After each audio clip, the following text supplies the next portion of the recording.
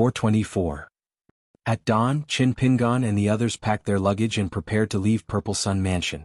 Mansion Master Huang Mang and 2 old immortals of the Dragon Gate realm personally sent them off all the way to the bank of the Iron Certificate River. The river god of incense accumulation temple had already prepared a ferry for them to travel 100 miles down the river before landing at a ferry and continuing to the border of Huangting country. Qin Pingan expressed his gratitude to Huang Mang.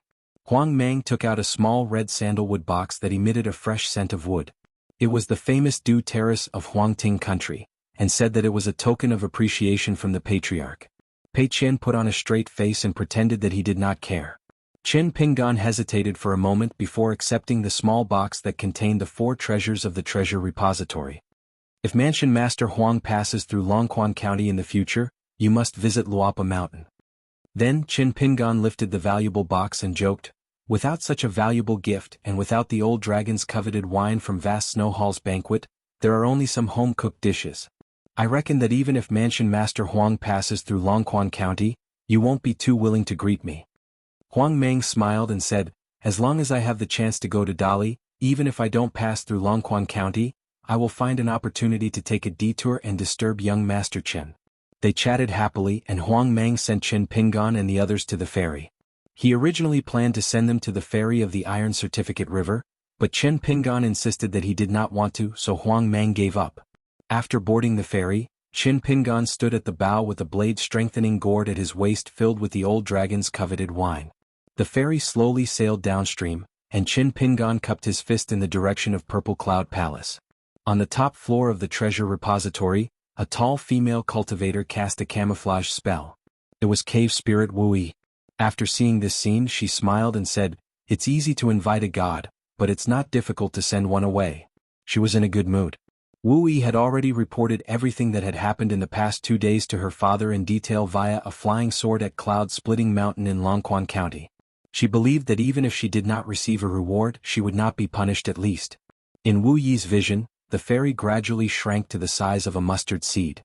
Wu Yi's heartstrings suddenly tightened, not daring to move. Unknowingly, a cultured and refined old man dressed in a scholarly robe had appeared beside her. Just like that, he easily broke through the Purple Sun Manor's grand formation and silently arrived at Wu Yi's side.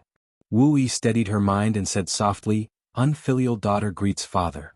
The uninvited guest turned out to be the old assistant minister of the Yellow Court Country's Ministry of Revenue in the past, and the current vice mountain master of the Deer Academy in the Cloud Pagoda Forest. During his long life, this old WRM had already used countless aliases. The old man glanced at Wu Yi and smiled for the first time. "You've killed 3 birds with 1 stone. When did you become so smart?" Wu Yi was terrified and uneasy. She kept feeling that her father was being sarcastic, or that there was a hidden meaning in his words.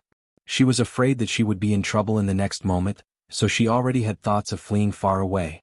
The old man extended his hand and placed it on the railing. He said slowly, "Where did the Imperial River Water God get the ability to harm the White Swan River's Shaoluan?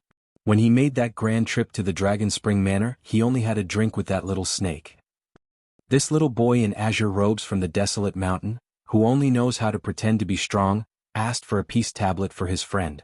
Back then he was already running into walls everywhere, making it extremely difficult for him. Actually, it's because Shaoluan was flustered and desperate that she was willing to lower herself and rely on your Purple Sun Manor. However, Shaoluan was willing to give up on her relationship with the Hong family, so she can be considered a smart person. By working for the Purple Sun Manor, she would benefit greatly, and you would be able to earn money without doing anything. This is the first point. The old man opened his palm, looked at it, and shook his head. Then he clasped his hands behind his back and continued, "The method you used to curry favor with Qin Pingan was very underhanded and too stiff. Especially during the banquet at the Vast Snow Hall, you even wanted to suppress Qin Pingan.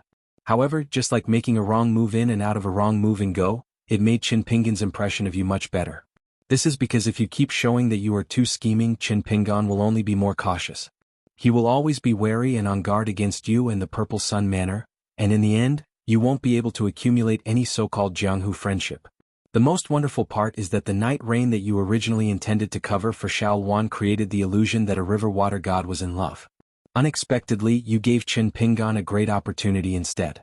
If I hadn't deliberately suppressed it, perhaps the vision of heaven and earth would have been much greater. Not only the Purple Sun Manor but the entire Iron Ticket River, and even the spirits and spirits of the White Swan River would have sensed it and be equally affected. The Saint Leshan is even more fond of water and is very knowledgeable. Therefore what you did was very unexpected for me. It was a great surprise. This is the second reason. The old man turned his head and smiled. Lastly, this time having you invite Chin Pingan as a guest at the Purple Sun Manor was Lord Imperial Tutor's arrangement. The Imperial Tutor Chui told me clearly that it was only to slow down Chin Pingan's journey back home. As for the Imperial Tutor Chui's request, he definitely wouldn't tell an outsider like me. Of course I also don't want to know. Getting involved in these matters, regardless of success or failure, you and I are destined to suffer. This time, you helped me accomplish this matter, which is equivalent to me helping the Imperial Tutor Chui a little. The Purple Sun Manor will definitely be rewarded by the Dali in the future. Just wait for the good news. This was great news, but Wu Yi couldn't help but feel a chill all over her body. Even if she was beaten to death, she would never have thought that her father had watched this farce from beginning to end. Currently, Wu Yi was facing Old Flood Dragon in the corridor of the tall building. It was probably the same as Madame Xiao Wan facing Wu Yi in the small courtyard. Old Flood Dragon, who was dressed and looked no different from the world's great scholars, opened his palm again and frowned. What can I see from this? Wu Yi quietly looked over. She saw her father condensing the essence of the mist in the spiritual energy of heaven and earth with his magical ability. His palm was full of water droplets, as if they had just been picked from the lotus leaves after the rain.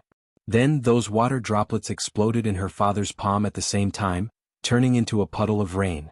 Her father stared at it for a long time, but he still couldn't figure it out. In Wu Yi's mind, her father, who was knowledgeable and didn't lose to the sage of the Confucian Academy, seemed to hesitate for a moment. He stretched out his other palm and poured the water droplets from his palm into it. In an instant, Wu Yi saw a golden light flash in her father's palm. Before Wu Yi could take a closer look, her father had already quickly clenched his fist. Wu Yi could no longer see the scene in her father's palm. The old man thought for a moment, then smiled at Wu Yi. There's nothing to see. Wu Yi naturally didn't dare to get to the bottom of it. The old man asked, do you know why all sentient beings in the world are tirelessly pursuing human skin? The body of the Illuminati is so weak that even eating grains in order to survive has become an obstacle to cultivation. Therefore, Qi trainers pay attention to fasting, lest the stench disturbs the gods and causes the fetus to wither, making it impossible for them to recover their nascent soul. On the other hand, we flood dragons are blessed by nature. Not only are we born with a strong body, but our spiritual intelligence is also no worse than that of humans. Why are you and I standing here in human form? Wu Yi was a little confused and didn't dare to speak rashly because it was common knowledge among all the cultivators and mountain spirits on the mountain that the aperture acupoints of a person's cave was a fairyland. However, her father would never talk nonsense with her, so where was the mystery? The old man didn't embarrass Wu Yi, who didn't have many children left in this world. The mystery is only in one word: still. The old man stretched out a finger and drew a circle in the air. Wu Yi was lost in thought. The old man smiled and said, you are still young and inexperienced. Let alone the scene 3,000 years ago, even 10,000 years ago. If I don't tell you, where can you find the answer? Wu Yi's expression was solemn. She knew that her father was teaching her the opportunity to reach the Tao. She had been stagnant in the Golden Core realm for more than 300 years. As a descendant of the Flood Dragon, the unorthodox Taoist technique that could allow cultivators to reach the nascent soul realm. Not only did she not achieve twice the result with half the effort, but she also stumbled. It was not easy for her to reach the peak of the Golden Core realm. After more than 100 years, the bottleneck of the Golden Core realm began to stagnate, which made her despair. The old man looked up at the sky. Aren't you curious? Today, the 3 sects, the 100 schools of thought, and the 3 worlds. Where did so many mortal teachers come from? Why did they come? How did they become the masters of the world in the end? Well, the last point is that there are a lot of rumors in the mountains. Some are far and some are close to the truth. You might have a rough understanding of it. Wu Yi nodded. 3,000 years ago, the last true dragon in the world escaped from the central divine continent. Relying on its innate ability to control the water of the world, it chose to go ashore at the southernmost old dragon city of the Aquarius continent. During the journey, it was severely injured and crashed into the ground, forcefully opening up a dragon path. It was suppressed by an unknown great cultivator with the now lost victory crushing technique and had no choice but to break out of the ground. The dying true dragon finally fell near the Pearl Grotto heaven and died. Another great cultivator used a secret technique to build the Pearl Grotto heaven. It was like a pearl that hung above the Dali dynasty. The old man sighed. Your comprehension is really terrible. Wu Yi felt a little wronged. The old man waved his sleeves and temporarily turned the Purple Sun Mansion into a small world. He took out the immortal boat that had once sailed to the heavenly screen galaxy. He stepped into the wooden boat first and gestured for Wu Yi to follow. Then he said, "What do you think is the most powerful existence that has ever appeared in the world?" Wu Yi said timidly, "The ancestors of the 3 sects? And those 14 realm big shots that don't want to appear in the world? The former is like the gods as long as they are in their own world. As for the latter, they have already transcended the category of high and low realms. They also have all kinds of incredible supernatural powers and immortal skills." The old man did not comment.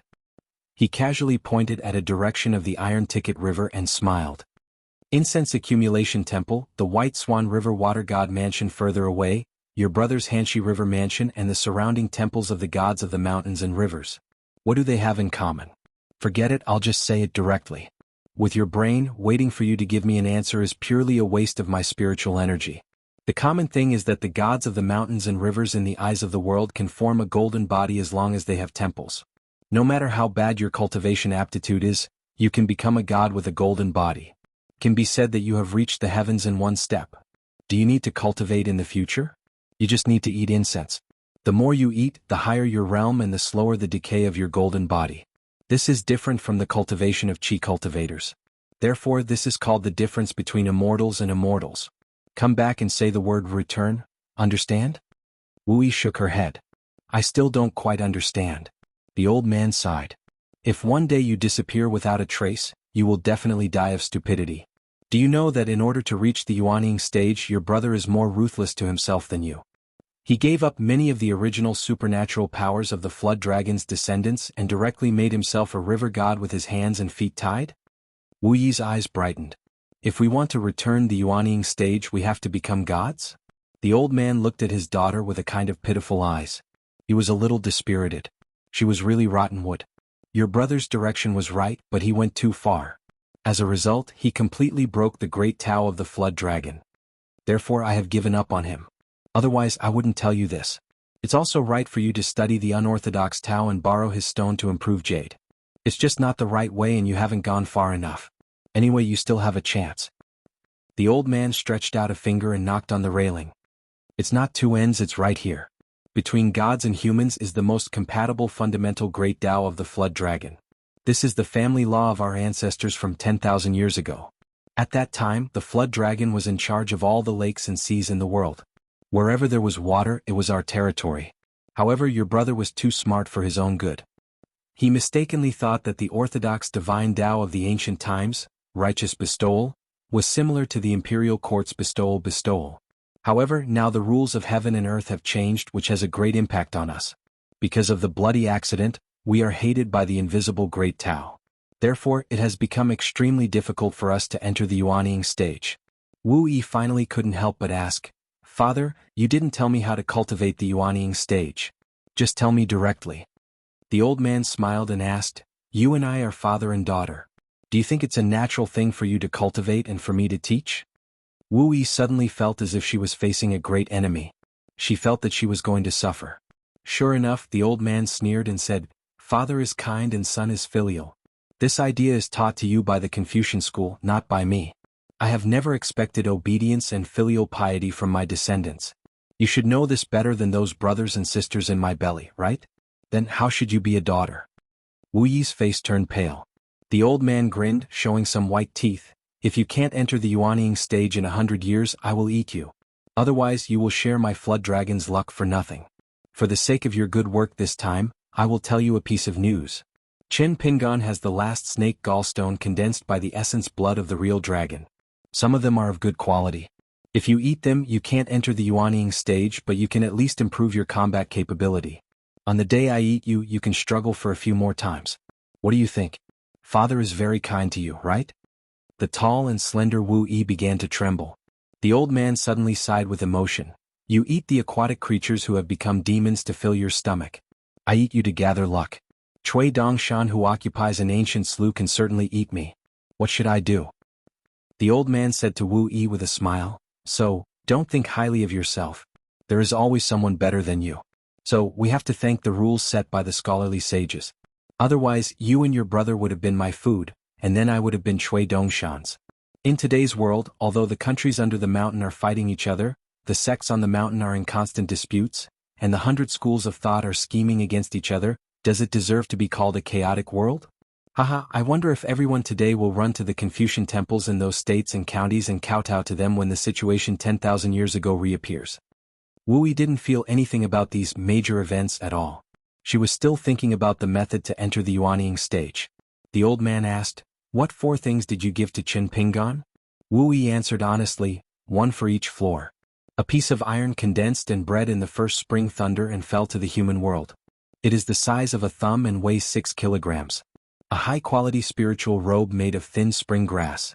6 fox skin beauty talisman paper figurines made by the Su family in Qingfeng City. A green plum seed full of spiritual energy. If buried in the soil, it will grow into a 1,000-year-old red plum tree in a year. Every 24 solar terms, it will emit spiritual energy.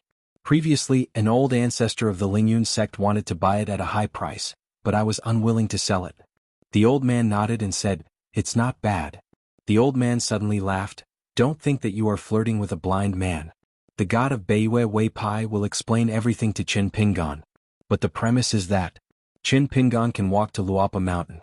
This will depend on the result of the battle between Imperial Tutor Chui and Chui Dongshan." Wu Yi could hear the shocking meaning in his words. Chui Dong Chui and Chui Dongshan duel? But she was still obsessed with the saying of between gods and humans.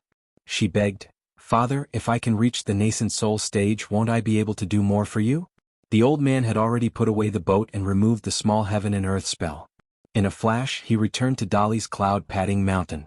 Only Wu Yi was left behind, full of melancholy and fear. 100 years. It was a long life that ordinary people dreamed of. But in Wu Yi's eyes it was nothing. The water god of Jixiang Temple was overly attentive along the way. Qin Pingan had to use Zhu Lian to block the disaster. Soon Zhu Lian and the water god of Iron Certificate became brothers. When they arrived at the ferry, the two reluctantly bid farewell. The water god called Zhu Lian Big Brother. It was very familiar and sincere. The water god drove the ferry.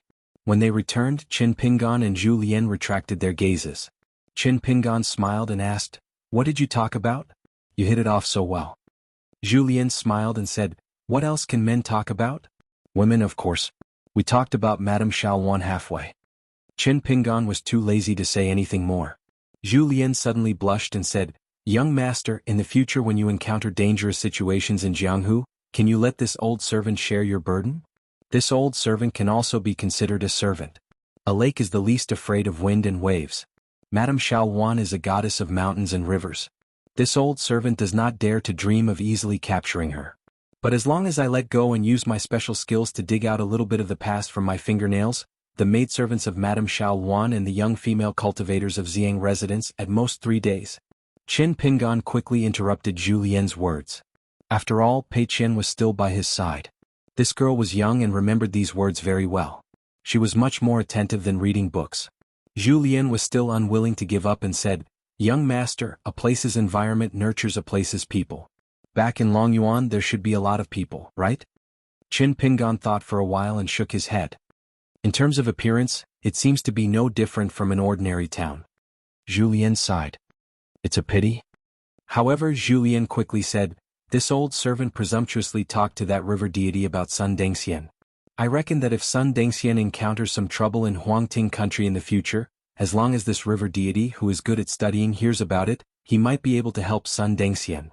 But young master should be prepared.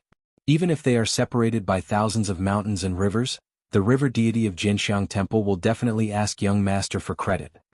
Qin Pingan gave Zhu Lian a thumbs up. "This matter is well done." Zhu Lian asked curiously, "Why does young master admire Sun Dengxian so much?" Qin Pingan said without hesitation, "Because he is a hero. When we roam Jianghu, if we don't admire heroes, should we worship flower thieves?" Zhu Lian said seriously, "Young master, I, Zhu Lian, am not a flower thief. I am a famous and distinguished person." Qin Pingan dismissed Zhu Lian with one sentence. "You can forget about it." Pei Qian shook his head and imitated Qin Pingan's tone to add fuel to the fire. "You can forget about it. Zhu Lian raised his foot, scaring Pei Qian into running away. Chen Pinggan did not choose Yefu Pass as the entry route, just like the first time he traveled to the Great Sui Kingdom and returned to his hometown. They arrived at Fengya County at the border of Huangting Country. Arriving here meant that they were less than 600 miles away from Longquan County. If they continued forward, they would have to pass through a long stretch of cliff plank road. That time they were accompanied by the little boy in green and the girl in pink. That time, in the howling wind and snow, when Chen Pinggan stopped to light a bonfire, they met a master and servant who happened to pass by.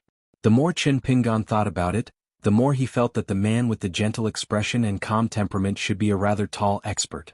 After passing Fengya County, the group arrived at the familiar plank road in the twilight. Chen Pinggan picked a spacious spot and planned to spend the night there. He reminded Pei Qian not to get too close to the edge of the plank road when practicing the crazy demon sword technique. Pei Qian asked curiously, "Old chef can fly anyway. Even if I accidentally fall, he can save me, right?" Chen Pinggan said casually, "If you want to travel with the wind, you can ask Zhu Lian to help you. But you still have to be careful when practicing the sword. These are two different things." Pei Qian nodded. Pei Qian held the mountain walking staff and began to fight the demons and ghosts. Zhu Lian's eyes burned every time he saw it. Shiro quite liked to watch Pei Qian fool around. She sat on a rock and admired Pei Qian's swordsmanship. After practicing diligently for a long time, Pei Qian was sweating profusely. She put down the mountain walking staff and placed her master's bamboo box horizontally as a desk. After taking out her belongings, she squatted there and began to copy books under the last rays of the setting sun. After copying the books, Zhu Lian had finished cooking the rice. Shiro and Pei Qian took out the bowls and chopsticks, while Zhu Lian took out 2 wine cups. Chen Pinggan poured out the old dragon's salivating wine from the blade-strengthening gourd. The two would occasionally drink like this. Pei Qian showed the spirit of a storm and ate a big bowl of rice early. Chen Pinggan and Zhu Lian had just started to drink their second cup of wine. She smiled and asked Chen Pinggan, "Master, can I take a look at the small red sandalwood box? If the things inside are lost, we can go back the way we came to look for it." Chen Pinggan took a sip of wine and smiled, "Take a look yourself." Pei Qian then took out a beautiful wooden box from the bamboo box and sat cross-legged next to Chen Pinggan with it in his arms. After opening it, he counted the items one by one. There was a thumb-sized but very heavy iron block, a folded piece of cyan clothing that weighed less than 2 taels, and a stack of talisman paper with drawings of beauties.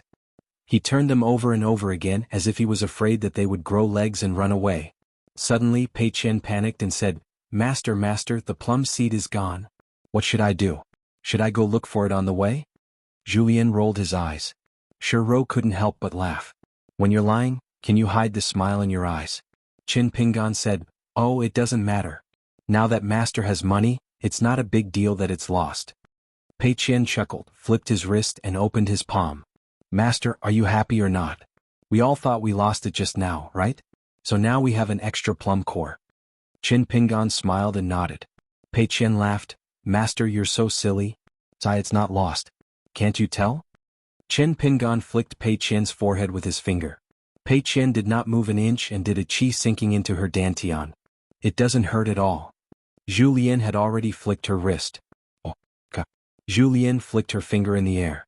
Pei Qian was in so much pain that she quickly put the plum seed back into the box and bent down to put it aside.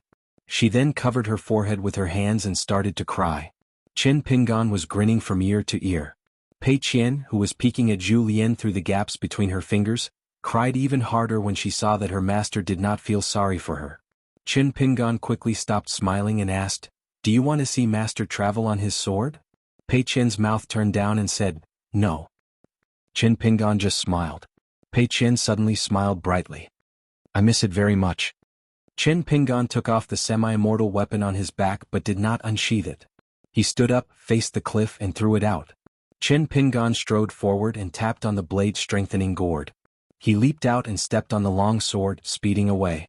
Pei Qian opened her mouth wide and quickly got up. She ran to the cliff and stared at the handsome figure on the sword. Zhu Lian and Shiro naturally knew the answer. Flying swords 1 and 15 were hidden under the sword. Pei Qian yelled, "Master, don't fly too far." In the mountain wind, Chen Pinggan bent his knees slightly and stepped on the sword. His mind was connected with the 2 flying swords. The top of the scabbard of the sword tilted upwards and suddenly rose up. Qin Pingan and the long sword under his feet broke through a layer of cloud sea and could not help but hover still.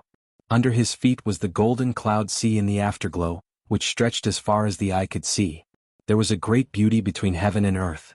Qin Pingan realized that what he saw when he was traveling on his sword was completely different from what he saw when he was on the immortal ferry overlooking the cloud sea. Qin Pingan looked at the cloud sea for a long time. As the sun set in the west, the afterglow gradually faded. Finally, Qin Pingan stood on the long sword and closed his eyes. He held his breath and concentrated, practicing the sword furnace stance. Qin Pingan put away the sword furnace stance. In an instant, his heart moved and he muttered, "Did Chao Si break through again?" 425.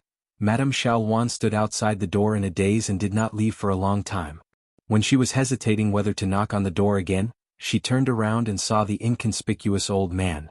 On the other side of the corridor leading to the banquet in the vast snow hall, Madame Xiaowan was good at observing people's expressions. When she first saw this person, from the length of his breath to the sound of his footsteps, she hid it very well. She deliberately maintained the cultivation of the 5 realms of martial arts. But this time the old man quietly appeared on the 4th floor, which was almost the same as Sun Dengxian. It was obvious that he was a shrewd person. Madame Xiaowan could only tell that this old retainer was a grandmaster whose martial arts were superior to Sun Dengxian's. However, she couldn't tell if he had already reached the golden body realm and started to step onto the spiritual refinement realm. Not being able to see the depth of a pure martial artist meant that Xiaowan had to be careful.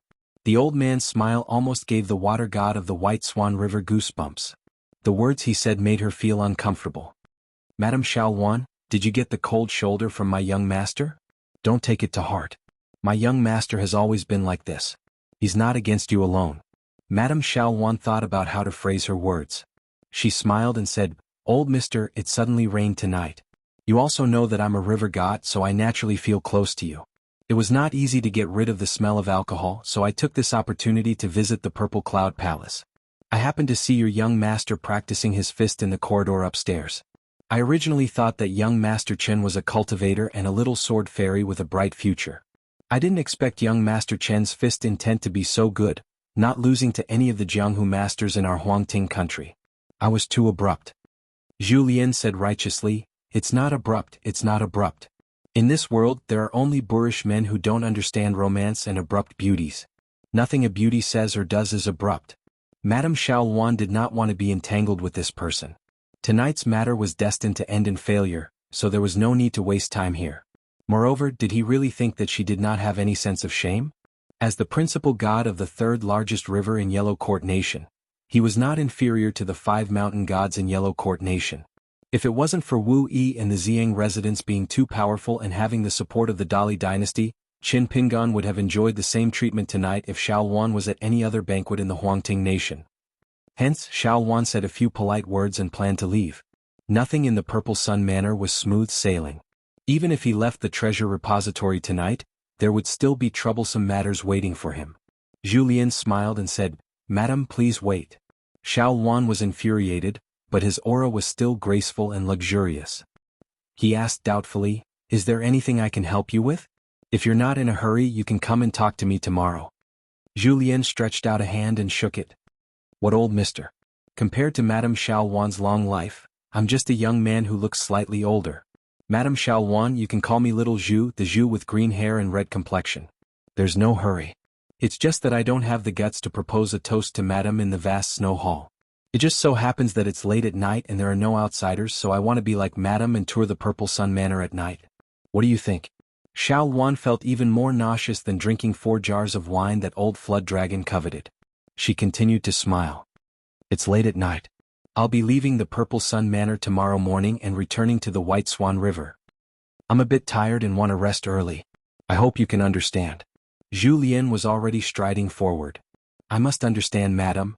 Then allow me to escort Madame back to your residence. I really can't be at ease if Madame goes back alone. Madame is an outstanding beauty.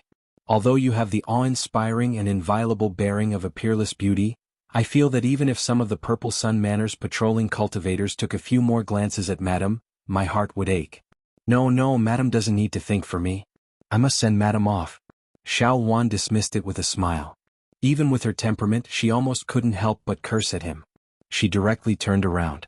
She neither refused nor agreed. Once she rushed out of the building, her curvy figure instantly turned into a rainbow and left. Follow me if you can. She never thought that Zhu Lian would appear by her side in an instant and travel with her on the wind. Xiao Wan's mind was shaken and she almost fell to the ground. The distant travel realm. This old lecher was actually a pure martial artist in the 8th realm. The #1 martial artist who had been renowned in the Yellow Court nations Jianghu for more than 4 decades was merely in the Golden Body realm. Zhu Lian followed beside Xiao Wan. Madam, I've read in a random book that once the flood dragons and river deities of the world are aroused, a sweet rain will fall on the human world. I wonder if it's true? Madame Xiao Wan was ashamed and resentful.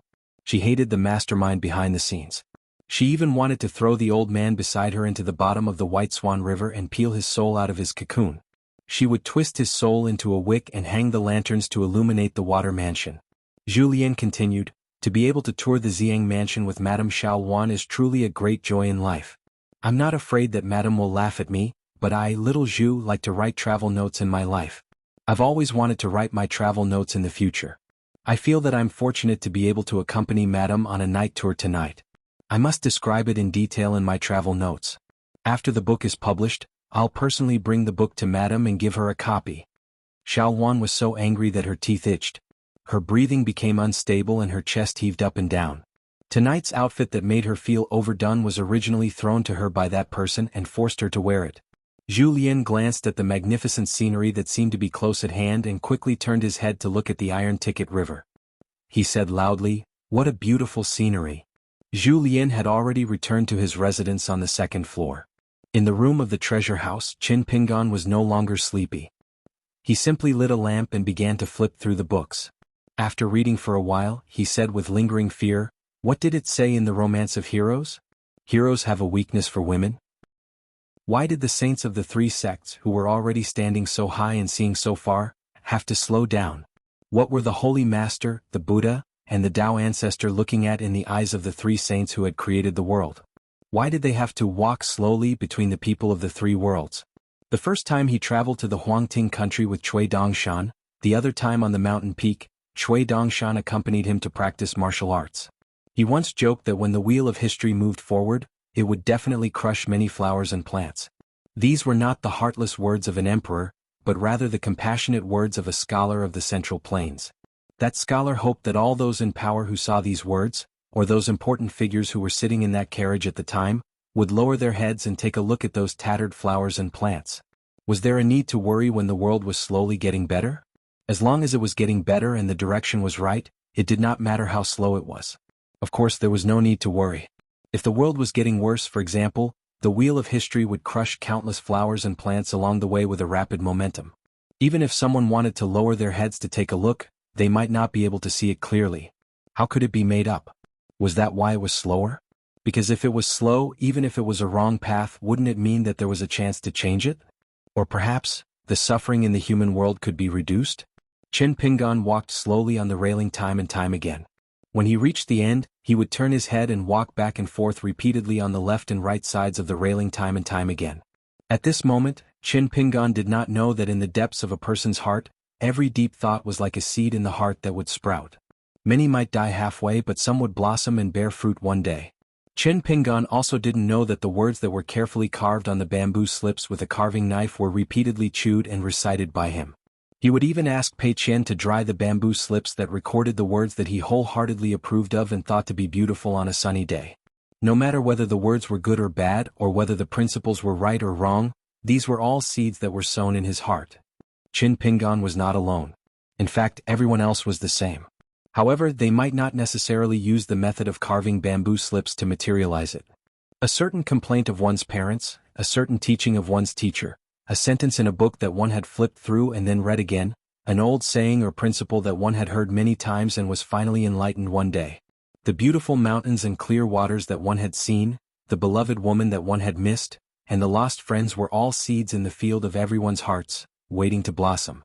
Qin Pingan still did not know. He just walked slowly on the railing as if he was taking a stroll to relieve his boredom. In the small world of the human body, in the water mansion with the water seal, the children in green stopped what they were doing and held their breath. Outside the mansion with the golden script, The true Chi Fire Dragon was sleeping soundly.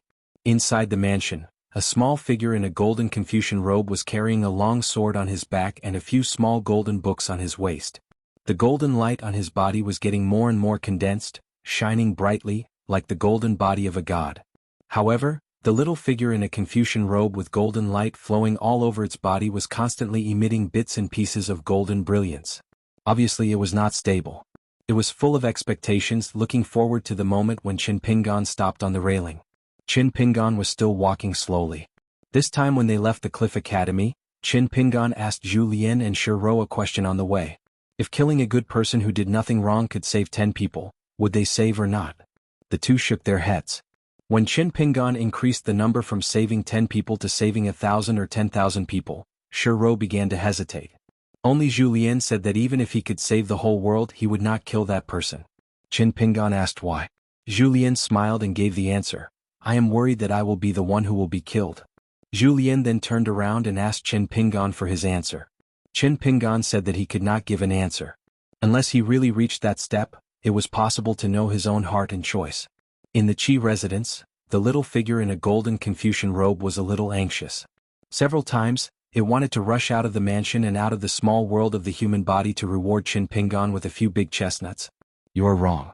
Why are you thinking about these big problems that are destined to have no results for the time being? Don't neglect your proper work. Don't let a once-in-a-lifetime opportunity pass by. The general direction that you've been thinking about is the correct one. Quickly think about the important word, slow, the word that is ignored by the secular world. Think further and deeper. As long as you think it through, your heart will be connected. This will be the opportunity for you, Qin Pingan, to reach the upper 5 realms in the future. Only these nigh, however, if it told Qin Pingan directly, it would make Qin Pingan fall into a very bad state of mind. Qin Pingan finally stopped on the railing. The little figure in a golden Confucian robe and the boys in green in the 2 mansions were full of expectations. Then, the green-clothed boys looked at each other in dismay and suddenly burst into laughter. It turned out that after Qin Pingan stood still, his pure thoughts at that moment were actually starting to miss a girl. His thoughts were not so gentlemanly.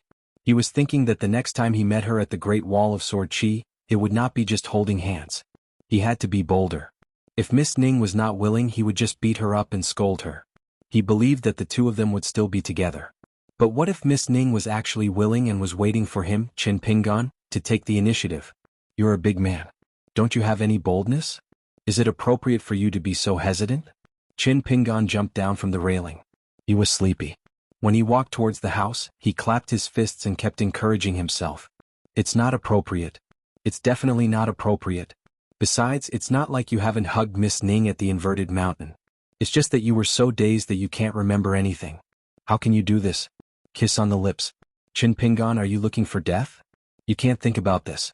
This is too fast. Didn't you think so much just now? It's better to slow down with Miss Ning. It's also good to simmer it over a slow fire. Good my ass. The boys in green held their stomachs and rolled around on the ground. It was not that they could understand all of Qin Pingan's thoughts, but tonight was an exception.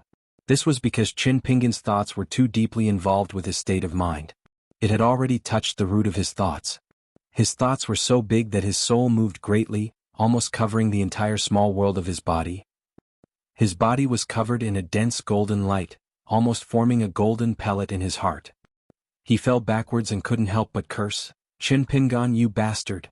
After cursing, he laughed instead. Although tonight's blossoming and bearing fruit wasn't perfect enough, it was actually very beneficial to Qin Pingan and the Tree of Life. For example, the embryonic golden pellet in the heart of the golden-clothed figure was Mao Xiaodong's greatest hope for Qin Pingan to refine Shen Wen's golden pellet.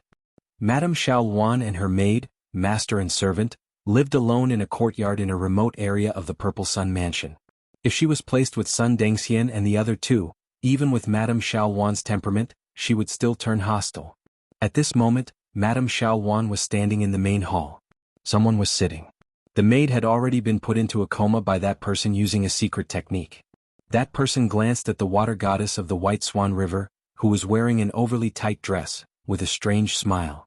Madame Xiao Luan's face was full of embarrassment. This person was the self-proclaimed true Lord Cave Spirit, Wu Yi, the true master of the Purple Sun Mansion. No matter how bold Madame Xiao Luan was, she naturally wouldn't dare to enter the forbidden Purple Cloud Palace without permission. She even dared to wear such a dress that wasn't any better than a brothel's courtesan and knock on Chen Pingan's door. It was all Wu Yi's request. Wu Yi didn't use his cultivation to oppress her. He only gave Madame Xiao Wan a condition that she couldn't refuse. It was regarding the Imperial River Water God's attempt to harm the White Swan River through the relationship with Longquan County. Mansion Lord Huang Mang had already promised Madame Xiao Wan that he would help stop the Imperial River Water God's sneaky actions. For this reason, the White Swan River Water God Mansion would have to pay a large sum of money to the Purple Sun Mansion every 10 years. From then on, the White Swan River would be like the Iron Ticket River, becoming a vassal of the Purple Sun Mansion. However, the White Swan River Water God Mansion didn't just have to spend money to avoid disaster.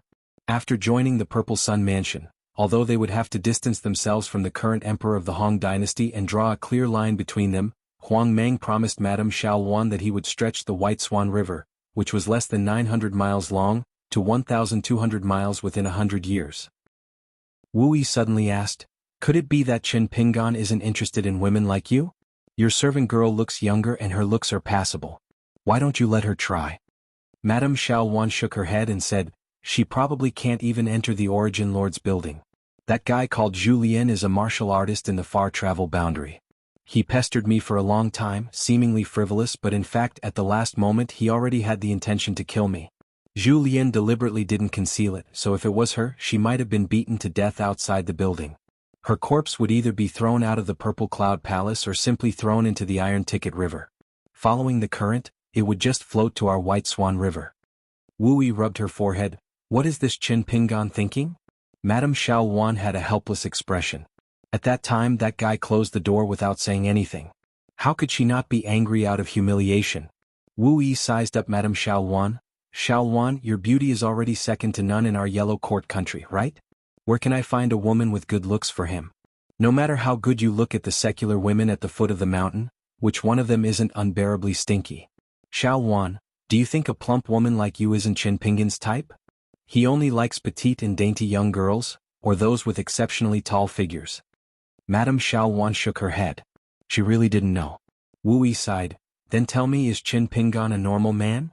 Madame Xiao Wan said softly, "He should be." Wu Yi said with a serious face, "What do you think of me?" Madame Xiao Wan felt a chill run down her spine. From that Chen Pingan to the retainer Julien, and then to this Purple Sun Manor old ancestor in front of her, they were all unreasonable lunatics. She could only choose her words carefully and say something beautiful. What kind of honorable status does the Origin Lord have?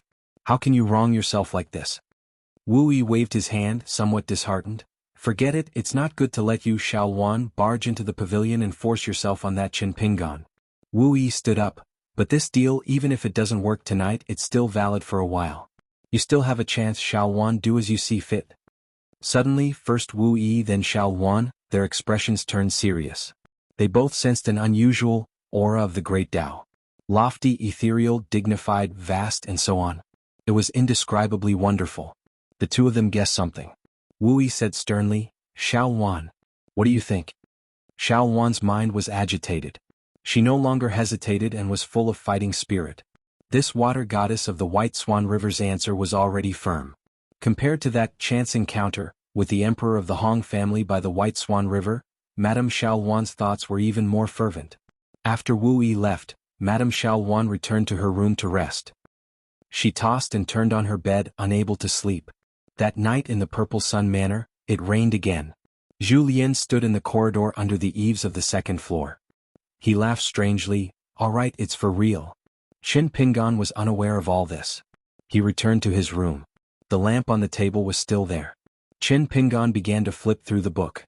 As he read, he lifted his head and surveyed his surroundings with the help of the dim yellow light. The book said that some people's hearts were like a demon-revealing mirror. All the ghosts and monsters around them had nowhere to hide. But Chen Pingan wished that his heart was just an oil lamp.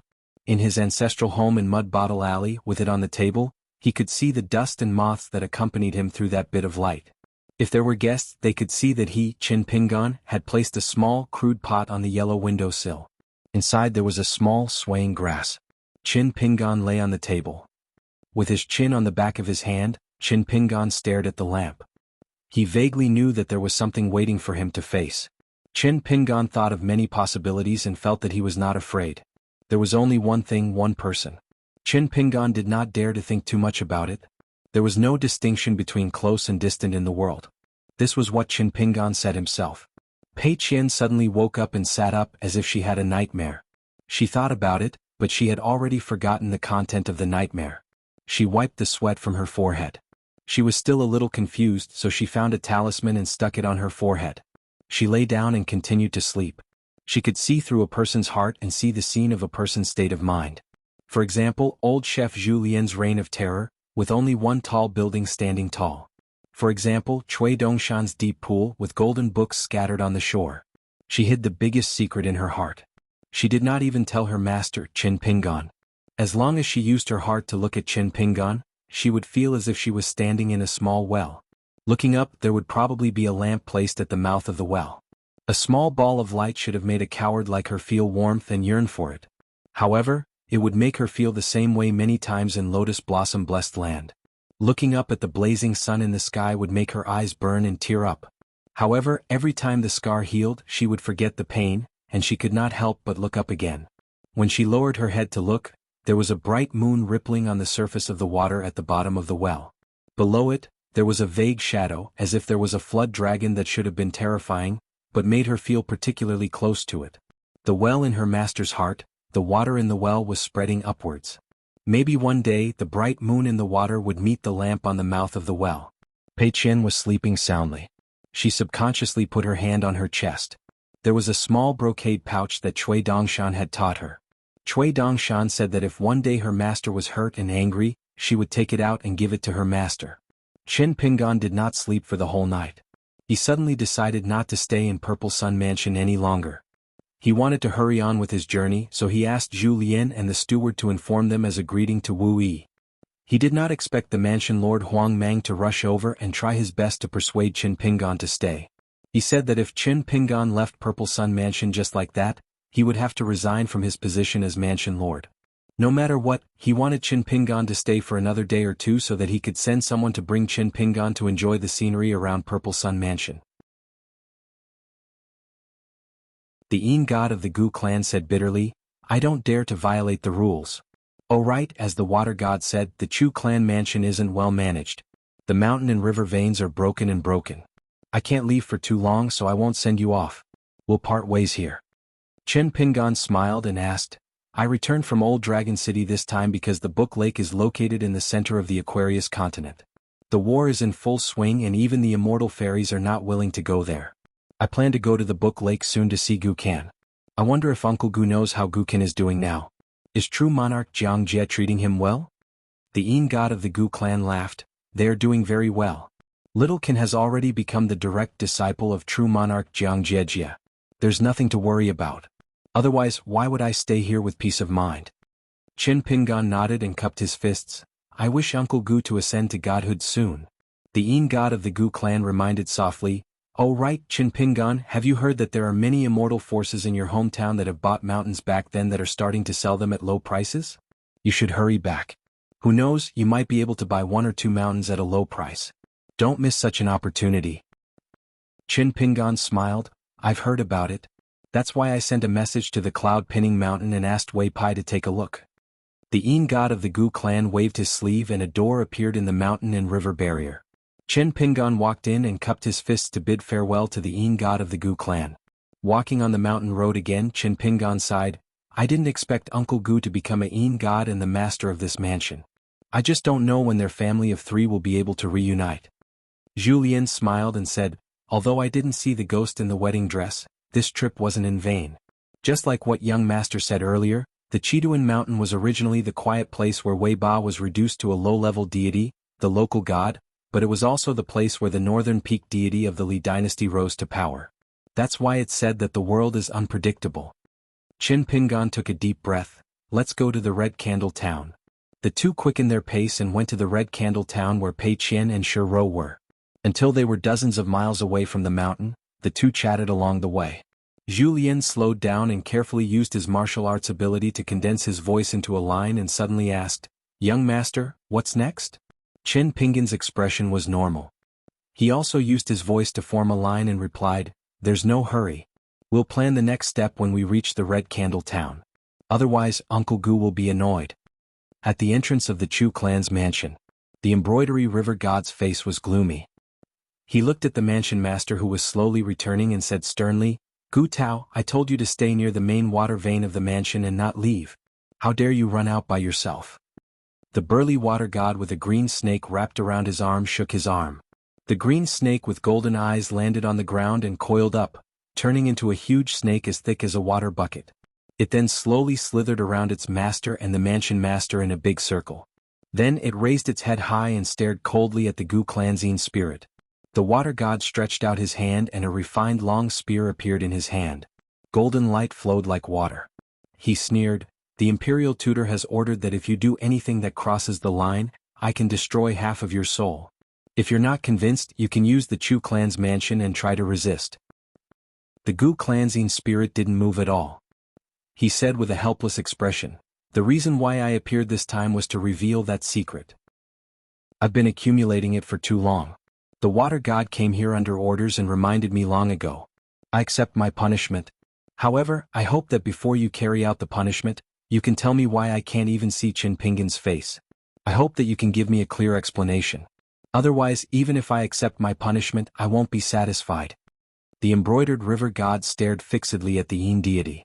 He wasn't hesitating over whether or not to destroy half of the Yin deity prefecture master's soul, but whether or not to destroy all of it. Gu Tao's life and death were in between. It would definitely be difficult for him to escape after suffering. However, he did need Gu Tao to repair the luck of the Chu clan's mansion. After all, this place now belonged to the northern mountain territory. The mountain god was the first new god of the 5 mountains of the Dali dynasty. Wei Pai was more and more revealing the aura of a god. Therefore, apart from asking the imperial tutor when to destroy half of Gu Tao's soul, he also had to report it to Wei Pai according to the laws of the Dali mountains. This was called a county official was not as good as the one in charge.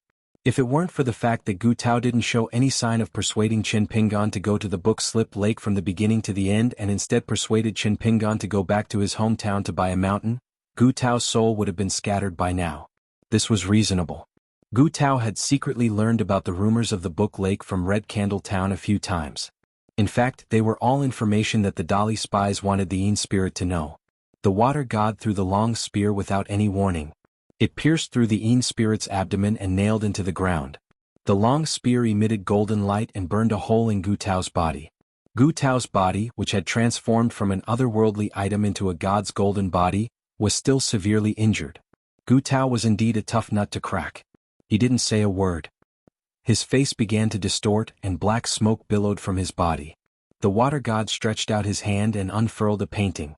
All the scenery within the Chu clan manor's mountains and rivers moved according to the water god's will. The painting rapidly changed. The people and things in the painting could be seen down to the smallest detail. He opened another scroll. It was the embroidery river god's territory. He said coldly, "As long as there's a hint of suspicion, I'd rather kill you by mistake." Gu Tao, whose abdomen was still pierced by the golden spear, said angrily, "Are you crazy? How can the imperial tutor let you be so reckless? Do you really think I don't know that you've admired Madame Chu for hundreds of years? What? Now that I've occupied Madame Chu's mansion, you don't like me and want to get rid of me as soon as possible? If you want to condemn someone, you can always find a pretext. Good. I've finally experienced the magnanimity of you, the water god of the embroidery river." The water god ignored the grief-stricken Gu Tao. He only lowered his head and stared at Qin Pingan and Zhu Lian on a scroll. He observed their expressions and conversations, unwilling to let go of any details. As for what the imperial tutor was planning, the water god of the embroidery river was not interested in it at all. He did not dare to investigate. He did not dare to do so. For more than 100 years in the Dali dynasty, for the imperial tutor, who had always stood in the shadow of the emperor, every time he walked out of the shadow, he would bring about a storm of blood. Heads would roll. Regardless of whether it was the nobles or the immortal masters on the mountain, there was no exception. No matter how important a minister was in the central government, a border official, or an earth immortal, they would either disappear or suffer a fate worse than death. The water god waved his hand and controlled the long spear to return to his hand. Quickly return to the bottom of the mansion and repair the local luck. Wait for your punishment. Whether you live or die, it's up to you. Gu Tao stretched out his hand to cover his abdomen. His golden body was injured and his cultivation was damaged. The Scene God was in great pain. You should know my general background, so this matter is not over. The water god's expression was indifferent. The biggest backer of Dali is the law that the imperial tutor helped His Majesty set. Following the gentle and beautiful embroidery river, they arrived at the bustling Red Candle town. Once in a bookstore here, Qin Pingan had bought a book, Great Cliff Broken Water, for Li Huai. Pei Qian and Shi Rou stayed in the inn where Qin Pingan had stayed before. After entering the house, Pei Qian, who was about to tell his master about the fun parts of Red Candle town, glanced at Qin Pingan and immediately stopped talking. Julien closed the door and stood near the window. Qin Pingan began to fall silent. Qin Pingan went straight to the point. I don't plan to return to Longquan County first. Julien, protect Pei Qian and Shi Rou to Luapa Mountain. There's an immortal ferry in Huangting country. I'll go there and see if there's a ferry to Book Lake. If it doesn't work, I'll walk there.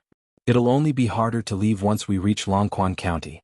Julien thought for a moment and said slowly, this old servant knows a decent disguise technique. Why don't you let this old servant pretend to be you, young master? You can pretend to be someone else and then find a suitable opportunity to leave Red Candle Town first. We'll stay here for a few more days. This is slightly safer. We might not be able to deceive everyone. Let's just treat it as better than nothing. Shi Rou was confused. Pei Qian was even more confused. Julien said softly, young master, you said it yourself. There's no need to rush. Take it slow. Qin Pingan smiled. Don't worry, I know what I'm doing. Julien nodded. Young master is still the most meticulous. Otherwise, when we reach Longquan County, Chui Dongshan will definitely lose this battle. From the moment the embroidered river's water god appeared first and Uncle Gu rushed over, Qin Pingan sensed a familiar aura. Therefore, Qin Pingan chose to remain silent at that time, waiting for Uncle Gu to speak instead of blurting out the words Uncle Gu. As expected, Uncle Gu's words had a hidden meaning. This was the first time he revealed Gu Kan's father's identity. Qin Pingan followed Uncle Gu's lead and acted out that show. Something like reminding Qin Pingan to hurry back to Longquan County to buy a mountain. Something about the mother and daughter being carefree at Book Lake. As long as Qin Pingan listened to everything the other way around, it would be right. Apart from that, the two of them had a tacit understanding. They would definitely not say a single word or exchange a single glance. This was because the embroidered river's water god was definitely spying on them in secret. Following that, Julien began to help out with the details. For example, tonight, they would go and drink the boat girl's wine that was unique to Red Candle Town. There were many people there, and it was most suitable for someone to secretly spy on them. Qin Pingan took off the golden robe that he had to wear to Book Lake and changed into a green robe, so that Julien could pretend to be Qin Pingan and go to Luapa Mountain. Without the golden robe, it would be too abrupt. Julien and Qin Pingan checked each other's flaws. Pei Qian sat obediently at the side, not jesting at such a time. Shi Rou protected the window. She no longer felt that Julien was abusing his position for personal gain when he suggested drinking the wine. That night, Qin Pingan and Julien left the inn and drank the wine. Qin Pingan sat upright and still while Julien was like a fish in water. He chatted with the boat girl so much that the young woman felt as if she had never been born. The next day, Qin Pingan brought Pei Qian around Red Candle Town to buy all kinds of things. It was as if they were close to their hometown and winter was about to arrive, so they could start preparing for the new year. An ordinary-looking middle-aged man quietly left Red Candle Town. He did not take a ferry down the embroidery river, but took a busy official road to the border. He did not enter Huangting country with a customs clearance document, but like a wild cultivator who did not like to be restrained, he easily crossed the lofty mountains and precipitous ridges, and then traveled day and night. Covered in dust, he arrived at an immortal ferry in Huangting country. The middle-aged man did not ask the deacon at the ferry, but just chatted with him. He learned that there was no ferry that went directly to Book Lake. That route had long been suspended, so he chose a ferry that went to Gusu Mountain. It was said that after changing to a ferry at Gusu Mountain, he could go to a vassal country of the Zhuang dynasty. After that, he could only walk to Book Lake. The man paid a sum of money and asked for a single room on the ferry. He lived in seclusion. When he arrived at Gusu Mountain, he heard another piece of bad news. Now even the ferry to the vassal country of the Zhuang dynasty had been suspended. The man stayed in Mount Gusu for a day and walked around. In the end, he spent a lot of money and used the immortal money, which was much higher than the market price. He paid half of the price and directly hired a private ferry that did not want to follow the rules. Under the fawning but foolish gaze of the ferry owner, the man boarded the ferry. He was the only guest. Jackals and wolves surrounded him. It was unknown whether the man was not experienced enough in Jianghu, so he did not notice it. 427. A little late, 9,000-word chapter, not included in the update on the 4th. The eagles circled in the sky, and the crows on the branches screamed. The originally flat and wide official road had long been smashed into pieces, and the carriages were bumping along. As the biggest vassal state of the Zhuang dynasty, the Stonehair country was located in the northwest of the dynasty. It had fertile land for thousands of miles, and was known as the center of the Aquarius continent. It had always been the granary of the Zhuang dynasty. Although they were both vassals of the dynasty, the Stonehair country and the Great Sui Kingdom's Huangting country had different choices. The Stonehair country's emperor, court officials, and most of the border army generals chose to go head-to-head with the Dali cavalry. The flames of war spread across the entire Stonehair country. Since the beginning of spring, the entire northern region of the capital city had been abnormally intense. Currently, the capital city of the Stonehair country was heavily surrounded. Not only the people of the Stonehair country, but even the nearby vassal states that were far weaker than the Stonehair country were in a state of panic. Of course, there was no lack of smart people who had long joined the Song clan. They were watching the fire from the other side, waiting to see a joke. They hoped that the invincible Dali cavalry would massacre the entire city, and kill all the loyal soldiers of the Stonehair country who were foolishly loyal to the Zhuang dynasty. Maybe they would even consider their kindness, and with their help, they would be able to smoothly take down the huge cities that did not need any weapons or treasuries. The bumpy journey made many of the coachmen of the caravan complain incessantly. Even many of the strong men with longbows on their backs and long sabers on their waists felt as if their bones were about to fall apart. They were all dispirited, but they forced themselves to pull themselves together and look around in case bandits tried to rob them. Almost all of the young men who were familiar with riding bows and horses reeked of blood. It was obvious that the journey to the south was not an easy one in the chaotic world. It was not an exaggeration to say that one's head was tied to one's belt to earn money. In the time it took to piss, one's head might accidentally fall to the ground. During this period, the most dangerous interception was not the refugees who had become bandits, but a group of 300 soldiers of the Shirhao kingdom who disguised themselves as horse gang. They treated the caravan as a big piece of fat meat. In that battle, nearly half of the caravan guards who had signed the life and death agreement had died. If it were not for the fact that there was a hidden immortal among the employers, the guards and the goods would have been killed by the soldiers.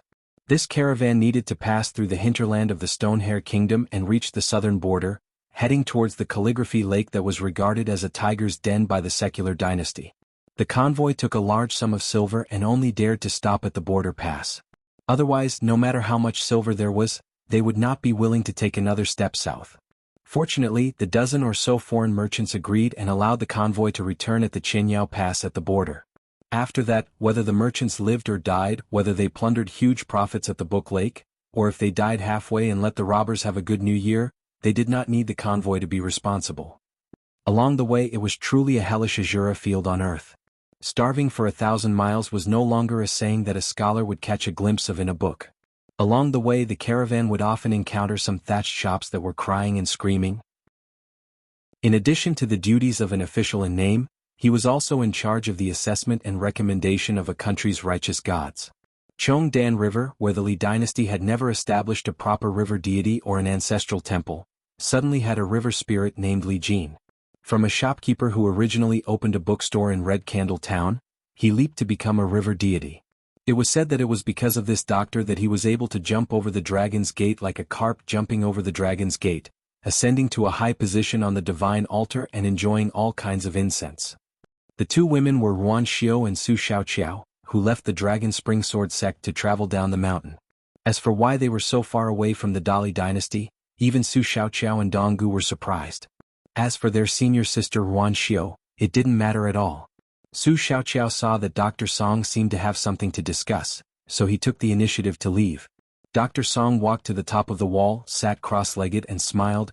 "I want to thank Miss Ruan for her generosity." Ruan Xiao put away a handkerchief and hid it in her sleeve. She shook her head and said vaguely, "No need." Dr. Song asked with a smile, "May I ask if Miss Ruan doesn't care or is she tolerating it?" Ruan Xiao asked, "Is there a difference?" The old man nodded and said seriously, If it is the former, I won't do anything unnecessary. After all, I am an old man and I also had the time when I was young. I know that it is difficult for a young boy like Li Mushi not to be moved. If it is the latter, I can give Li Mushi or his grandfather a few words. Miss Ruan, you don't have to worry that you are forcing people. This trip to the south is an official matter assigned by the imperial court. There should still be rules. It is not that Miss Ruan is going too far. Ruan Xiao said, it doesn't matter. If he wants to look, then let him look. His eyeballs are not under my control. Dr. Song laughed involuntarily. Among the accompanying team, there were 2 old martial artists beside him. One of them was a pure martial artist temporarily transferred from the Dali army. He was in the Golden Body realm. It was said that the Green Wave Pavilion spy who went to the commander's tent in the army to ask for a person was cursed in front of the commander's face. Of course, the person still had to be handed over. The other one was the leader of a big sect in the Dali Jianghu. He was also in the 7th realm. The other 3 people were a team of temporarily formed henchmen. Among the grandfather and grandson, the young man was called Li Mushi. He was proficient in talisman and formation. He was a genius cultivator in the art of formations, and together with his grandfather and father for 3 generations, they were all loyal servants of the imperial court of Great Li. His father had died in an accident not long ago, so for the grandfather and grandson, this trip to the south was not only a matter of official business, but also a matter of personal grudges. There were 2 things he had to do on this trip to the calligraphy lake. One was on the surface and it was not a small matter. He, the minister of ancestral worship, was the person in charge. The 3 people from the Dragon Springsword sect had to listen to him and listen to his commands. At the beginning of autumn this year, 2 henchmen in Dali who had not suffered any casualties for many years, died all of a sudden.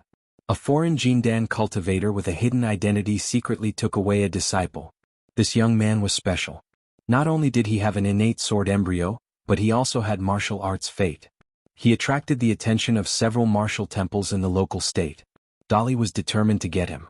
Even the imperial tutor heard the news and attached great importance to it. It was probably an eye for an eye. Speaking of which, it was absurd. This young man was first found and chosen by the great Li Klingman, so the 3 people who found this good seedling took turns to stay behind and nurture the young man wholeheartedly for 4 years. In the end, the hidden gold core cultivator popped out of nowhere and killed 2 of them. He then abducted the young man and fled all the way to the south. During this period, he avoided being hunted down and surrounded twice. He was very cunning and his combat power was also very high. During his escape, the young man even displayed an extremely stunning temperament and aptitude, helping the gold core cultivator greatly on both occasions. In the end, the Green Wave Pavilion spies showed that the Jindan cultivator and the young man fled into the Book Slip Lake. After that, they disappeared without a trace. Towards this kind of pursuit, not only the Great Li dynasty, but also all the powerhouses in the Aquarius continent would not be foolish and underestimate it. The experienced sects, as long as they had a bit of foundation, would fight like a lion to catch a rabbit, and use all their strength to solve the problem, and would not be like a mediocre general adding oil to the battlefield, sending groups of people to die for nothing, giving the enemy a chance to fight, and ultimately raising a tiger that would invite calamity. The other party was an old Jindan cultivator who was good at fighting and had the geographical advantage. Therefore, Song Langzhong's group was not as simple as 2 Jindan cultivators. Together, they were roughly equivalent to a powerful Yuanian cultivator. At this point, Dong Gu and Su Xiaoqiao had made several careful deductions in private, and the conclusion they came to was relatively reassuring. Otherwise, if their eldest senior sister made a little mistake, Dong Gu and Su Xiaoqiao, the 2 disciples of the Dragon Springsword sect, would not stay in the spiritual Grace Mountain. As for what only Song Langzhong himself knew, the other issue is more serious. It involved the ownership of the entire Book Slip Lake. Even he needed to follow orders. Even the island master who had been secretly rooted in the Book Slip Lake for 80 years was also a chess piece. This time, when they left Dali for a long trip to the south, there was a small thing that Song Langzhong found interesting. The young Li Mushi couldn't understand what he saw and heard on the way south, especially the journey of the Stone Hair country in the carriage. Deep in his heart, he even blamed the culprit, which was the Dali dynasty where he was from. Perhaps in the young man's opinion, if the Great Li's cavalry had not gone south, or if the continuous battles to the south had not been so bloody and cruel, there would not have been so many people left homeless and homeless. In the calamity of war, the men and women who were originally honest and dutiful had become neither human nor ghost. Li Mushi's grandfather, a 90-year-old young cultivator, was indifferent to this, but he did not explain anything to his grandson. Especially for those chi trainers who practiced the Dharma access close to water, some of the islands in the Book Slip Lake were places that they must fight for. The man with a sword on his back chose a restaurant in the downtown area and ordered a pot of the Wailing Crow wine, the most famous wine in Poolwater City. After drinking the wine and listening to some of the lively conversations at the tables nearby, he did not learn anything else. There was only one thing that was useful. After some time, the Book Slip Lake seemed to be holding an island master meeting that was held once every 100 years. They were going to elect a new Jianghu sovereign, who had been vacant for 300 years. After finishing the wine and the meal, the man paid the bill with the waiter and left the restaurant. He asked for directions and went to a Poolwater City. There was a Wailing Ape Street that was open to everyone. The street was 4 miles long and was guarded by chi trainers at both ends. They did not care about one's identity and only recognized money to clear the way. In this aspect, it was somewhat similar to Old Dragon City, which was famous for its trade and commerce. There were people who laughed without hatred and people who were rich. If you don't believe me, you can look at the wine in the cup. The cup is for the rich first. If that was the case, it seemed that the way of the world was the same everywhere. The middle-aged man with a red wine gourd hanging on his waist. Previously, the old coachman told him that he did not need to worry if he could speak the language of the entire continent in the Book Slip Lake where good and bad people mix together. However, on the way he still learned some dialect of the Book Slip Lake from the old coachman. Although he did not learn much, he could still ask for directions and bargain. The middle-aged man wandered around and looked around. He did not amaze the world with a single brilliant feat by sweeping away the pricey treasures of the shops. He also did not just look but did not buy. He picked a few spiritual weapons that were convenient but not expensive. He behaved like the ordinary chi trainers who came from other places. He was just here to join in the fun. He would not be looked down upon by others but would not be looked down upon by the locals either. In the end, the middle-aged man stopped at a small shop that sold antiques and miscellaneous items. The items were good but the price was not very fair. The shopkeeper looked like an old-fashioned man who did not do business. Therefore, the business was relatively quiet. Many people came and went. There were very few people who took out money from their pockets. The man stood in front of an ancient bronze sword that was placed horizontally on a special sword rack and did not move for a long time. The scabbard was placed separately and the body of the sword was engraved with the words, "Great Imitation of Chu Huang." Looking at the man in a long robe and carrying a sword on his back who bent over and looked carefully, the old shopkeeper said impatiently, "What are you looking at? Can you afford it? Even the imitation sword of Chu Huang in ancient times costs a lot of money. Go away. If you really want to look at it, go somewhere else." A middle-aged man. His wallet was not bulging and his back was not straight. Instead, he turned to the old man and asked with a smile, "Shopkeeper, this Chu Huang is one of the 8 horses that pulled the carriage that the Sage of Rites and the first monarch of the human world rode on when they toured the world together." The old shopkeeper glanced at the long sword on the man's back, and his expression turned slightly better. "At least you're not so bad that you're blind. That's right, it's the Chu Huang where the 8 horses scattered." Later on, there was a great swordsmith from the Central Plains who used his life's effort to forge 8 famous swords and named them after the 8 horses. This man had a strange temper and was willing to sell the swords he forged. However, each sword was sold to a buyer from the corresponding continent, so he didn't sell all of them until his death.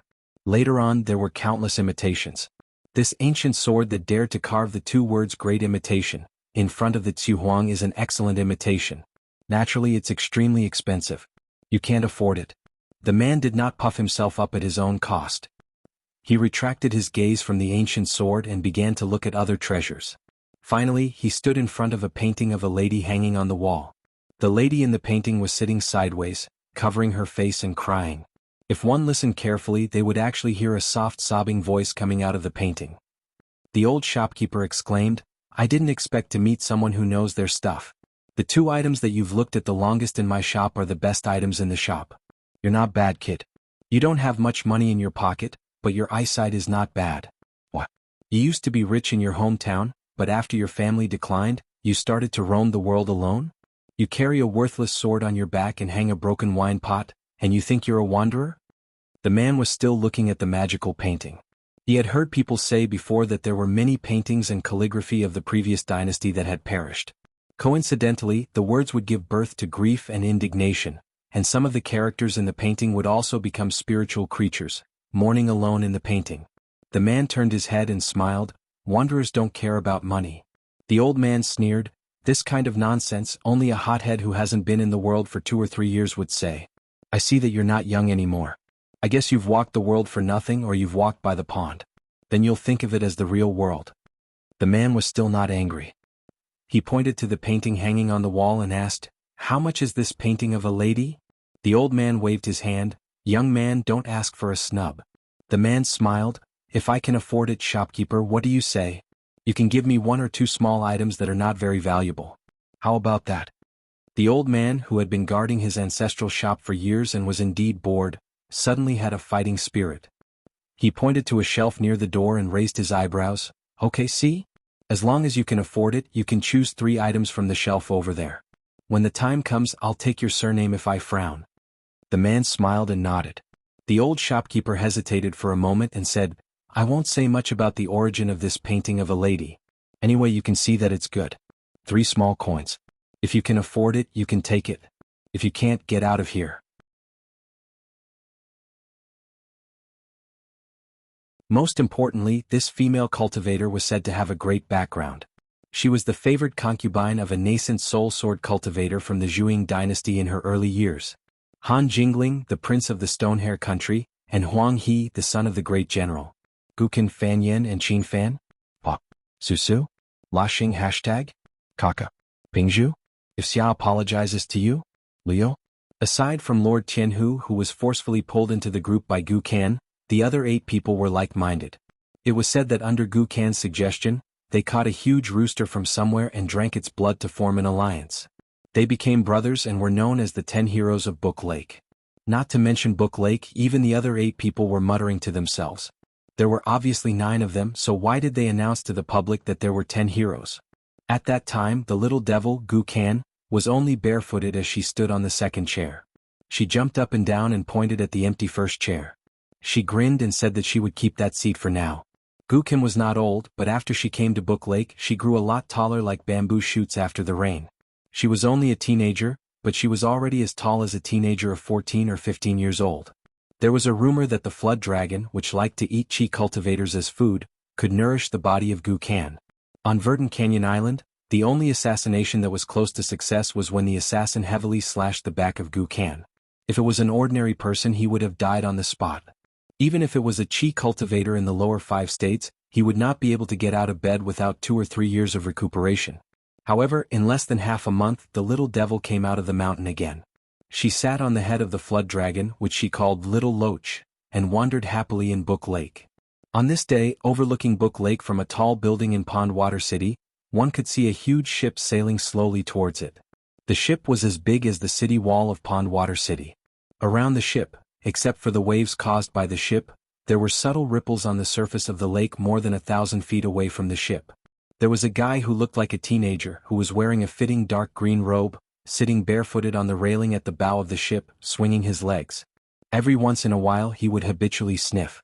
It seemed that he had grown taller over the years.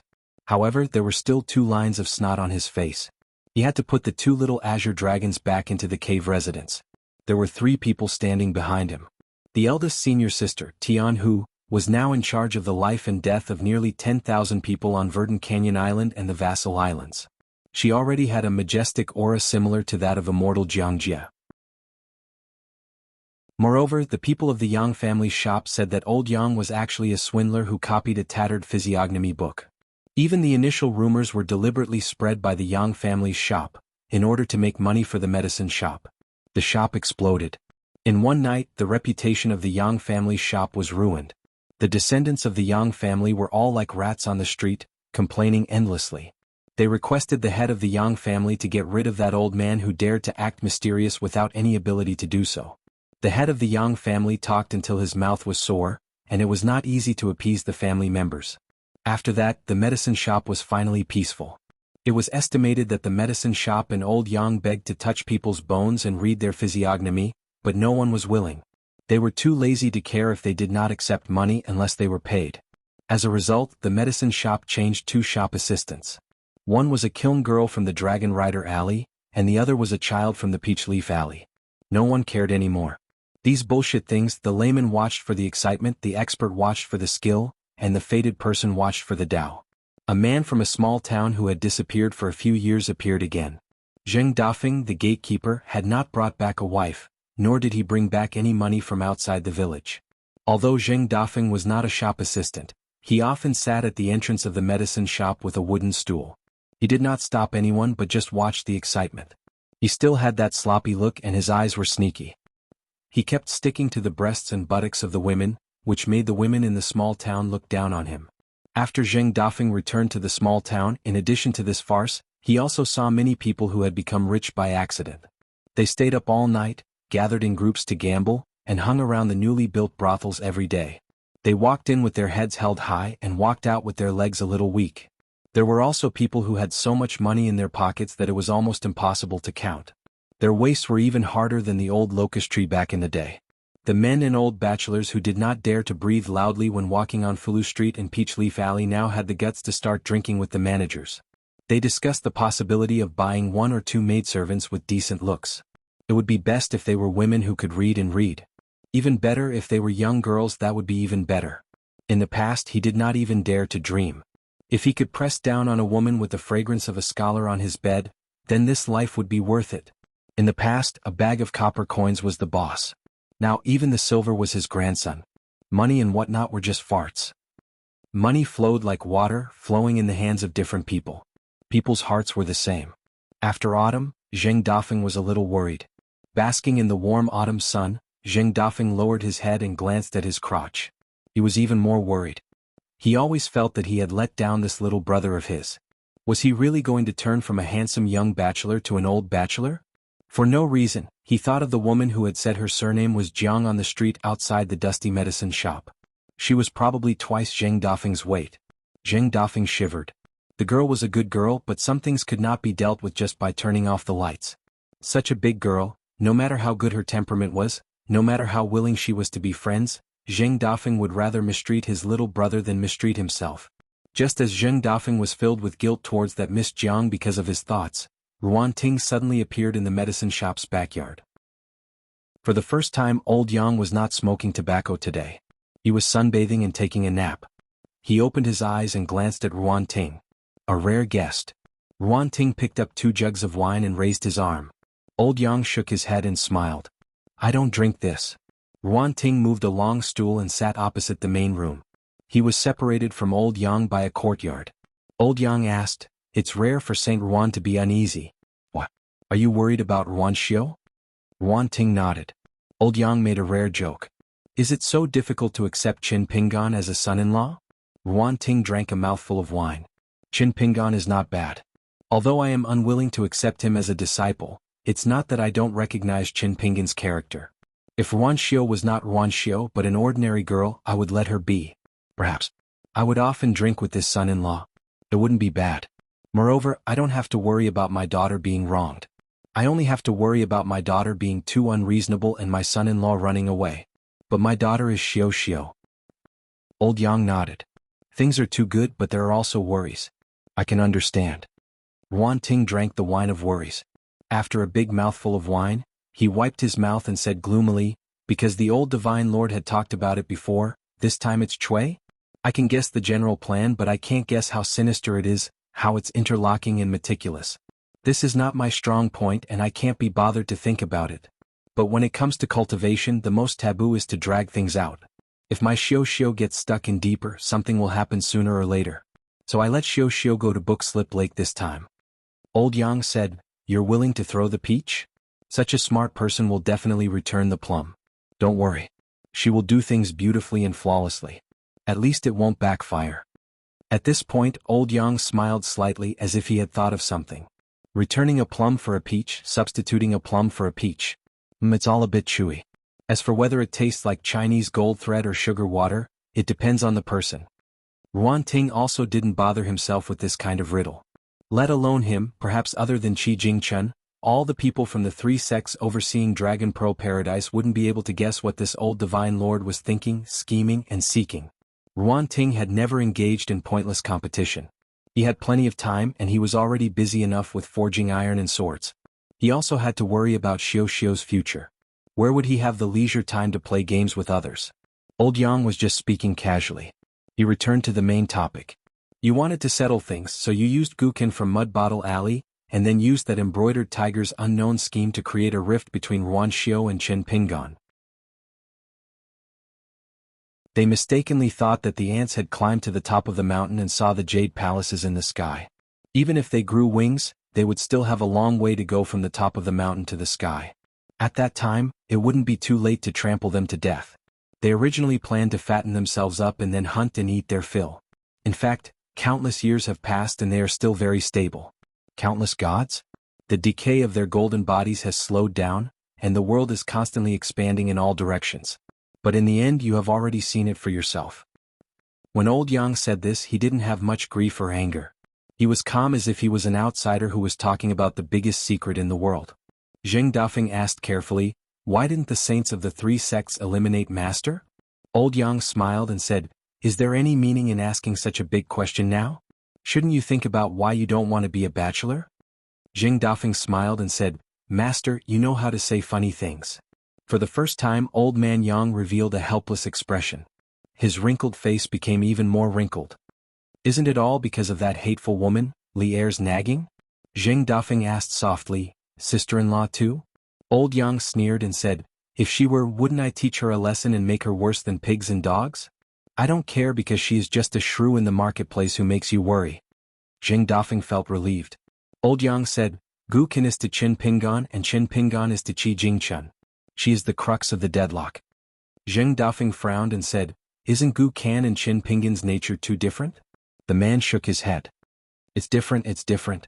Old Yang smiled and said, "If you don't talk about good and evil and look back, is it really different?"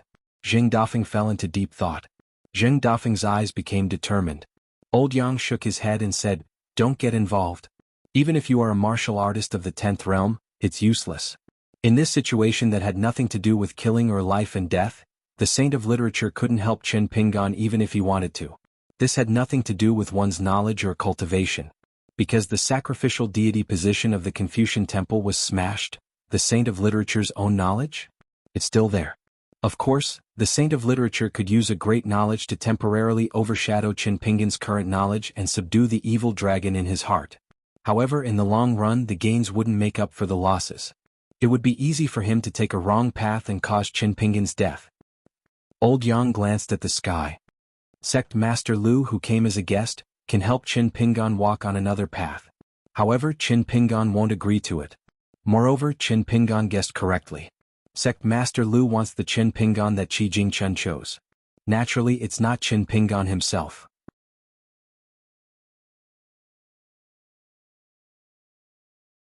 Cui Dongshan cheated a little twice. The first time he also, naturally, borrowed from the debate between Buddhism and Taoism in Qinghuan country to talk about legalism. That time when they parted, he, Cui Dongshan, secretly gave Pei Qian a brocade pouch with a note inside. The second time was when they met again at Cliff Academy. He persuaded Chen Pingan to read more of the serious books of the 3 religions and 100 schools. His real intention was to secretly recommend those Buddhist books to Chen Pingan. It was already an extravagant hope to break out of this situation. Then, taking 10,000 steps back, let Mr. Chen Pingan at least protect his Taoist heart. Cui Dongshan knew that he was struggling with all his might, so he gave 2 possibilities. One was legalism, right and wrong, right and wrong. One was determined by the law, there was no difference between close and distant. The other was Buddhism, the theory of karma, all living beings suffered. Yesterday's various causes, today's various effects. The various causes of the previous life, the various effects of the present life. Those innocent people's misfortune today was because of the sins of the previous life, so it was reasonable. Actually, Cui Dongshan's cheating was even more covert. It was in the courtyard of Cliff Academy, and it was the most ingenious. At this moment, Cui, looking at the Qingxia Island's junk ship on the lake that was slowly approaching the ferry on the shore, he smiled. "You cheated twice, I can pretend that I didn't see it. If I suppress you with the general trend, you will inevitably be unconvinced, so what if I give you a handicap of 2 pieces? Cui Dongshan smiled. "You old bastard, you really talk like a generous person. I like it, I like it. Otherwise, give me a handicap of 1 piece again.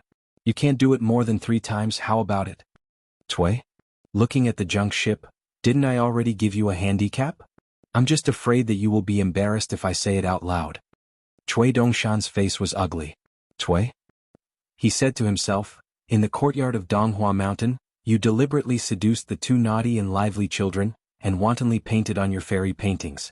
Then you deliberately scared Pei Qian with a skeleton painting, and deliberately overdid it, and then you really provoked Chen Pinggan's beating and scolding. Chen Pinggan's performance must have made you very happy, right? Because he had come so far, but he didn't stick too much to the rigid principles in the book. He knew that a gentleman's bending and stretching were indispensable, and he also knew what, when in Rome, do as the Romans do meant. He laughed that Chen Pinggan didn't care about those paintings at all, because they were worthless in his eyes. Plus, Chen Pinggan was willing to treat him as one of his own, so why would he talk to Cui Dongshan about the basic principles of the order when it was clear that it was Pei Qian and Li Huai who were wrong first? Because this is called, when in Rome, do as the Romans do. All the principles in the world must conform to those without mistakes. Your intention is nothing more than to let Chen Pinggan think carefully about why Guqin was in this book lake, and how she became a little devil who killed innocent people. Is it possible? Is it because the world is like this and Guqin didn't make so many mistakes? Cui Dongshan's face was solemn. Cui? He said with a smile, but is it really useful? Do you really think that your move is very clever? You're wrong. Your move was clever for the boy in Clay Bottle Alley, but now it is just adding fuel to the fire for Chen Pinggan, who is a ballast in his heart. It will only make him think deeper, and in the end he will be more at a loss. Cui Dongshan, up to now haven't you seen the really interesting part of my move? Cui? His expression was calm and he didn't turn to look at Cui Dongshan, nor did he put on an aggressive posture. Cui? Finally he turned his head and smiled. A young man should have vitality. Why are you more lethargic than me now? Cui Dongshan closed his eyes. His face was covered in tears. He whispered softly, I hope that Mr. State of Mind will be like spring all year round, like spring all year round. The ship by the lake had already docked. The middle-aged man, with the surname Chen, stood under the willow tree with withered yellow leaves in the distance. In the end he did not drink. After putting the wine pot back on his waist, he hesitated. He was 17 years old this year. Cui stood up, stretched out a hand and said with a smile, Please enter the trap. 429. Just like the ending of the Little Lotus figure, the main plot and ending of this volume of Little Teacher have been planned since the first volume. The ship slowly approached the shore. It was so huge that Fan Yen, Yuan, and LV Kaisang could only look up at it. At the bow of the ship, Gu Kan, who was wearing a dark green robe, jumped off the railing. Senior sister Qin, who patted the robe for him naturally. Gu Kan glanced at her. You don't have to go ashore today. Qin, who looked worried. The assassins lurking in Pondwater City are said to be sword cultivators from the Zhuang dynasty. They can't be underestimated. With me around, Gu Kan smiled and said, What's the use of having you here? Don't tell me that eldest senior sister will die for me if my life is in danger? Since you can't do it, don't try to please me. Do you think I'm a fool? Look, you're helping me smooth out the wrinkles on my robe. It's within your power and you're willing to do it. As for me, I enjoy it. Isn't it great? Tianhu's eyes dimmed. She didn't insist anymore. Qinju and Chaozhe looked at each other and smiled.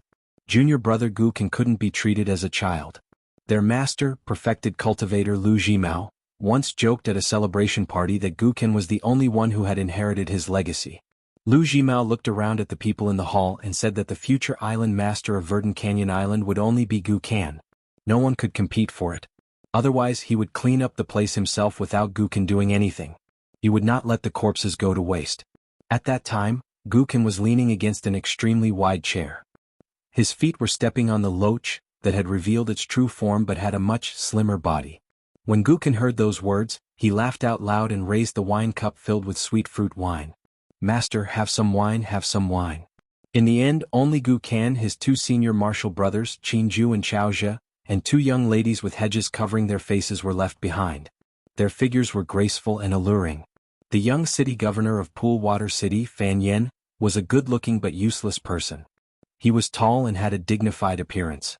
He quickly walked over to welcome Gu Kan and the others. He bowed and cupped his fists as he said with a flattering smile, Big brother Gu, didn't you find it troublesome to eat crabs last time? This time I've put in a lot of effort and specially picked one for big brother Gu. Speaking of this, Fan Yen had a playful smile on his face and made a gesture of drawing a semicircle in front of his chest with both hands.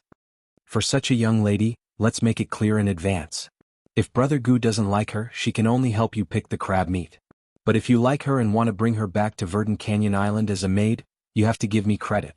Brother Gu, you don't know how much effort and money I spent to bring her from Stonehair Kingdom to Pool City. Gukin said with a smile. Could it be that this woman who had the opportunity to get close to me has actually been replaced by an enemy who deliberately wanted to assassinate me? Fan Yin was dumbfounded.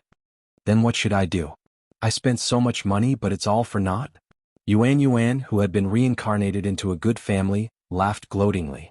Before Gukin came to Verdant Canyon Island, LV Kaisang, who used to be the little devil of Book Lake, had looked down on the idiot Fan Yin from the bottom of his heart.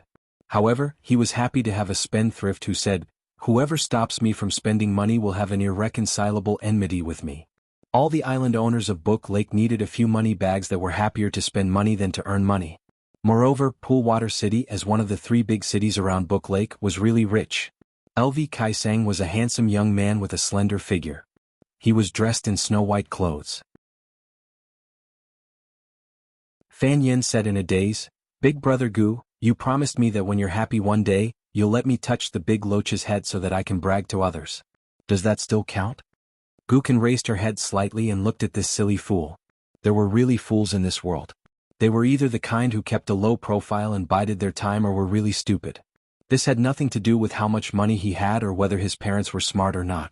Gukin smiled and said, "It counts. How can it not count? When have I, Gukin, ever not counted?" Fan Yin beamed with joy and danced with joy. In the end he was kicked in the crotch by Gukin. What a waste of being so big and so small. Fan Yin bent over in pain and covered his crotch. He was still not angry and begged, "Big Brother Gu, don't be like this. My parents are easy to talk to, but when it comes to carrying on the family line, they don't allow me to mess around. The words you taught me last time, saying that heroes in the world would be embarrassed to go out and greet people if they didn't pursue being alone for the rest of their lives. Mother was so angry that she chased after me and beat me. Mother didn't hit me hard so I didn't feel pain. However, Mother's eyes were red and I began to feel sorry for her." Gukin stood on tiptoe and patted Fan Yan's head. "Fools have fools' luck. In the future you'll definitely be able to give birth to a nest of little fools with your wife who hasn't reincarnated yet." Fan Yin grinned and laughed to himself. Gukin rolled her eyes. He could never understand good and bad words, and he could never tell whether a person was good or bad. However, everyone could see that Fan Yin was a brainless guy. If he really left his parents' wings and vision, he would be cheated wherever he went. However, Gukin was the most tolerant of Fan Yin. She cheated him of his money, but she didn't go overboard. She also didn't allow others to bully Fan Yin too much. Lu Caisang's eyes were shining as if she was happier than Gukin. "This is a great thing. Later at the banquet, Kinkin, I'll drink a few more cups of woody wine with you." Yuan, who had a round face, was the most heartless among the brothers. He smiled at everyone and no matter what kind of joke they made he would not get angry. However, after hearing such a shocking news, Yuan, who was caught off guard, was stunned for a moment. He quickly returned to normal and clicked his tongue. "In the future we'll be basking in Gukan's light. Won't we be able to walk sideways in Book Slip Lake to be worthy of our status?" Gukan smiled. "Fan Yin, you, Kaisang, and Yuan, take my 2 senior brothers to the crab-eating place and occupy the place. I'll take a detour and buy a few things." Fan Yin was so annoyed that he dared to glare at Gukan. He said angrily, "Buy things? Buy? Brother Gu, are you looking down on me from the bottom of your heart? In Poolwater City do I need Brother Gu to buy things that I like?" Gukan jumped up and slapped Fan Yan's face. "Who the hell said that I have to spend money to buy things? How unpleasant is it to snatch things?" Fan Yin was slapped, but he smiled brightly. He covered his face with one hand and gave a thumbs up with the other. "Brother Gu, you're so particular." Gukan waved his hand. "Get lost, don't disturb me from enjoying the scenery. How can I have fun if I stay with you guys?" Lu Kaisang said with a straight face, "No, Book Slip Lake is very chaotic now. I have to stay by your side." Gukan said helplessly, Fine. You and I will eat dust the day after tomorrow. You're like a woman."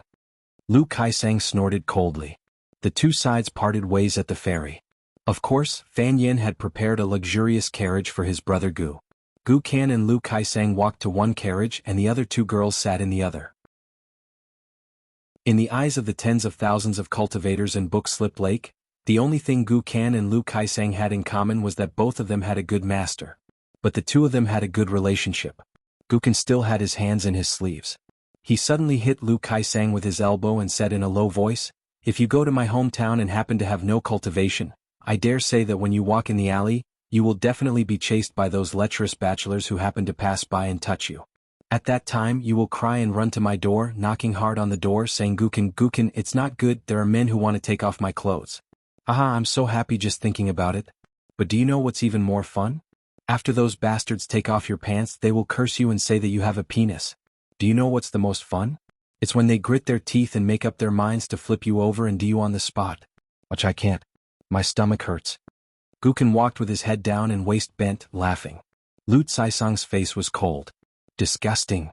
The two of them sat in the carriage one after another. Lu Kaisang asked softly, "Why did you change into this outfit? I thought you didn't like to dress so fancy before?" Gukin closed his eyes and didn't say anything.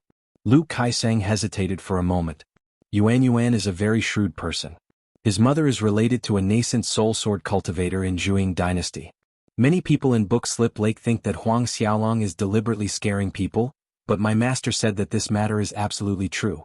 Yuan Yuan's mother's earliest identity is that powerful sword cultivator's favorite concubine. Although there is no way to give her a status, the relationship is definitely still there. You must be careful. Once you kill Yuan Yuan, who has evil intentions, it means that you will be targeted by a nascent soul sword cultivator.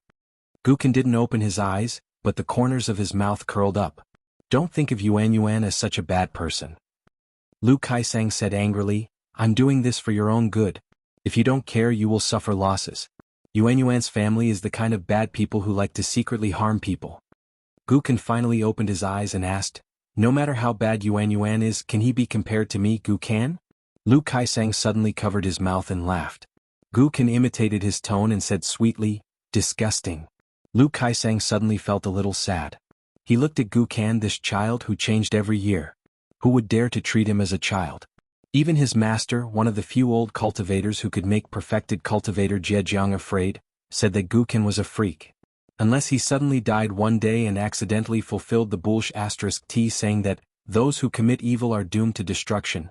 Once he gathered the general forces that had little to do with Verdant Canyon Island, even the immortals of the upper five realms might not dare to provoke him. If you, Qin Pingan, have the ability to beat me to death. Or, when I, Gukin, and my mother were bullied by those bad people at Book Slip Lake, where were you, Qin Pingan? Cui Dongshan's vision was hazy. He stared blankly at the old man in a scholarly robe, at the him who had walked step by step unswervingly to this day. Cui Dong smiled and said, "In fact, when everyone grows up, whether they study or not, they will more or less feel lonely.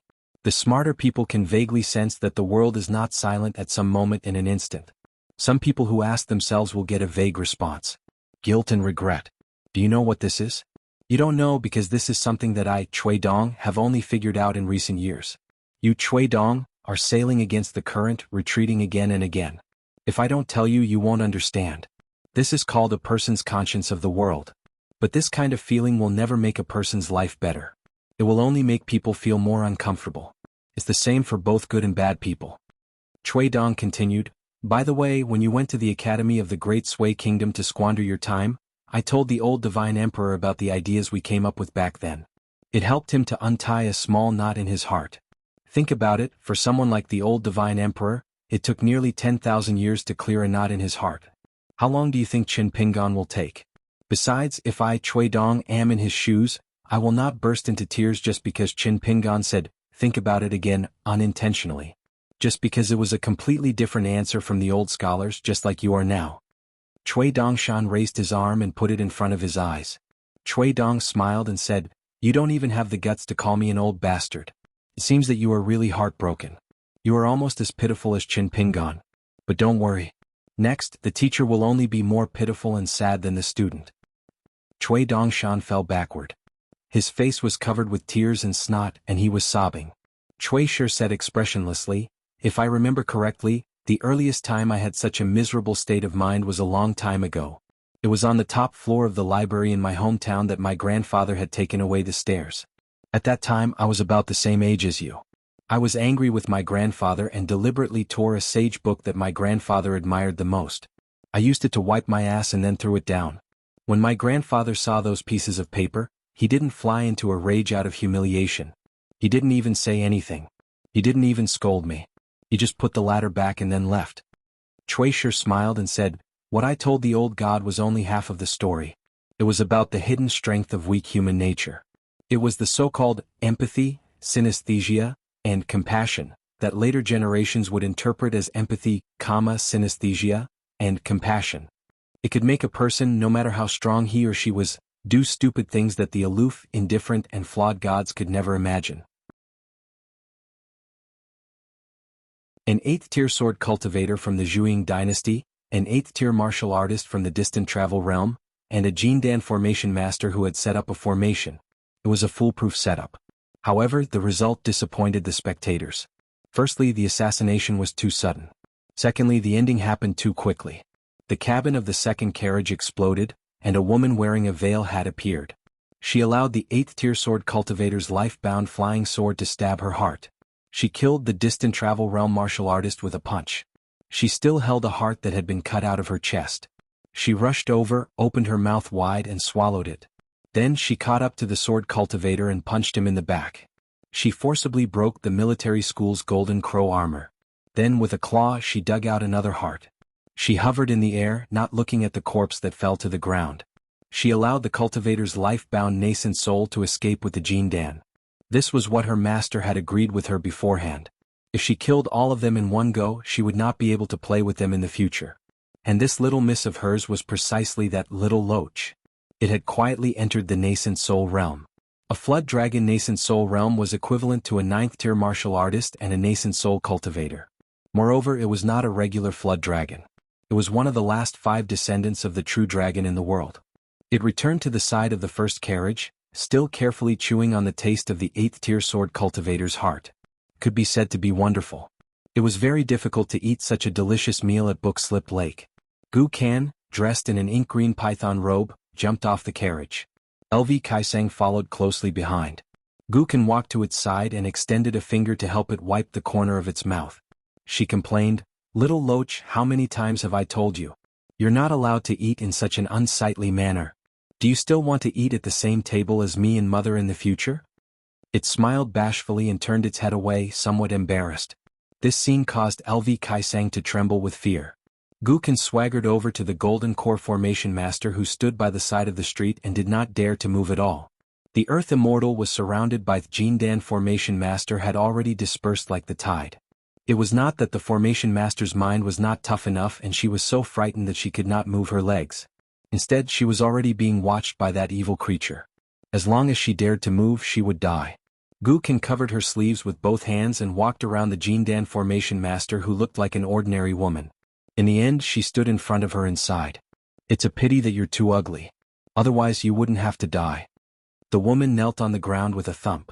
"Gu Kan, please spare my life. From now on I can serve you." Gu Kan smiled and did not say anything as if she was weighing the pros and cons. It, who had lost its curtain hat but was still wearing the clothes of a girl, burped and hurriedly covered its mouth. Gu Kan turned her head and glared at it. Then she smiled at LV Kaisang. "How is it? You didn't eat my dust for nothing, right?" LV Kaisang nodded with a bright smile. Otherwise she wouldn't be the biggest devil of Book Slip Lake before Gu Kan kept twisting her neck and said with a smile, "LV Kaisang, tell this ant the rules of Book Slip Lake that I told her earlier. In the early years on Azure Gorge Island, there were many assassinations and sneak attacks. For some reason, Gu Kan actually asked Lu Jimao, who had been exposed, not to follow the clues and investigate the mastermind behind those assassinations. However, whether it was the enemies of Book Slip Lake or the rogue cultivators who hired assassins because they didn't like Gu Kan's style, none of them were fools. They didn't want to spend money or risk their lives to send people to Azure Gorge Island to die for nothing. LV Kaisang glanced at the woman and said with a smile, "After all the assassinations and provocations on Azure Gorge Island, the first time a guest attacks, only one person will be killed. The second time, in addition to the attacker's life, a pair will be sacrificed. The third time, if the attacker has a family, the whole family will be killed. If the attacker has no family, the whole family of the mastermind will be killed. If the mastermind is also alone and pitiful, his closest friends will be killed. In short, the path to the palace of the King of Hell can't be too lonely." Gu Kan nodded and turned his head to look at the woman whose face was full of fear and despair again. He stretched out one hand and stretched out 3 fingers, Why do you want to die for nothing? 100 years is never too late for a cultivator to take revenge. But you are actually right. 100 years later you won't dare to come back. The three of you are too useless. I remember that there was an assassin on the Verdant Gorge Island 2 years ago. That assassin was really powerful. Although his skills were not high, his thoughts were very good. He actually squatted in the toilet and stabbed me with his sword. What AF asterisk king genius. If it wasn't for the fact that little Loach attacked so quickly, I wouldn't have killed him. Gukin kept one hand in his sleeve and the other stretched out 3 fingers. Before you, outside Azure Gorge Island, there have been 3 times. Last time, I told that guy that a family should be united no matter where they are. The first time, I killed whoever tried to kill me. The second time, I killed a close relative. The third time, I killed his whole family. Now it's the 4th time. What do you say? The woman swallowed her saliva. 9 Familial extermination. Gukin suddenly understood. Yes, that's what I said. Gukin retracted his fingers and bent slightly with his hands in his sleeves. It was good to talk to women. They were often not tall, so he didn't need to raise his head to talk. Gukin chuckled softly. 9 Familial extermination? 9 Familial extermination? Actually, there's no need to be afraid. It's a reunion. You can't even get together during festivals. At this time, a middle-aged man with a sword and a wine pot on his back walked out from under the eaves of a nearby street. He walked straight to Gukin. LV Kaisang turned around and narrowed her eyes with murderous intent. Gukin also turned around and said with a smile, "Don't worry about it. Let him come." LV Kaisang hesitated for a moment but still made way. The middle-aged man with the surname Chen walked in front of the young man, in a python robe. The little Loach, who had already turned into a human, suddenly took a step back.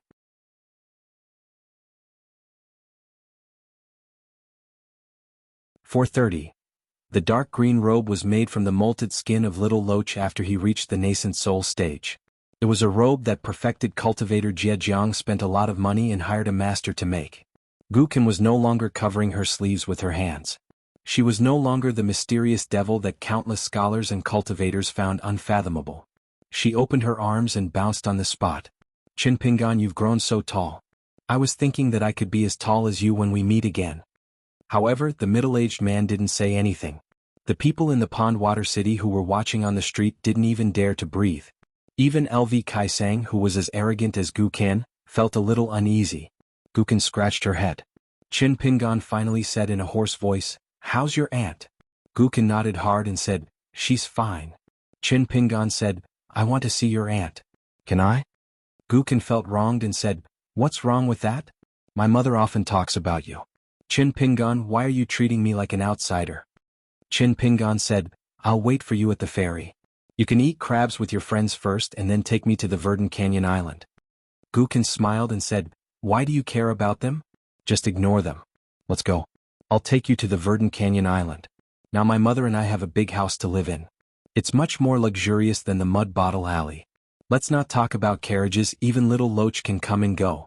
How big is the road and how grand the house is, right?" Qin Pingan asked, "Don't you want someone to say hello to Fan Yen and Yuan Yuan?" Gukin shook her head and said, "No need. These fair-weather friends are nothing." Qin Pingan did not say anything else. He only glanced at the little Loach behind Gukin that he had caught in the fields years ago. Now that it had appeared in human form, it looked like an ordinary young woman. But, upon closer inspection, its vertical golden pupils allowed a cultivator to see some clues. When Qin Pingan glanced at it, it was one of the descendants of the 5 true dragons of the Dragon Cave Heaven who did not even take Lu Jimao seriously at the Book Lake. This time it did not take a step back like before. However, its eyes were still lowered as if it did not dare to look at Qin Pingan. Qin Pingan didn't say anything. He turned around and walked towards the ferry. Gukin quickly caught up with him. She glanced at Qin Pingan's back and pondered for a moment. In the end, she still asked LV Kaisang to inform Fan Yen and the others. Then she asked little Loach to bring along the Gold Core Earth Immortal Assassin Woman. Lu Kaisang wanted to say something but hesitated.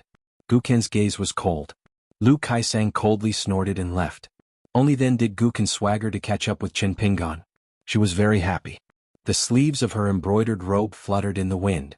If she had not met Qin Pingan, the woman would have died today. Killing all her relatives was not a joke. They would definitely have a reunion in the netherworld. Gukin saw that Qin Pingan did not stop when he passed by the carriage. She shouted, "Qin Pingan, aren't you going to take the carriage?" Chin Pingan did not stop or turn around. I have my own feet and I can follow the carriage.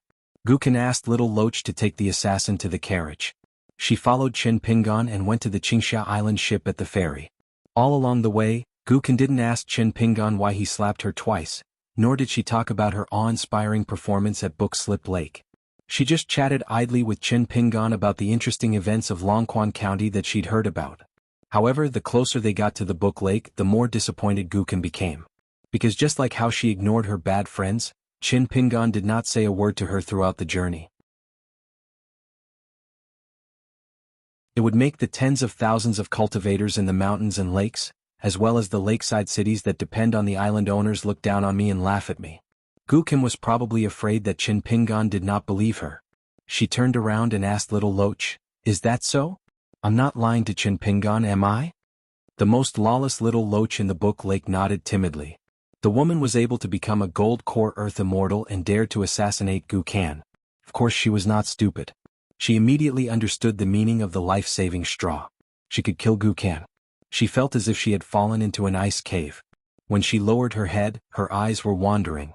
Chin Pingan looked at her and asked, "If I can guarantee that I can kill you and everyone related to you can live, what will you do?" The woman raised her head with tears in her eyes. "I know you're a good person. Why can't you let me go as well? I know I'm wrong. I shouldn't have tried to assassinate Gukan. I promise that I'll take a detour if I see Gukan in the future. Please save me. Saving a life is better than building a 7-floor pagoda. Please." Chin Pingan said slowly, "If you succeed in your assassination today and Gukan kneels on the ground and begs you to let him and his mother go, will you agree?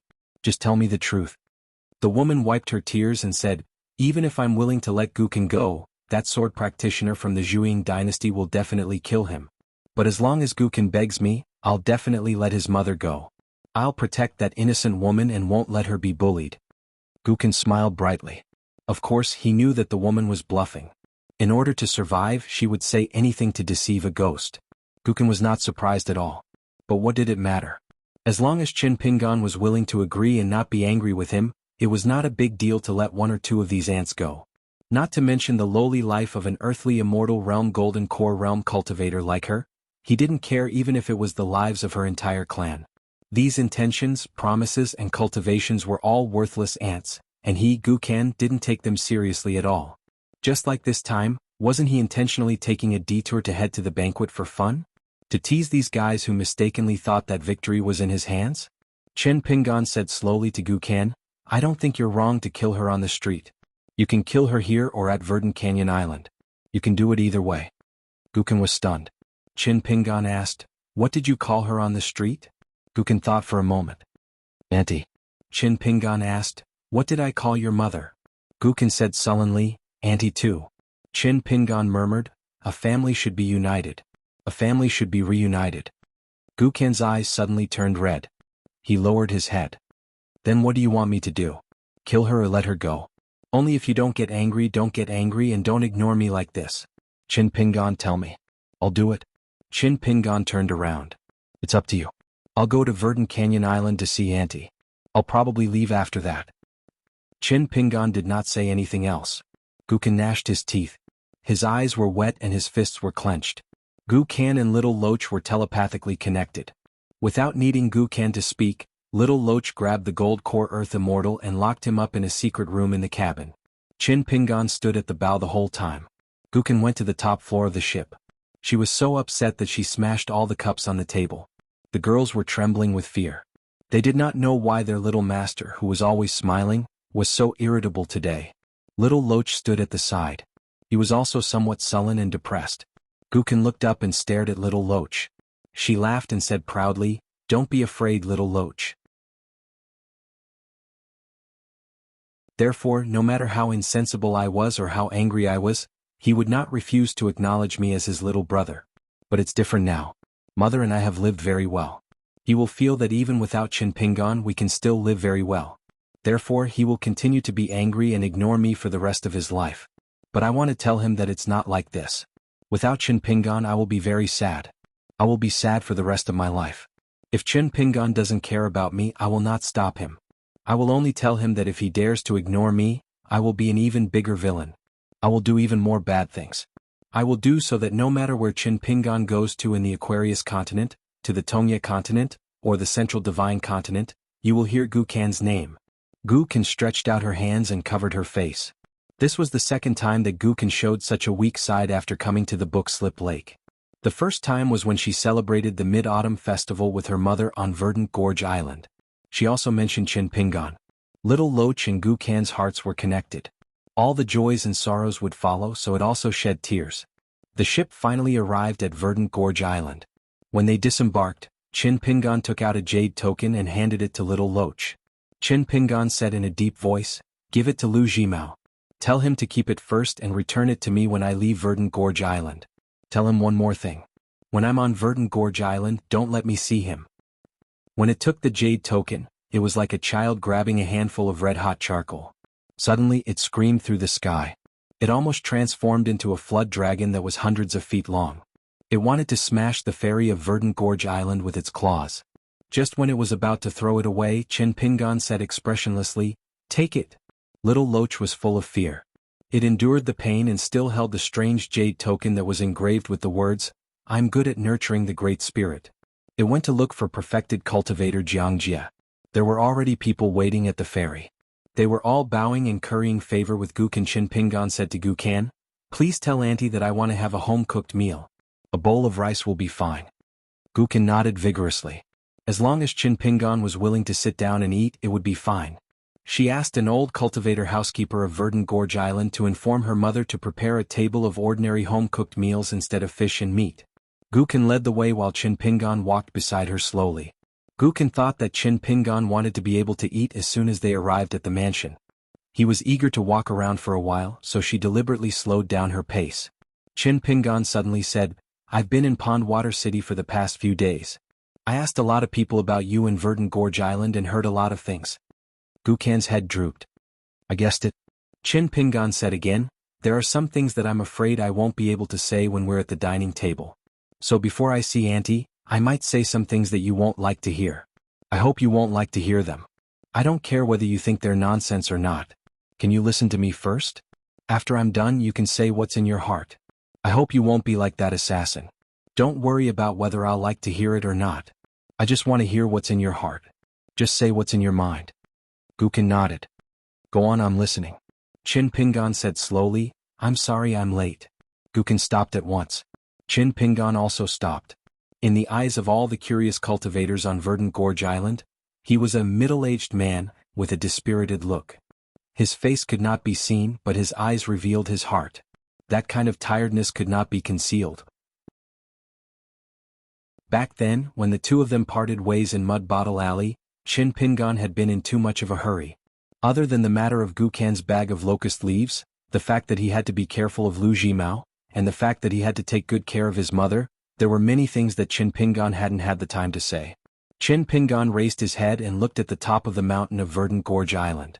"After the little slug left my hometown, I left soon after and began to travel in Jianghu. There were all kinds of bumps and bruises. So I was afraid that the little slug would become you and I, Qin Pingan, who was the kind of person we hated the most. A big man liked to bully a woman who didn't have a man at home. If he was stronger, he would bully the woman's son. When he was drunk, he would kick the kid who passed by and make the kid roll on the ground. Therefore, every time I thought of Gukan, the first thing that came to my mind was whether or not the little slug was doing well in a foreign place. The second thing that came to my mind was whether or not the little slug who held grudges would slowly become stronger and more capable. When she was in a bad mood, she would kick her child and not care about the child's life. Would the child die from the pain? After Qin Pingan rescued the child and returned home, the child's mother would feel sorry for the child and would have to spend a lot of copper coins to buy medicine for the Yang family's shop. Would the child's livelihood be even more difficult for the next 10 days to half a month? I'm afraid of that. But I can't blame anyone else. It's all my fault. After returning from the Great Sway to the small town for the first time, I was going south to Old Dragon City. Why didn't I take a detour to deliver the sword? Why didn't I take a detour and delay it for a few months? I wanted to see that little slug and see with my own eyes if he and my mother were doing well. Why didn't I find out through some news that their lives weren't in danger and that they seemed to be doing well? Because of that, I felt that it wouldn't be too late to go see him when I became successful and could give that little slug more things. When you travel in Jianghu, you are responsible for your own life and death. You killed the consecrators of Verdant Gorge Island, your senior brother and today's assassins. As long as I, Qin Pingan, am here, I will help you kill them. No matter how many people like this come, I will kill them. If one comes, I will kill one. If 10,000 come, if I can only kill 9,999 of them, I can only blame myself, Qin Pingan, for not having a strong fist and a fast sword. Because I promised you and myself that I will protect that little slug. This is the most natural thing for me, Qin Pingan. I don't need to reason with you. I don't need to do that at all. But you, Gukin, have 1,000 or 10,000 reasons to tell yourself and to tell me, Qin Pingan. Is this how Storyteller Lake is? This is how the world works. If I don't kill people to establish my power, others will come to kill me. These are not reasons for you, Gukin, to kill innocent people. So many people died inexplicably without even knowing the reason. After killing them, you, Gukin, may be able to get over it, but I, Qin Pingan, can't. I will think that so many people, dozens, hundreds, hundreds, the little slug who followed behind a bumpkin, Qin Pingan, in Mud Bottle Alley back then were dozens, hundreds of those bumpkin kiln workers. Then so many people died.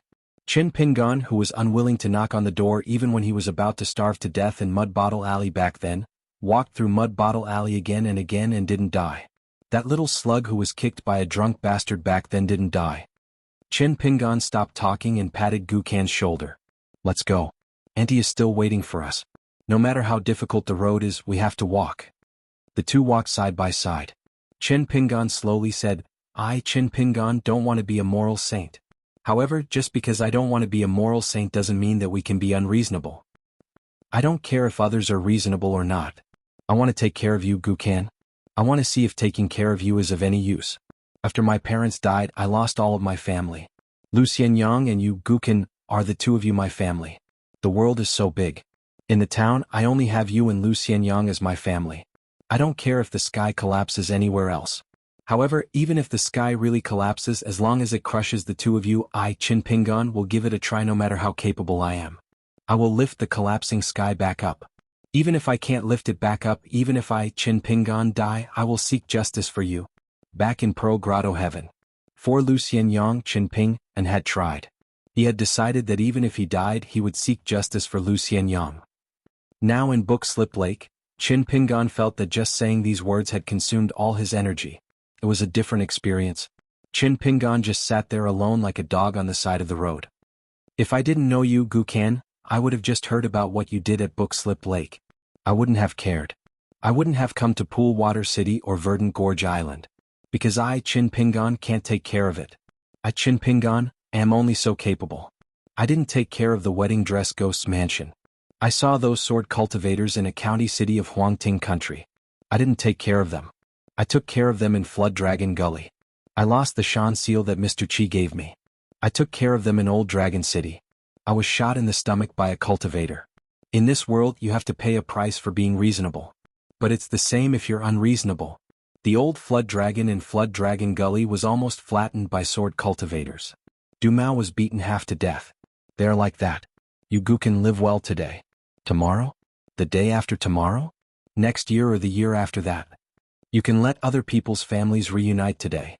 Tomorrow, other people can also let your mother accompany you and have a reunion in hell.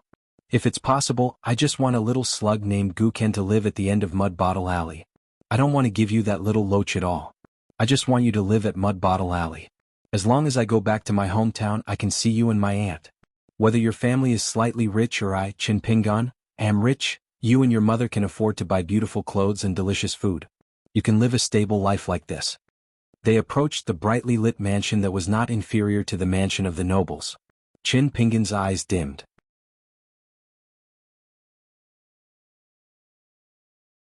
It had seen all kinds of strange things in the boundless world. It had witnessed all of Qin Pingan's joys and sorrows. After flipping through it so many times, it was still neat and tidy. There were almost no wrinkles. He only showed it to the old man in the bamboo house in Luapa Mountain once. However, at that time, Qin Pingan couldn't wait for the old man to be careful with every page he turned. He nagged the old man countless times. In the end, the old man gave him a punch and taught him a lesson. A martial artist can't even put down a shabby book. How can you store the world in your fist intent? He showed it to his beloved girl. At that time, they hadn't fallen in love with each other. He showed it to her because she needed to know how to read and what the fist manual said. At that time she was still unhappy. She mistakenly thought that Chin Pingan looked down on her. She thought that she coveted the fist technique in the manual and would secretly learn it. The grace of a meal was the grace of saving her life. A fist manual was also the grace of saving her life. Chin Pingan bit his lip. Without turning his head, he said softly, "Guken, we agreed at that time that I borrowed this fist manual from you. I will return it to you one day." Guken suddenly stood up and roared, "I don't want it. It's yours since I gave it to you. You said that you would return it, but I didn't agree at all. You have to be reasonable." In the end, Guken cried and begged, "Chin Pingan, don't be like this. I'm afraid." In the eyes of an extreme and extremely precocious child, only Chin Pingan was reasonable in the world. It had always been like this. Chin Pingan didn't say anything. He picked up the pair of chopsticks and lowered his head to eat. He didn't raise his head until he finished the bowl of rice. 431. After Guken cried and said those words, Woman F lowered her head and trembled all over, not knowing whether it was because of sadness or anger. Watch. See. Avoid. D. Chin Pingan gently put down his chopsticks and called out softly, Guken. Guken immediately wiped her tears and said loudly, "Here." Chin Pingan slowly said, "I'll beat you, scold you and tell you the reasons that I've figured out, the reasons that make you feel wrong. But I won't leave you alone, I won't leave you like this." Chin Pingan did not turn his head the entire time. His voice was not loud, but there was a hint of determination in his tone. It was as if he was talking to Guken, but it was more like he was talking to himself. "If I leave one day, it will definitely be because I've overcome the hurdle in my heart. If I can't, I'll stay here in Verdant Canyon Island and Book Slip Lake." Guken smiled through her tears. "Okay. You'll keep your words. Chin Pingan, you've never lied to me." Chin Pingan suddenly said, "Then I may have to make an exception today." Guken's heart suddenly jumped to her throat. Her body that had just relaxed a little tightened again, and so did her heartstrings. Chin Pingan said, "On the way here, I said that I'll only listen to you at the dinner table and I won't say anything else. But I feel that I have some strength after eating this bowl of rice, so I want to say something else. It's still the same old rule. I'll talk and you listen. If you want to talk later, then it's my turn to listen. No matter who's talking, the one who's listening, the one who's talking and the one who's listening, don't be anxious." Guken smiled brightly, scratching her head and asking, "Chin Pingan, can I go back to the table? I haven't eaten yet." Chin Pingan nodded, "Eat more. You're still growing." Guken wiped his face and walked back to his original position. He just moved his chair closer to Chin Pingan, for fear that Chin Pingan would go back on his words and leave the house and the Verdant Canyon Island. By then he would be able to stop Chin Pingan faster. Then Guken ran to get himself a bowl of rice. After sitting down, he lowered his head and began to eat. Ever since he was young, he liked to imitate Chin Pingan. He ate like this and he also did the same with his hands in his sleeves. At that time, when it was winter, the two of them, who were poor and did not have any friends, liked to wrap their hands in their sleeves to keep warm. This was especially so every time after they finished building a snowman, the two of them would wrap their sleeves together and shiver together. Then they would laugh and mock each other. When it came to scolding and insulting people, Guken, who had 2 lines of snot hanging from his nose, was already much better than Chin Pingan. Therefore it was often Chin Pingan who made Guken speechless. Chin Pingan glanced at Guken, then turned his head and said to Person F, "Auntie, if there is another child wandering outside the door today, will you still open the door and give him a bowl of rice? Or will you deliberately tell him that this bowl of rice is not given for free, and that he has to repay it with the money from selling CY?" Person F carefully deliberated. Chin Pingan said to himself, "I don't think so. Of course I don't think Auntie is wrong. Even if we don't talk about the environment of the Book Lake, even if Auntie didn't do this back then, I don't think Auntie is wrong. So, I will never forget that bowl of rice back then. It also made me, Chin Pingan, feel a little relieved. I feel that I am not the beggar my mother said I must not be. Instead, I owe Auntie money first. After eating, I will definitely be able to pay it back." Person F turned her head and wiped the corners of her eyes. Chin Pingan asked calmly, "But Auntie, have you ever thought that if it wasn't for that bowl of rice, I would never have given that loach to your son? You might still be in Clay Bottle Alley now, living a life that you think is very poor and difficult. So, good will be rewarded with good and evil will be punished with evil. We still have to believe in it. We can't just believe that good will be rewarded with good and forget that evil will be punished with evil when we are living a stable life today. Do you think what I said today is right? Person F was still crying silently. She did not say yes or no. She was afraid that no matter what she said today, it would not be good for her son, Gukan's future. So she would rather not say a word more. Chin Pingan understood this. So, even when Gukan said Person F's choice in the matter of the little loach back then, Chin Pingan still did not have the slightest bit of resentment. If he should be grateful, he would be grateful for a lifetime. No matter what happened later, whether it was right or wrong, it could not cover the earliest kindness. It was like a heavy snow in one's hometown. No matter how thick the snow was on the mud road in Clay Bottle Alley, it was still the familiar road in front of every house in Clay Bottle Alley after spring. The only difference was that Chin Pingan had walked a very long path and learned not to force others with his own principles. So, at the dinner table today, he was willing to listen carefully to all of Gukan's principles and all of the little slug's inner thoughts. Chin Pingan squeezed out a smile. "Annie, don't worry. I won't force Gukan to learn from me. You don't have to do this. I don't have the ability. I just want to see if I can do something that Gukan and I feel is right. If I stay here, I won't hinder Gukan from protecting you, and I won't ask you to give up the hard-earned wealth." Chin Pingan asked, "Can I?" Person F hesitated, but in the end, she nodded with difficulty. Chin Pingan just sat there. He did not take the pot of woody wine on the table, nor did he take off the blade-strengthening gourd at his waist. He said softly, "Auntie and Gukan, I have a piece of good news. Although Uncle Gu is dead, in fact he's not really dead. He's still alive because he became Person Y. However, this is still a good thing. I came to Book Slip Lake this time because he took a huge risk to tell me that you're not worry-free here. That's why I'm here. I don't want Gukan's actions to cause your family of 3 to suddenly lose this rare opportunity to be reunited with each other. My parents once said that Uncle Gu was the man who was most worthy of Auntie in the alley near us. I hope that a good man like Uncle Gu, who wrote beautiful couplets in Clay Bottle Alley, who didn't look like a farmer at all, and who was more like a scholar, would also be sad." Person F covered her mouth, and her tears immediately burst out. This time it was the most sincere, and it had nothing to do with right or wrong. "I just want Gukan to live a good life. It's also because of this that we have the chance to live today and wait for you, Chin Pingan, to tell us that my husband, Gukan's father, is still alive and that we have the chance to reunite as a family. Chin Pingan, can you understand what I'm saying? Won't you blame me for being short-sighted?"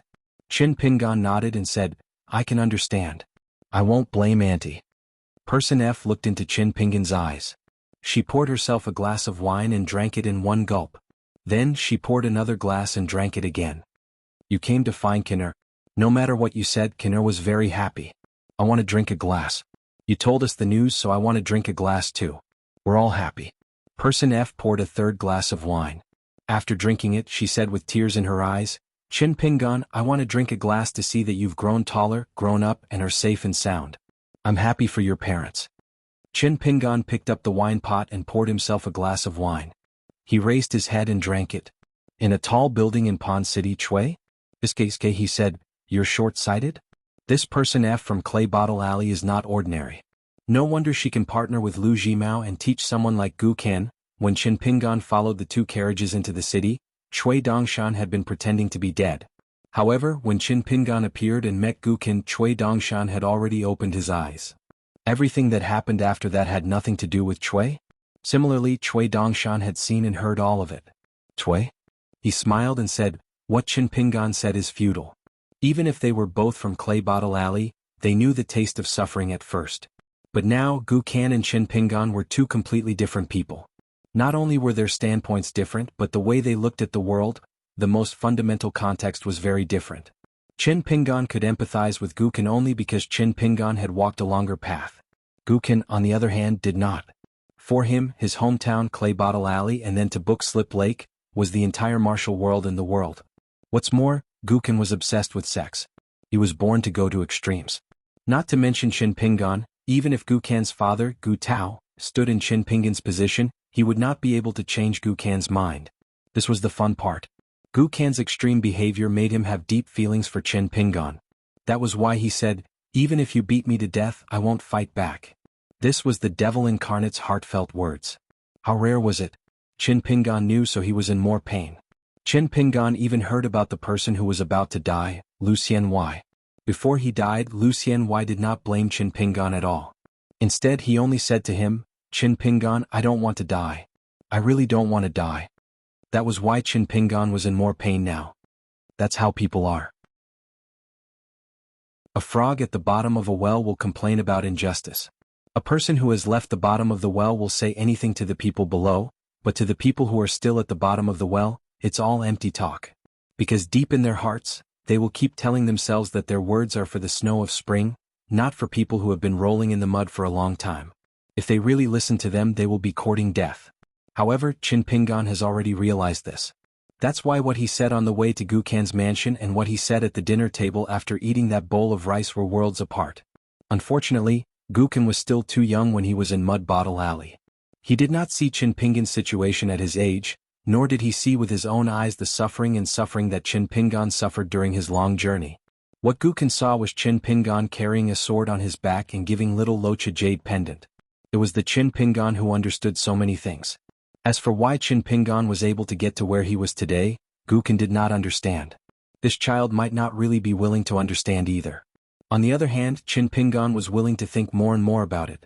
That was why he could only make things even messier. If the two of them were reversed and their positions were swapped, Qin Pingan would be Gukan's ex-character and go far. Gukan would be Qin Pingan's ex-character and survive in Verdant Canyon Island. Today's situation would not be so hopeless. However, if that was the case, we would not be sitting here at all. "Chui?" he said to Chui Dongshan, "Actually, your teacher has already done quite well."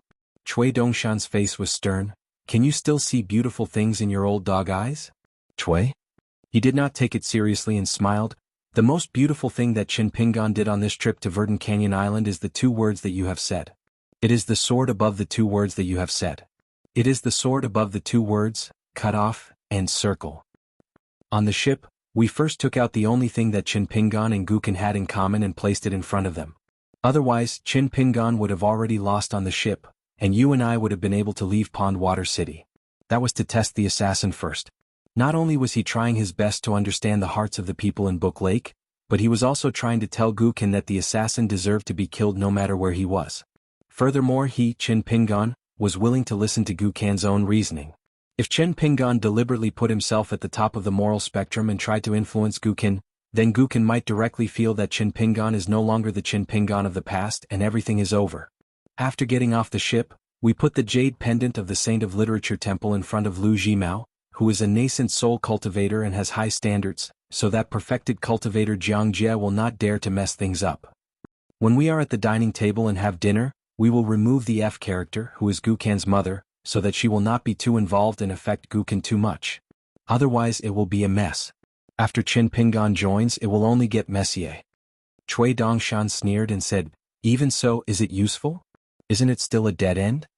"Chui?" He nodded and said, "But as long as Qin Pingan can't get over the hurdle in his heart, whatever he does next will be a new knot in his heart. Even if Gukan is willing to lower her head and admit her mistake, so what? After all, there were so many innocent people who had died in vain. They would be like ghosts that refused to leave Qin Pingan's heart. They would knock on the door and shout for justice. Day and night they would question Qin Pingan's conscience."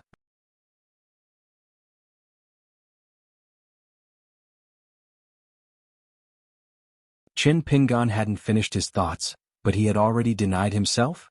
Was there anyone in the world who could reason with others like this? Wasn't the reason to quarrel with others, or to put it in a nicer way, to reason with others? Wasn't it to be reasonable in every aspect and not give up an inch of land? Wasn't it to talk the other party to death?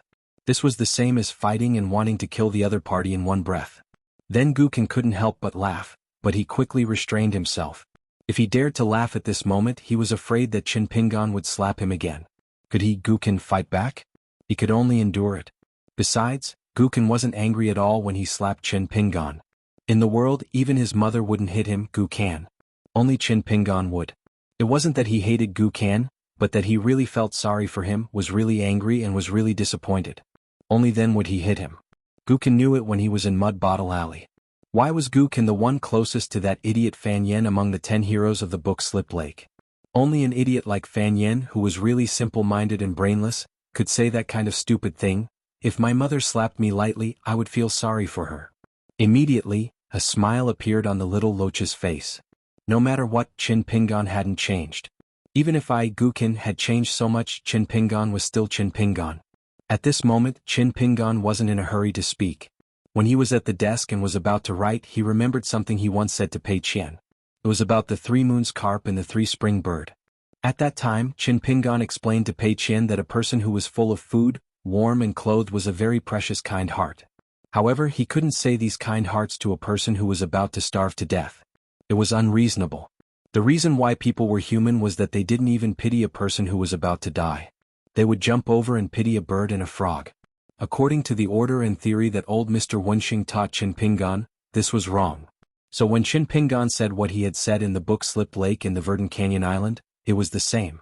This wasn't a matter of doing good or not. This was a matter of how Gu Kan and his mother should live.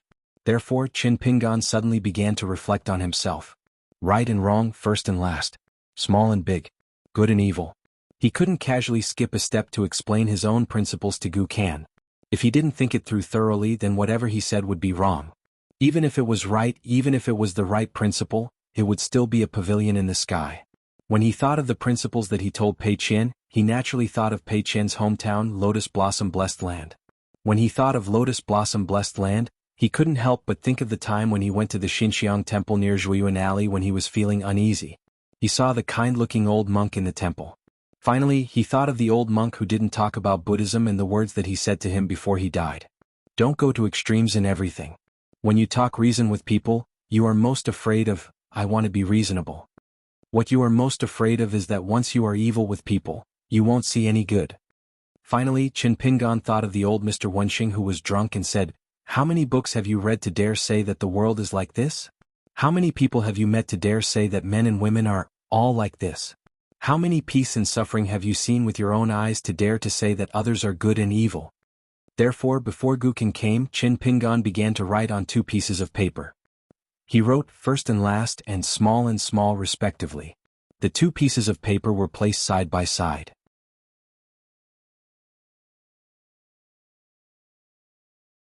How did your eldest senior brother become the last consecrator of Azure Gorge Island? Do you really not know? Why do you hate an outsider like me? Just because little Loach and I killed more people? It's fine if you hate me, but you should at least be grateful that I saved you, right? Otherwise, you would have become your eldest senior brother's plaything right now. It's not like you haven't heard of his sexual fetishes. The girl gritted her teeth and said, grateful? I wish I could eat your eyes as a side dish to go with wine. Gukin chuckled, I didn't like you in the past, but now I think you're the most interesting one. There's a reward, a heavy reward. Among the 3 of you, you're the only one who can receive double the reward. Gukin waved his hand, you're all dismissed. Go and receive your rewards. Gukin asked softly, Little Loach, do you think I'm wrong? Little Loach sat beside him and said gently, no, I don't think Master and Chin Pingan are wrong. It's just that Chin Pingan is more, right? But you can't say that Master is wrong. Gukin turned around and smiled, Little Loach, your brain wasn't very good before. Why are you so smart today? Little Loach suddenly became listless, I'm sorry, Master. Gukin laughed, what are you sorry for? Are you afraid of Chin Pingan? Then do you think I'm afraid of Chin Pingan? I don't even feel embarrassed with my snot and tears, so what are you sorry for? Little Loach shook his head and became happy. Gukin crossed his arms and raised his eyebrows, I'm not even afraid of Mother. In this big world, I'm only afraid of Chin Pingan. I think the 2 of us are already very heroic. Gukin suddenly drooped his head, why didn't Chin Pingan turn a blind eye? Why did you nag me so many reasons that I definitely wouldn't listen? Little Loach shook his head vigorously. Gukin stretched out a finger, that's why I said you're stupid. I know. Gukin said to himself, Chin Pingan is being stupid again. He wants to give me his most precious thing. But this time it's not food, clothes, or fun, so I'm not willing to accept it. Little Loach leaned forward and stretched out a finger, gently smoothing Gukan's frown. At dawn, the sky gradually turned white. Chin Pingan, who didn't sleep last night, closed the door and left the house. He wanted to go out for a walk. Gukan, who was wearing a dark green say python robe, quickly caught up. In the lake near Verdant Canyon Island, Little Loach showed his real body and slowly swam.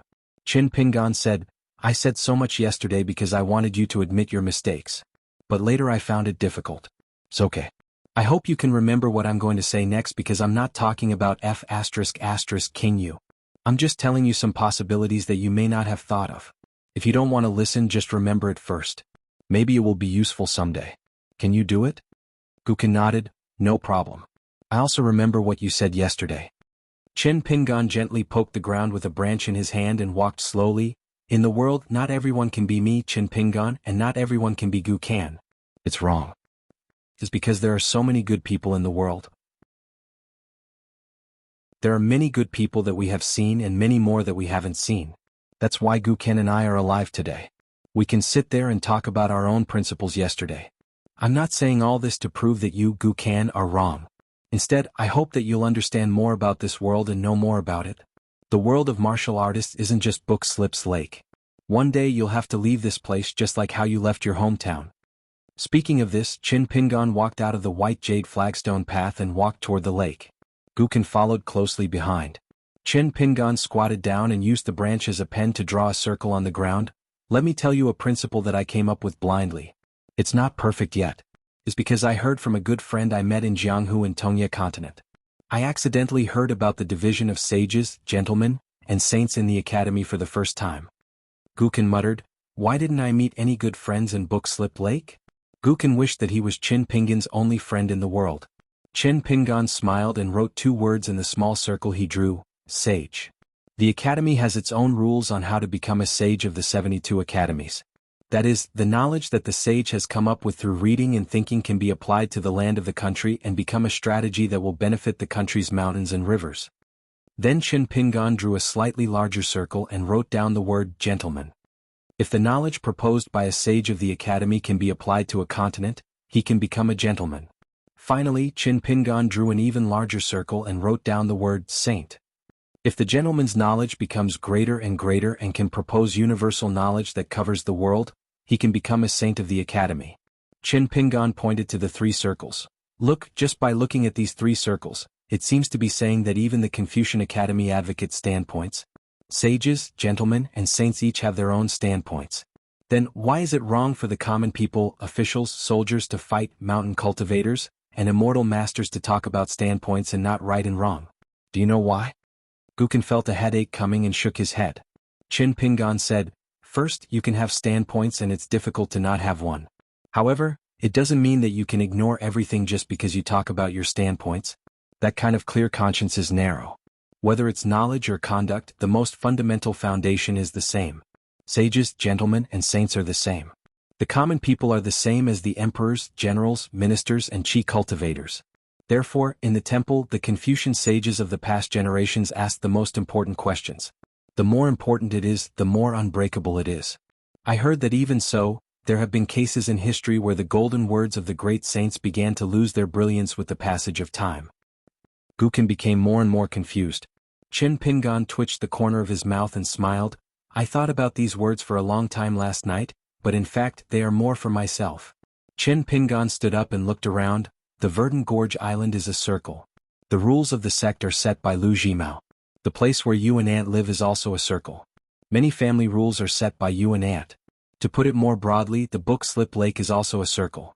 The rules are the local customs that countless mountain cultivators in history have exchanged with blood and lives. To put it more broadly, in the middle of the Aquarius continent where the Book Slip Lake is located, the Lakeview Academy is drawing circles. To put it more broadly, Chin Pingan, have my own principles, which are the smallest circle in the world. It only binds me. Someone once said that in the secular world, it's better to discipline yourself with higher morality. Chin Pingan seemed to be asking himself this question. He leaned on the tree branch and muttered, do you know what I'm afraid of? I'm afraid of the principles that allow me to say F***ck myself and suffer less grievances. Those principles that can help me get through the current difficulties will become my principles for the rest of my life. The river of light is everywhere, but it's hard for you and me to see. It's always flowing. Just like what I said earlier, in this irreversible process, many of the sage's principles left behind by the golden words will also lose their light. Yesterday's principles will become unreasonable. Guken suddenly tilted her head and said, today you're saying all this because you, Chin Pingan, want me to know that I'm wrong, right? Chin Pingan did not answer Guken. He said to himself, but I feel that something's at the bottom, the lowest thing that fell on the dirt road of our clay bottle alley, which is full of dog dung, and dog dung will never change. What it was 10,000 years ago is what it is today, and what it will be 10,000 years later. For example, when we were about to starve to death, I, Chin Pingan, did not think of stealing or robbing. I would open the door to my aunt. I will remember the bowl of rice that she gave me for the rest of my life. I, Chin Pingan, still think that when someone gave me a stick of candied haws, I would endure it and not take it. Do you know what I told myself as I ran away at that time? As long as it did not involve her admitting her mistakes, Gukin would be more interested. She was very curious. What is it? Chin Pingan looked into the distance.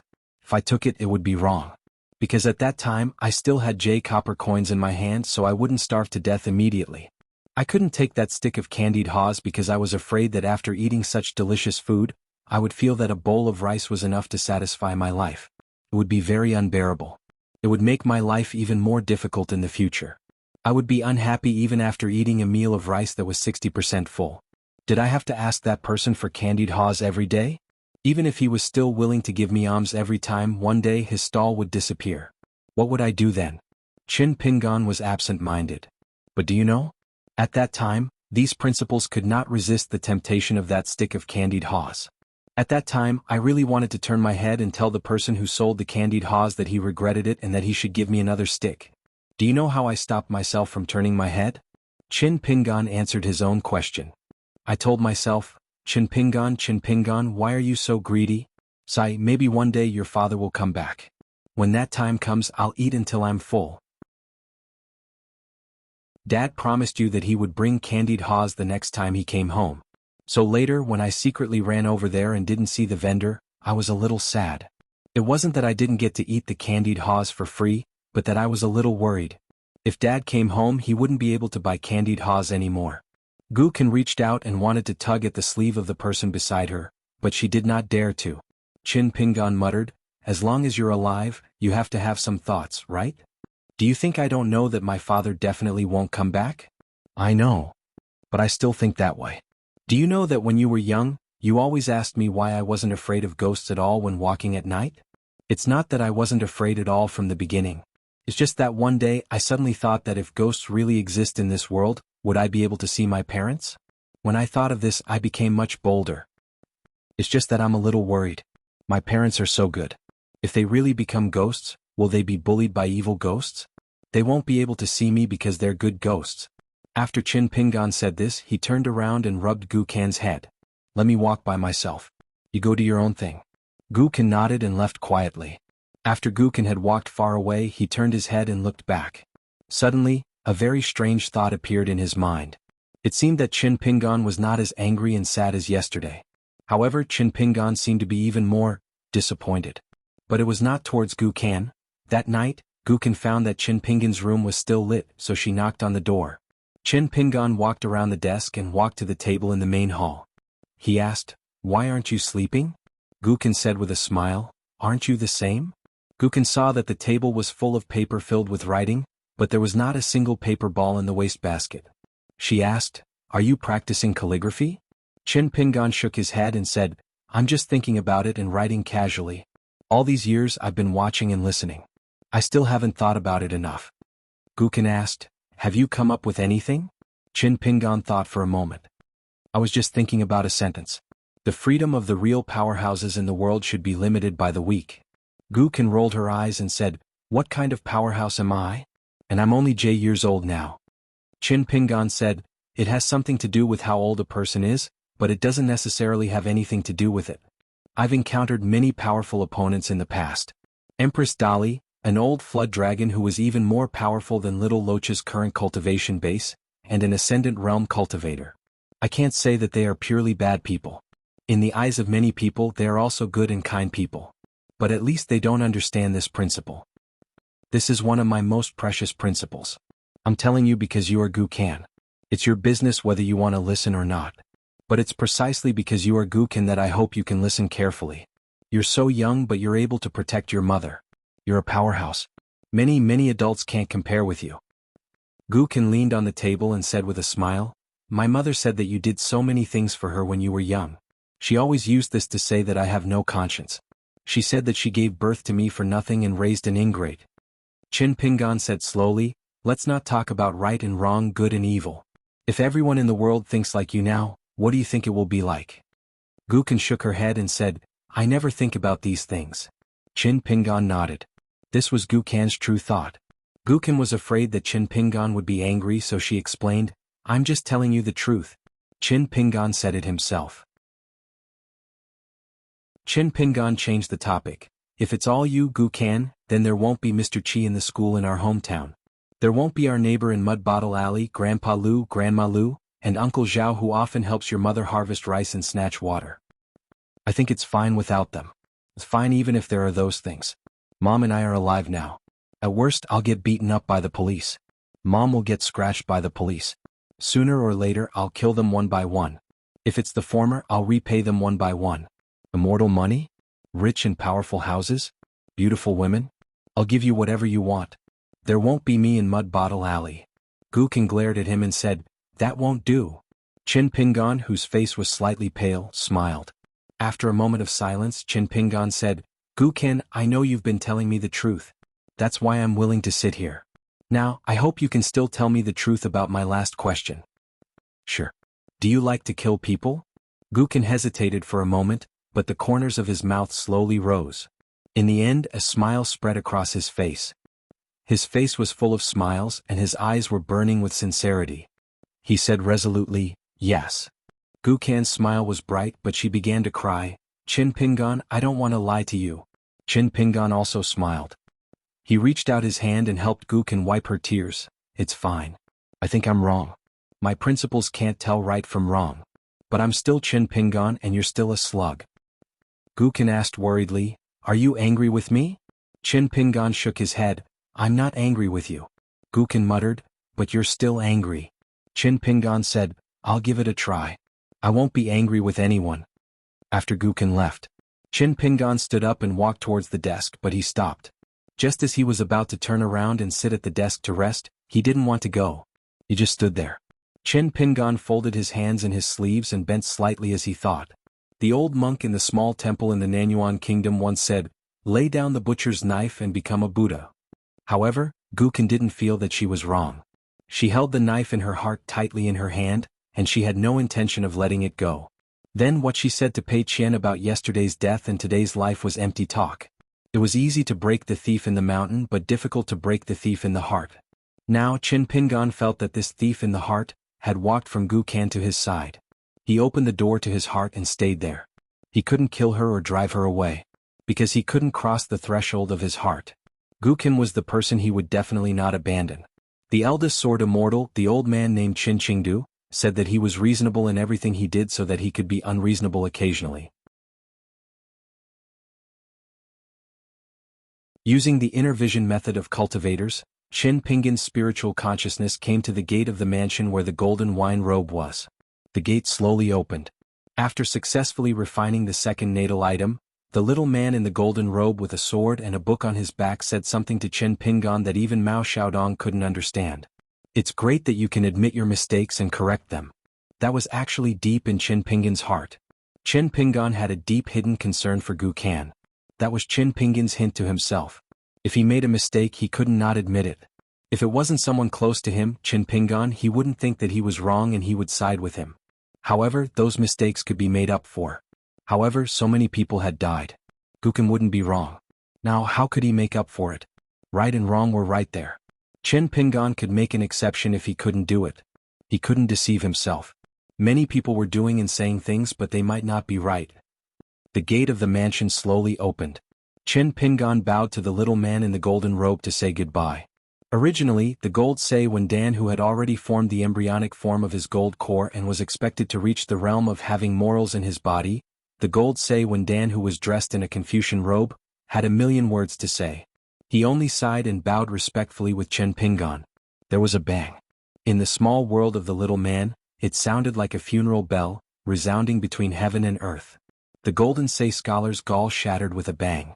The golden Sei scholar's little figure's rusty long sword, the dimmed book, and itself all melted away like snow, never to be seen again. In this room of the mansion on Green Canyon Island, there was a bloody smell. Chin Pingan staggered and fell to the ground, sitting cross-legged. He struggled to stand up, pushed away all the papers and began to write 3 letters. Chui Dongshan's eyes were cold. I lost. There was a long silence. Chui Dongshan was a little suspicious and turned to look. Chui? He began to sit upright as if he was facing a formidable enemy. The next day, a very strange person suddenly appeared on Green Canyon Island.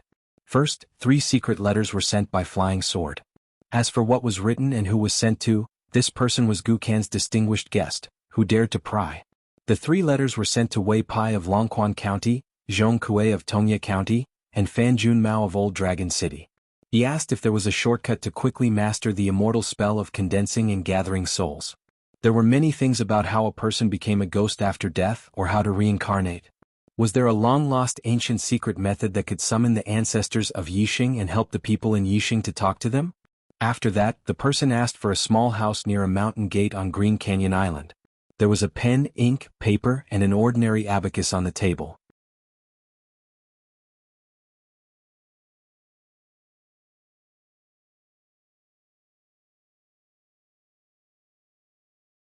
In the files of the incense room, the thickness of the content of each Verdant Canyon Island cultivator or handyman was only related to the level of cultivation. If the cultivation was high, there would be more records. If the cultivation was low, there would be only the name and place of origin, which was less than 10 words. There were also many dead people who actually did not even appear in the files of the incense room. When they died, not a single name was left. Next, Chin Pingan went to the incense room and asked the group of people whose names he wrote down their reputation and the general impression of others. He also followed the clues to find the melon. He asked the names of the cultivators of Verdant Canyon Island, the stewards of the mansions and the prostitutes, and wrote them down one by one in the book. Perhaps during this period, he would trouble some of the important figures of Verdant Canyon Island, just like how he troubled Mr. Chen Hu to go to the incense room. Otherwise, Chin Pingan would not have to worry about it, but would consume too much of his energy on the way back and forth. On the way to report this to Lu Jimao, Mr. Chen Hu happened to meet his junior brother Gu Kan, who was wearing a dragon robe. As for the rest of Qin, Yo Suyu flattered nay? There were also the 10 guests who lived on the 12 major islands, including Verdant Canyon, Mei Xian and Su Lin. They were the confidants and capable G-generals of Verdant Canyon Island. As the alliance meeting of Gong Lu Island approached, the higher-ups of Verdant Canyon Island were not relaxed on the outside but tense on the inside. They needed to act as lobbyists under the guise of immortal Jiang Zhejiang. Like the school of vertical and horizontal, they ran around and tried to rope in allies. When Gukan saw Lord Tianhu, who still looked like a young farmer whose hands were hidden in his dark green boa, she said with a smile, "Eldest senior sister, you've gone to see Chin Pingan again. I have to remind you out of the kindness of my heart that you shouldn't have any improper thoughts. Don't think that you can climb into Chin Pingan's bed one day and have a good taste of me calling you sister-in-law. Otherwise, after I call you sister-in-law, I won't care about the relationship between us." Mr. Chinhu smiled bitterly and said, "Junior brother, I'm not obsessed. Besides, do you think Mr. Chen would be interested in someone like me?" Gu Kim was a little happy and said, "Of course. Chin Pingan has high standards. Back then he didn't like a girl named GQ in the neighbor's house. I'm very happy that you are so self-aware, senior sister." When chatting with Gu Kan, Mr. Chinhu would lower his body without a trace. Gu Kan didn't need to look up or look up. After a long time it was natural. Gu Kan continued, "Also, you have to help me keep a tight lid on the matter of Little Mississippi. If others let it slip, it's because they're stupid and they're courting death. However, eldest senior sister is such a clever person. If she makes a mistake, I'll suspect that eldest senior sister has ulterior motives. At that time, since master couldn't protect eldest senior brother back then, he won't be able to protect eldest senior sister now. I know that third senior sister who's innately seductive and loves to crawl into other people's beds isn't very close to eldest senior sister. If it wasn't for her cultivation and aptitude being so unsightly, perhaps we would have to call her master's wife by now." Mr. Chinhu's smile froze. "Junior brother, don't you know senior sister's character?" Gukan nodded and said, "It's precisely because I'm clear that I have to remind eldest senior sister. Otherwise one day, you'll lose your life at my place for the sake of the food in master's teeth. Even if eldest senior sister doesn't regret it, as your junior brother, I've taken care of eldest senior sister for so many years." Mr. Chinhu smiled bitterly. Gukan stretched her body and turned her head to ask, My mother said that she'll cook for dinner. She'll make a more authentic home-cooked meal than last time. Do you have time? Chin Pingan nodded and said, Thank Auntie for me. Tell her that I'll rush over when it's time for dinner. Oh right, tell Auntie that I won't be drinking. Guken beamed with joy. Okay. Then I'll go back to work. When Guken put the stool back in the corner, Chin Pingan suddenly said, Tell Mr. Tianhu that I want to collect the local records of the book Slip Lake.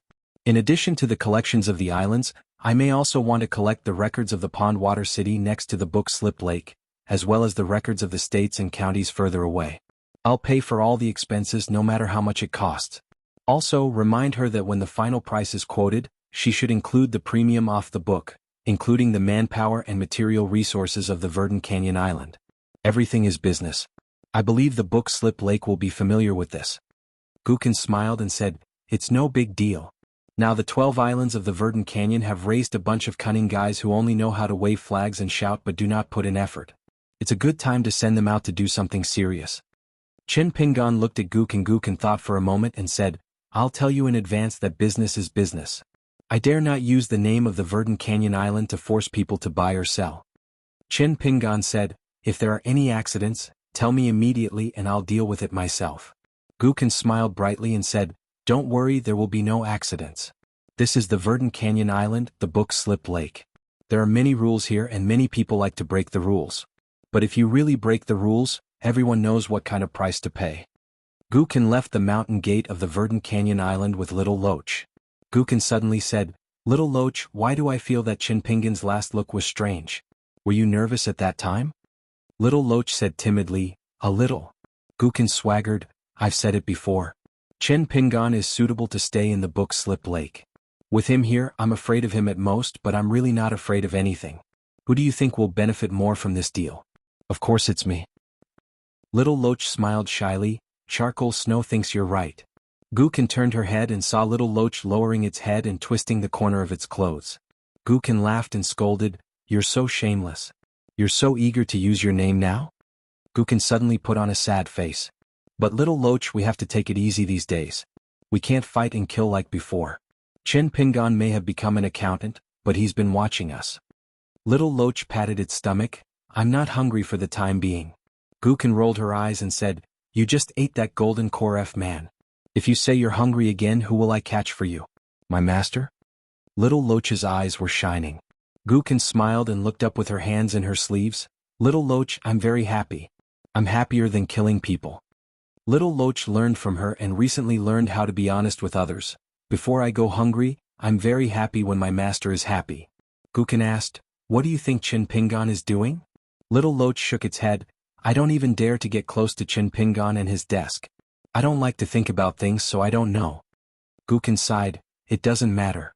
As long as we have Chin Pingan, what's there to be dissatisfied with? Inside a tall building in Pond City, Chui Dongshan had recently begun to stand up and often paced around the golden lightning pool. On the other hand, Chui Dongshan closed his eyes and closed his eyes. I can give you a hint that it has something to do with Guken Chui? He said calmly, Back then at the bamboo house on Luapa Mountain, Grandpa mentioned that Chin Pingan's greatest danger at Inverted Hanging Mountain and the Great Wall of Sword Chi was that he could break through 2 realms from the 4th realm in one go and reach the peak of the 6th realm. Chin Pingan, a shrewd guy, must have thought of this. From the current signs, Chin Pingan was able to restrain and release his fist intent to such an extent. The circumstances at the Lotus Flower Blessed Land might not be enough. It was most likely during the test of his father-in-law. Yes, there was a shop that sold Hyliang wine at Inverted Hanging Mountain. After drinking the wine, one would become a daylily. Chin Pingan should have reached the 6th realm at that time. How did he do it and how did he return to his original realm? There are all kinds of strange things in the boundless world. There was also an old ancestor of the School of Miscellaneous Arts who sold wine for many years. None of this is important. I wouldn't be surprised if Chin Pingan reached the Earth Immortal realm in one step. So how did Chin Pingan pass the test? It's very simple. The 2 great sword immortals of the Great Wall of Sword Chi pretended to be passers-by and purposely angered Chin Pingan in the Hyliang wine shop. They made Chin Pingan's blood rush to his head and he gave up his future in martial arts to break through realms in a hopeless situation. They wanted to do justice for Miss XNAI's parents. Chui Dongshan chuckled and said, You old bastard, you're quite impressive. However, you better watch your words in the future. My mister isn't being shrewd. He's just thinking about everything. Compared to the two of us who are born with a belly full of evil tricks, the difference is like heaven and earth. Cui? He sneered and said, I reckon that everyone at the Great Wall of Sword Chi thinks that Qin Pingan isn't good enough for Ning Yao. Cui Dongshan said suspiciously, Old bastard, what's wrong with you? Why are you saying good things for my mister? What? You want to surrender and lose half of it? If that's what you think, it's not impossible. Why don't we treat it as a tie? Cui? He continued to say, back then he was willing to give up his future in martial arts to pass the test of inverted hanging mountain. If he's not even willing to give up his future for Gu Kan, how can Qin Pingan be qualified to walk into this situation? How many smart people have we seen who are unwilling to give up their wealth today and only give it up when they have more in the future? Cui Dongshan became more and more confused. Cui? You're saying good things for my mister again? Don't tell me you've lost your mind? Don't be like this. It's fine if you've really lost your mind. You can go crazy after that big matter is over.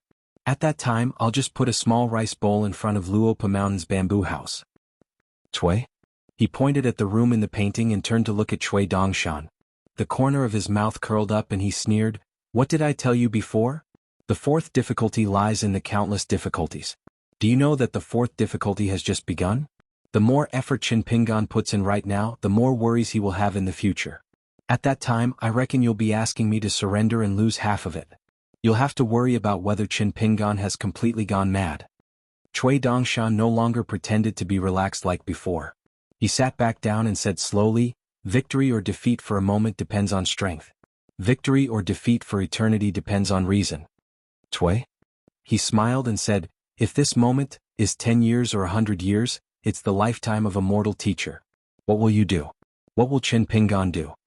Cui Dongshan said with a straight face, You have to learn from my mister and know how to treat the world well. After Qin Pingan had read the Buddhist scriptures, he had used a carving knife to engrave a sentence on the side of the bamboo slip, which was a little smaller than the letter T. In Buddhist language, the mysteries of Buddhism are not related to words. There was a bamboo slip with the words, A gentleman upholds the foundation is established and the Tao is born, and a sentence from Buddhism, There is no fixed law, the Buddha can speak of it. After picking it up, he silently recited it and gently put it down. Qin Pingan picked up another bamboo slip. The law is equal, there is no superiority or inferiority, there is north and south for man, there is no north and south for Buddha, and on the back, the monarch and his minister are all nobles and follow the law. Finally Qin Pingan picked up a bamboo slip. On the front there was a sentence, There is no sorrow greater than the death of the heart, the death of man is second. On the back there was a sentence, Poverty leads to change leads to success and success leads to longevity. The autumn air was refreshing and the sun was high up in the sky. Qin Pingan hung up all the bamboo slips and squatted in the empty space in the middle. He covered his sleeves with his hands and looked around. He kept squatting like this until the sun shone on the mountain. Qin Pingan began to put away the bamboo slips one by one into the fengsuan object. There were so many principles in the books, but he decided to put them aside for now. Principles were in the books but people were not. This was a principle that Qin Pingan had already known before the Liju cave collapsed and fell. Moreover, he did not read it from a book. He listened to it carefully when others taught him seriously. Qin Pingan had just put away all the bamboo slips when he saw Gukin come over with little Lochin waving at him. Qin Pingan closed the door and walked towards Gukin together. They went to the rich and noble mansion. There were 2 painted portraits of the door gods on the door. Qin Pingan looked at them and muttered in his heart, It can stop ghosts but it can't stop people. Gukin asked, What's wrong? Then he complained, You just had to move to the mountain gate and live there. You can't even hang a decent door god. How shabby. Qin Pingan smiled. Let's go eat. When they arrived at the dining table, they found that Guken's mother had already poured wine for Qin Pingan and Guken little Loach sat beside Gukan. It actually did not like to eat but it liked to sit here and eat with the mother and daughter. Eating made it more human. Guken had actually agreed with her mother that she would not drink tonight. She was a little worried that Qin Pingan would be angry. However, she saw that Qin Pingan had already picked up his wine glass and toasted his aunt. Not only that, he also poured himself a glass. After taking a sip, he began to pick up the food. During the meal, most of the people in Liju Cave were talking about the trivial and interesting things in the past. Qin Pingan did not stay silent. He would talk about some of the lively things in Longquan County. It was a happy and harmonious atmosphere. After Gukin finished a glass of wine, she felt that she could drink 1,000 caddies and not get drunk. Unexpectedly, Chin Pingan poured cold water on her. You're still young. Even if you're a chi refinement warrior now, the woody wine can still benefit your cultivation. You should drink less. If you're really happy, just drink 3 glasses. Gukin made a face and nodded in agreement. Person F covered her mouth and laughed. If Chen Pingan could take care of her son, Gukan, on these trivial matters, she would still be very willing to see it. S3. Especially after the matter of the I'm good at nurturing the Great Spirit jade token, Person F thought about it alone for half a night and felt that it was a good thing.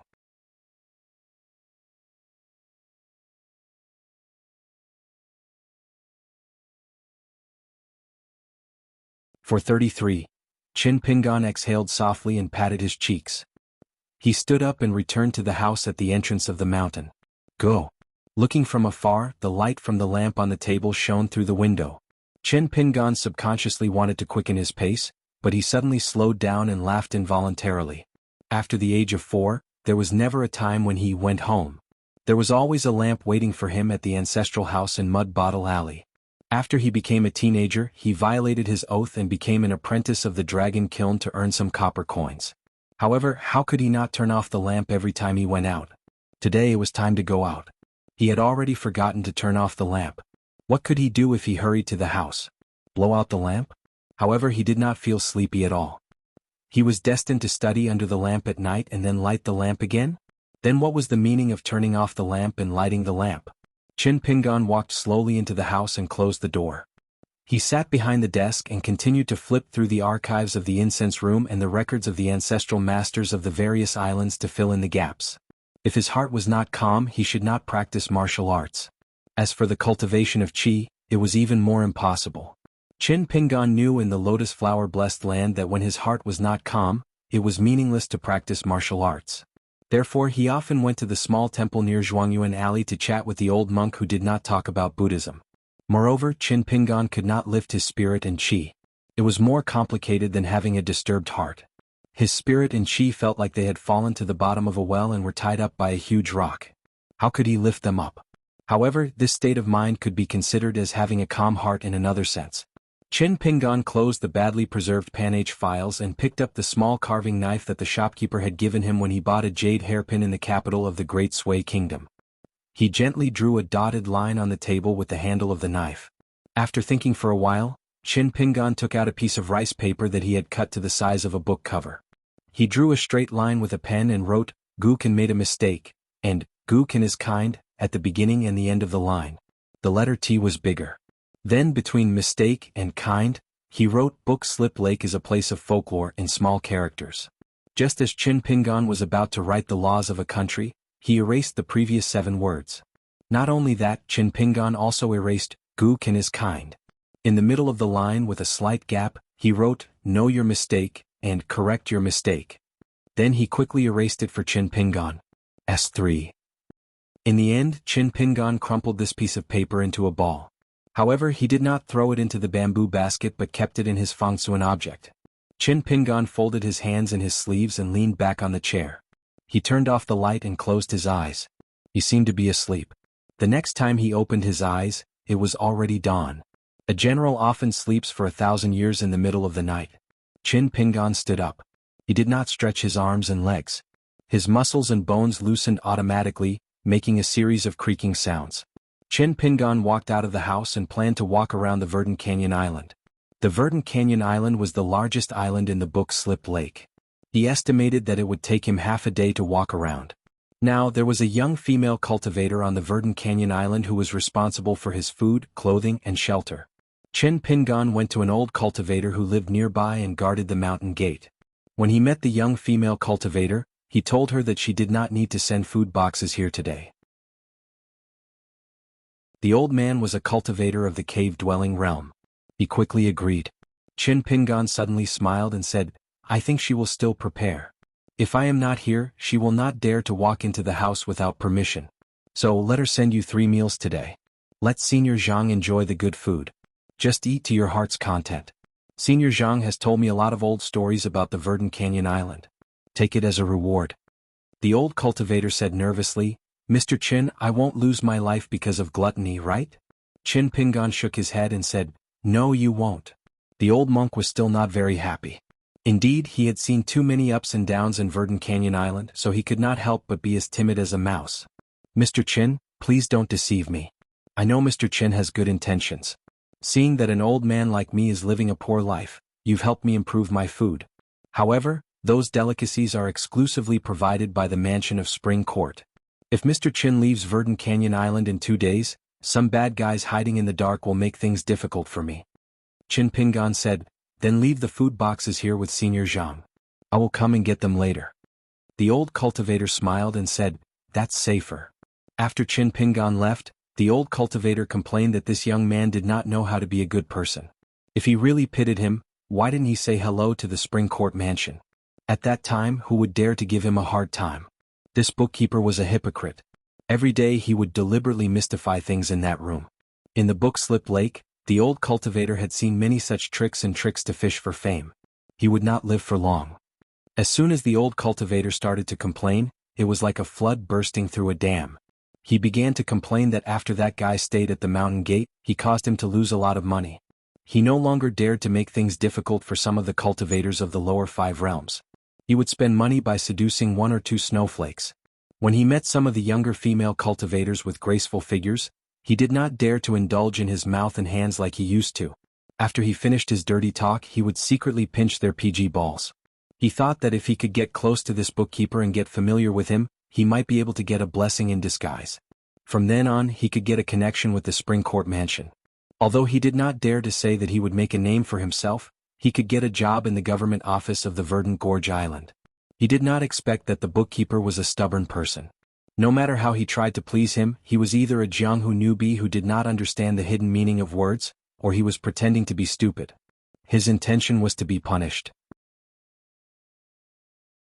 He reckoned that the bookkeeper only looked up to LV Kaisang and the other god's favored sons who had a good relationship with Devil Gu. He looked down on a cave-dwelling realm cultivator with no future. Chin Pingan walked slowly. During this time he took a detour and climbed up the mountain. He walked to the front of the immortal mansion of the Verdant Gorge Island's cultivators and went back the same way. When he arrived at the main mountain gate of the Verdant Gorge Island, it was already dusk. Chin Pingan looked from afar. The young female cultivator of the Spring Court mansion, who was said to be the personal maidservant of Gu Kan's mother, was standing at the door of the house with a delicate food box in her hands. The old cultivator who was guarding the door bowed and stood beside her as if he was apologizing with a smile. Chen Pingan walked quickly and took the food box from the young female cultivator's hands. He thanked her. The young female cultivator of the Spring Court mansion, who had fair skin and an oval-shaped face, bowed to Mr. Chen and left without saying anything. Chen Pingan returned to the house, opened the food box and put all the dishes on the table. There were also 2 big bowls of rice. He picked up the chopsticks and chewed slowly. Finally he cleaned up the bowls and chopsticks, put them back into the food box one by one and closed the lid. Life and death matters, right and wrong, were not things that could be done without reasons or excuses. Gukin could say F***ck me in her heart, but it could be erased like the words on the paper. It was precisely because Gukin didn't admit her mistakes and didn't think it was wrong that it became a dead knot in Chen Pingan's heart. Since he couldn't give up on Gu Kan, he wouldn't deny the fundamental right and wrong in Chen Pingan's heart because of the local customs. He wouldn't deny the principles that were so low that they couldn't be any lower. Chen Pingan wanted to take the first step forward and try to correct his mistakes and make up for it. However, Chen Pingan himself had to take a step back first and admit that he wasn't right enough. Putting aside all the principles, he had to change his path. As he walked, he perfected his thoughts. In the end, he still hoped that Gukin could admit her mistakes. Taking 10,000 steps back, there was only the sky that couldn't be climbed. The sky was immortal and immortal. There was no mountain that couldn't be crossed. The mountain was the threshold of the human heart. Chen Pingan wanted to face these thresholds head-on. His own, those of the dead, those who cared about the dead, and those who were still alive. These were the sufferings of the human world that were destined to wear away the eternal knife in his heart. When one made a mistake, there were only 2 results.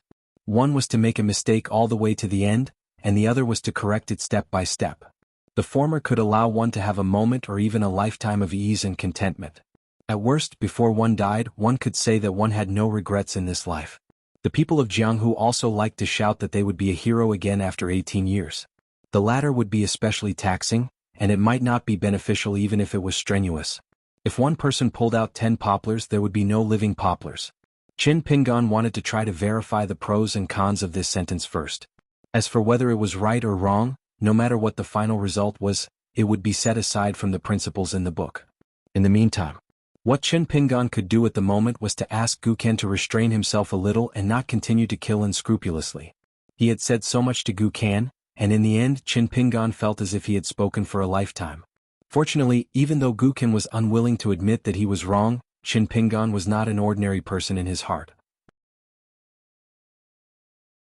Therefore he was willing to put away his domineering attitude and did not dare to go too far with the path of, "I like to kill right now." After all, in Guken's eyes, if he wanted to invite Qin Pingan to his new home, Chunting Mansion, every now and then and have a meal with them and the little loach at the same table, Guken had to pay something. This kind of rule was very practical. It made sense in Book Slip Lake and could even be said to be unimpeded. Therefore, Qin Pingan asked Mr. Qianhu for a jade token of worship of Verdant Gorge Island and hung it on his waist. The next day he began to wander around Verdant Gorge Island and chat with people. On the day when the heroes gathered in Gong Willow Island to elect the king of Jianghu, Qin Pingan even borrowed a ferry from Verdant Gorge Island. He put on the golden robe again and carried the sword ferry on his back. He began to travel alone with the identity of the worship of Verdant Gorge Island and the family chi trainer who claimed that he liked to write travel notes of mountains and rivers. With this funny identity that had never appeared in the history of Book Slip Lake, he traveled to many islands outside the law of Book Slip Lake. According to the map of Jianghu given by Mr. Qianhu, he began to travel from more than a dozen vassal islands of Verdant Gorge Island to Mayfairy Island, where Mr. Qianhu established his mansion after bearing essence, and White Scale Island, where the ridge was like snow-white fish scales every time the moon shone. When Qin Pingan finished visiting these islands day and night, it was already 3 days later. He also wrote down some names that were not in the archives of the incense room. On Gong Willow Island and Book Slip Lake, there were still endless quarrels. There were vaguely 3 camps. There were many island forces who supported Lu Jimao of Verdant Gorge Island as the new king of Jianghu, and there were a group of island owners who insisted that immortal Jiang Zhejiang was not worthy of the position. These island owners and vassal forces were very firm in their stand. Even if Lu Jimao became the king of Jianghu, they would not recognize him. If they had the ability, they would continue to fight them one by one. The last camp was the island owners who were watching the tigers fight. They might be the ones who changed the rudder according to the wind, or they might have secretly formed an alliance and it was temporarily inconvenient for them to show their position. Interestingly, every time the island owners who opposed Lu Jimao opened their mouths, they would like to say that immortal Jiang Zhejiang was a person of virtue and prestige, and then so and so on as if they had made an agreement in advance. In Book Slip Lake, the phrase, "a person of virtue and prestige," seemed to be more harsh than any scolding words. On this day Qin Pingan drove the ferry to an island called Pearl Hairpin Island, which was far away from Verdant Gorge Island. The island was not big and there were few cultivators and disciples. Therefore, the island owner who did not know whether to go to Gong Willow Island or not was not like the other small island owners who wanted to go to Gong Willow Island to occupy a place. Instead, he chose to stay on the island and not get involved in the grand event of Book Slip Lake, which was very likely to determine the situation of Jianghu in the next 100 years. Qin Pingan stopped the ferry and docked. There was already a woman standing at the ferry. She had a bun on her head and was wearing revealing clothes. She had a voluptuous body and a square forehead. Qin Pingan had already guessed the identity of this Dragon Gate cultivator. It was said that this person, whose real name was Lu Zhongruan, was once a member of the royal family of a dynasty that had been destroyed in the central region of the Aquarius continent. The last emperor was carried to the imperial throne by this woman who called him Aunt. According to the unofficial history of Pondwater City, it was said that the young emperor was young and ignorant at the time. He even laughed and patted the huge imperial throne under the PG, asking his aunt to sit on it. Then this person really did sit on the PG and carried the young emperor to her arms. She was as silent as cicadas in winter and no one dared to question her. Mr. Qianhu once casually mentioned the island owner of Pearl Hairpin Island and praised her as manly. Lu Zhongruan smiled and said, "Are you the accountant who lives at the mountain gate of Verdant Gorge Island?" Qin Pingan was stunned for a moment. In Verdant Gorge Island, no one would call him an accountant to his face. Qin Pingan said, "Sort of."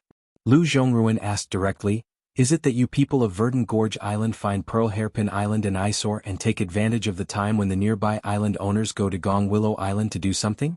Chin Pingon shook his head and said, I'm the only one visiting Pearl Hairpin Island. Sorry to disturb you. I want to ask Mrs. Liu about the local customs of Book Slip Lake. If Mrs. Liu doesn't want me to go to the island, I'll go somewhere else. Liu Zhongruan narrowed her extremely narrow phoenix eyes and said, What if I say that Pearl Hairpin Island doesn't welcome an accountant? There are only women on my island, and their cultivation is not high. If anyone catches your eye and is taken to Verdant Gorge Island to be a brothel keeper, should I let her go or not? Chin Pingon looked as usual. He cupped his hands and said goodbye. He turned and walked to the ferry and really went somewhere else. Liu Zhongruan stood in the same place. Now she was really confused. In fact, she had already prepared an outstanding young woman as a disciple. She was willing to spend money to avoid disaster. Chin Pingon was also rejected in the next neighboring Feijua Island. The island owner was not there, so the steward did not dare to let a minister of worship of Verdant Gorge Island go ashore. If he was caught by the unruly cultivators of Verdant Gorge Island, who could he cry to? If he was alone, he would not dare to refuse. However, he had a big family on the island, so he did not dare to take it lightly. But if he did not give the young minister of worship of Verdant Gorge Island any face, the old cultivator did not dare to embarrass him too much. He saw him off all the way and kept apologizing. He looked like he wanted to kneel down and kowtow to Chin Pingon. Chin Pingon did not persuade him what to do anything. He just left quickly and rowed the boat far away. On the third island, Flower Screen Island, the owner of Earth Immortal of Jindan Realm was not there. He went to Gong Lu Island to discuss important matters. He was also one of the most hard-working allies of Immortal Zhejiang. A young island owner stayed on the island to guard the nest. When he heard that the guest of Devil Gu, the youngest minister of worship of Verdant Gorge Island, was coming, he quickly jumped up from the fragrant and gentle village, dressed neatly in a hurry and rushed to the ferry. He personally showed up and greeted the guest with a smile. Actually, the young island master was a little disappointed when he saw the young minister of offerings who was hiding in the Verdant Canyon Island. The young island master did not look like a master who was good at killing, but more like a teacher in a rural school. Now, all the islands around the Verdant Canyon Island were secretly discussing this matter. However, the Verdant Canyon Island was tight-lipped and no useful information was leaked. They only heard that the young man was a ruthless person who had slapped the great demon Gu twice in public in the Poolwater City. Gukin did not fight back, but treated the young man with courtesy and took him to the Spring Court Mansion of the Verdant Canyon Island. Now, the young island master and his friends, including the young island master, were betting that the young man would live for a few days. The young island master of the Flower Screen Island bet that the young man would die within a month. Who did not know that the great demon Gukin was known to be temperamental and kill people at will? The Chi cultivators who were eaten by the Big Loach in Book Lake were not enemies. They were guests of honor on Verdant Gorge Island and many of them drank with each other. Chin Pingon drank a lot in Flower Screen Island. He drank very little but the other party drank a lot. 1,000 cups of wine were not enough for a bosom friend. They chatted about many of the drunken mantras of the young island owner. Back on the ferry, Chin Pingon, who was rowing the boat, thought about the temperament of those words and knew that Book Lake was not easy to deal with. Away from Flower Screen Island, Chin Pingon anchored the boat in the middle of the lake. He took out a pen and paper and wrote down some people and things. After that, he walked and stopped every day like this. He saw different sceneries and people from island to island. Like Pearl Hairpin Island, there were many people who closed their doors and refused Chin Pingon to climb the mountain. On the map of Book Lake in Chin Pingon's arms, a circle was constantly drawn on the island. Every day, he would row the boat and leave Verdant Gorge Island before dawn and return to the house on Verdant Gorge Island late at night. Book Lake not only gathered the mountain and swamp cultivators from all over the Aquarius continent, it was also a place where witchcraft and demonic arts flourished. All kinds of unheard of evil arts emerged one after another. There was also the Flower Screen Island, where the cultivators liked to indulge in extravagance and immerse themselves in the happy days of drunken stupor. On the road, gold was chiseled into lotuses, and the flowers were stuck to the ground. There was also an island called Yi City, where the island owner opened a coliseum. Whoever dared to throw a stone at the ferocious beasts would be guilty of offending the beasts, and would be punished with capital punishment. Every day, the cultivators from other islands would throw the disciples of their sects who committed crimes or their enemies who were captured into the cages of the most famous coliseum in Yi City. Yi City had its own fine wine and women to serve the cultivators who came to have fun and enjoy the bloody deeds of the ferocious beasts on the island. There was also the island owner of Dress Island, who was said to be a great scholar from a country in the southwest of the Aquarius continent. Now, he liked to collect the hats and crowns of the scholars from all over the continent and use them as chamber pots. One day Chin Pingan left an island called Asterisk Island. There were 2 immortal sects on the island, both of which were proficient in the dual cultivation technique. When they saw Chin Pingan, one of the women of the sects, regardless of their age, had the gaze of a hungry wolf, a tiger, or a leopard. However, the Qingxia Island's jade token hanging on the young man's waist made them not dare to act too recklessly. When Chin Pingan went down the mountain and boarded the ship shook slightly, and the fragrance of cosmetics lingering around the golden robe dissipated. On the way to the next island, Chin Pingan finally encountered a group of assassins lurking in the lake. There were 3 of them. Chu Yi and 15 each destroyed the life item of one of the assassins' Qi residents, causing them to fall into the water with heavy injuries. One of the military cultivators who took the opportunity to get close was punched into the lake by the weak and sickly young man when he thought that victory was in his grasp. Chin Pingan rowed the ship and pulled the 3 onto the ship with bamboo shoots. He asked some questions, and one of the assassins took advantage of Chin Pingan's contemplation to launch a sneak attack. He was easily killed with a punch. Chin Pingan then sent the 2 living people and the cold corpse tea to the shore near Yunlu City of Book Slip Lake. After one person carried the corpse tea and the other staggered ashore, Chin Pingan turned the ship around and slowly returned. An hour later, dozens of Qi cultivators stormed out of Yunlu City. They were led by a 7th realm sword cultivator. They surrounded Chin Pingan and the fairy in the middle. Chin Pingan asked the sword cultivator, "Do you know who I am? What's my name?" Was it because of a friend's loyalty that he went out of the city to fight, or did he already have a grudge against Verdant Canyon Island? The sword cultivator boasted that he was not even familiar with the 2 people and could only be considered as a friend of a friend. However, Verdant Canyon Island cultivators were worthy of death. Chin Pingan hesitated for a moment. He did not use the sword immortal on his back. Instead, he took out a talisman with 2 fingers. The talisman of the true body of the day and night wandering god. He killed the Realm 7 sword cultivator and the righteous warriors of Yunlu City who were at the front. He also used his flying sword to kill one of the earliest assassins who had survived the calamity. Ignoring the dispersing cultivators of the Cloud Tower, Chin Pingan, who was increasingly dispirited, did not head to the Verdant Canyon Island. He cut off the 2 heads and hung them on his waist.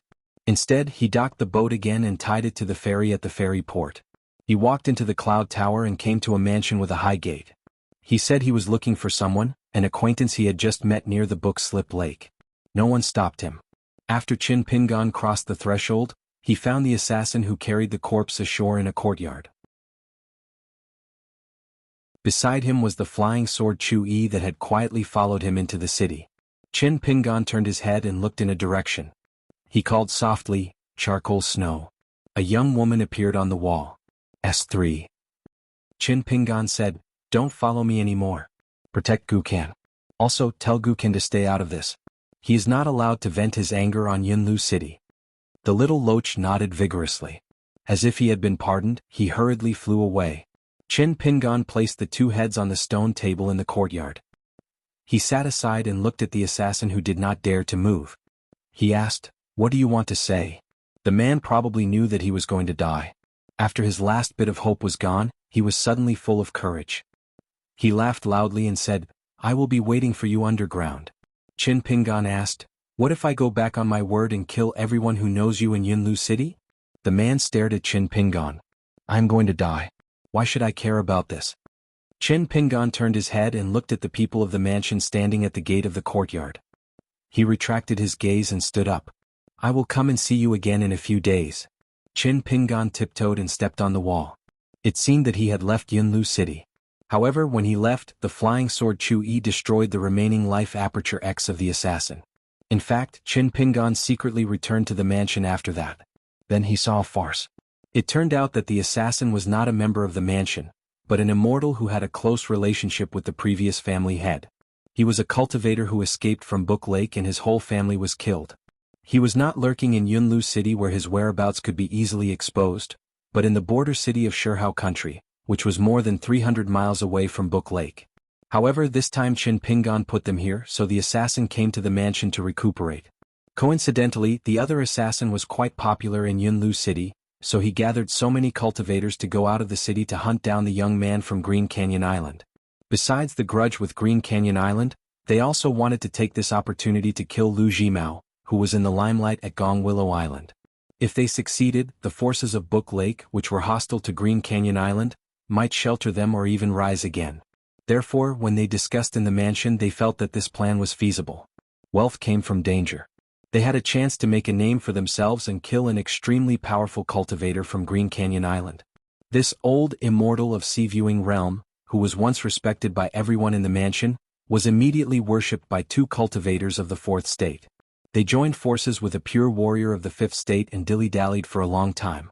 They were afraid that the guy lying in the pool of blood had a trump card, so they finally dared to take action and detained him.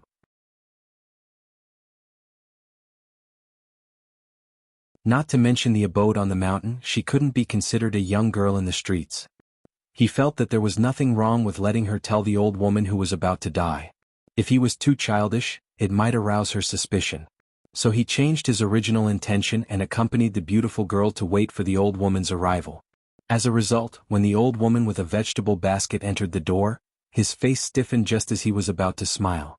His back was pierced by a dagger. The man turned his head and saw that the girl had quickly covered his mouth and gently pushed him to the ground. After seeing this scene, the old woman was indifferent. The girl endured the sadness and worry in her heart and told the old woman what happened in the Cloud Tower City.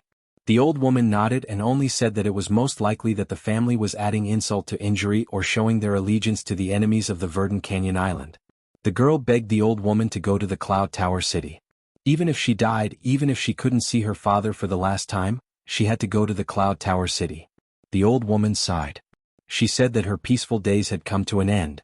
Looking around, she flew up like a bird spreading its wings and went directly to the residence of a cultivator who had been watching them for a long time.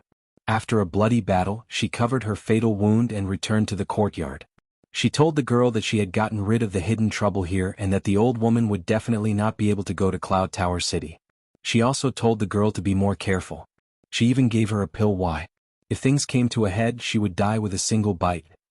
The girl felt that there was an unexpected situation. She forced a smile and wiped away her tears. She packed her luggage and left the county city alone for the Cloud Tower City of the Book Slip Lake, whose fate was unknown.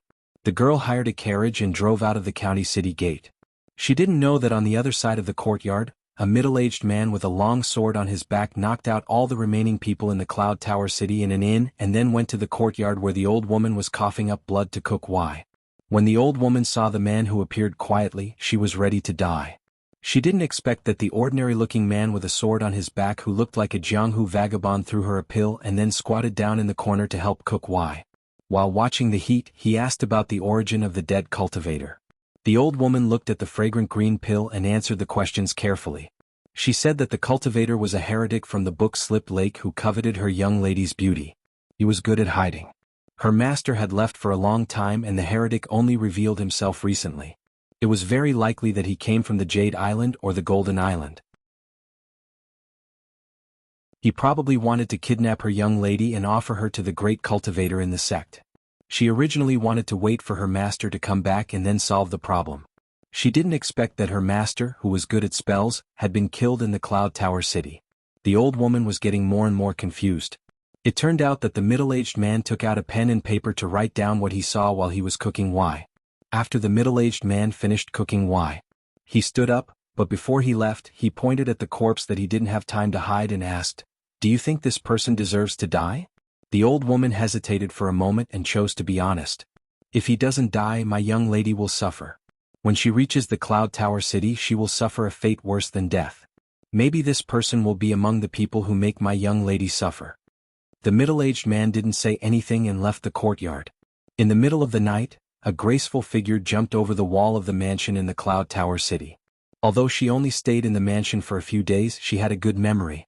She was only a third-realm martial artist, but she could enter the mansion as if there was no one around. Of course, this was also related to the fact that the three consecrators in the mansion were now on their way back to the Cloud Tower City. However, when she landed quietly in a courtyard, the entire mansion suddenly lit up, and lanterns were lit and hung up high. This woman who sneaked into the mansion at night was temporarily consecrator hired by a sixth realm swordsman with a large sum of money. He deliberately pressed a natal flying sword against her chest instead of between her eyebrows or neck. Then, he used an unsheathed long sword and gently placed it on the masked woman's shoulder. He put 2 fingers together and gently waved, tearing off the veil that covered the woman's face. The young swordsman, who looked like an old man in his 60s, was stunned. He smiled and said, "Not bad, not bad. You're not a cultivator, but you have such skin. You're really a natural beauty. I heard that you're a pure martial artist. I'm sure that after a little training your bed skills will be even more exciting." The swordsman turned to the owner of the mansion and smiled. "I'm not lying. According to the agreement, you don't have to pay for the remaining half of the divine money."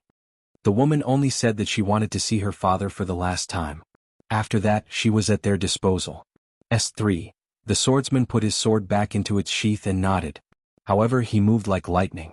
He tapped the woman's neck with 2 fingers and then flicked it several times. A pill Y was vomited out from the woman's mouth. The old swordsman held it in his hand and brought it close to his nose. He sniffed it and had an intoxicated expression. Then he casually threw it on the ground and crushed it with the tip of his foot. "Beautiful little girl, how can you seek death? Do you know how much the divine money I used to buy your ex-life was? 200,000 taels of silver." For some reason, the woman, whose entire body was numb and soft, could not even bite her tongue to commit suicide. She could only be pressed by the swordsman's shoulder and dragged to a side room in the courtyard. When the door was kicked open, she saw a man with round eyes covered in blood.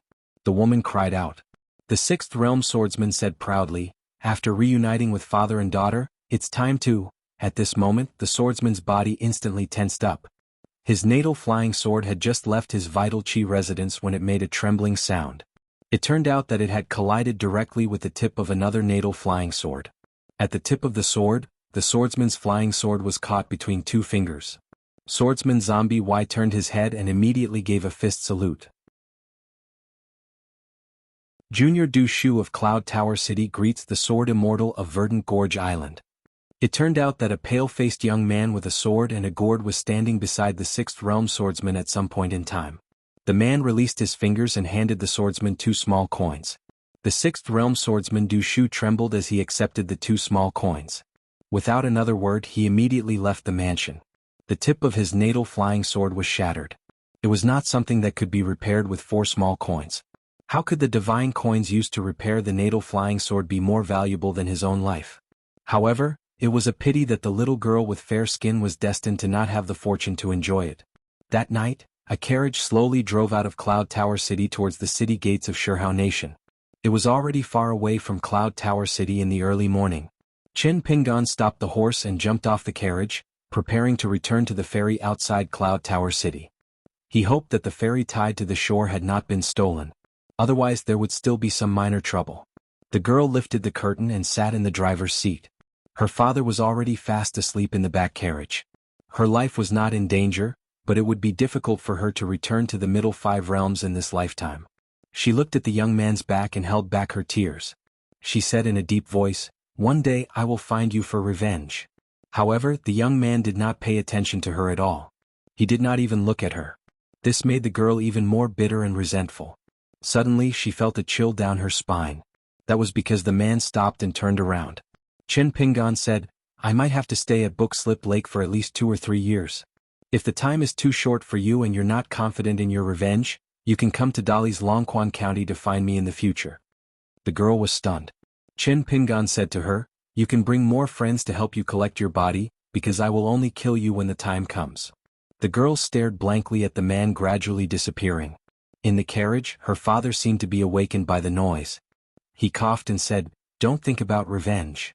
She wiped away her tears and turned to ask, "Father, he was here before, so I didn't ask you.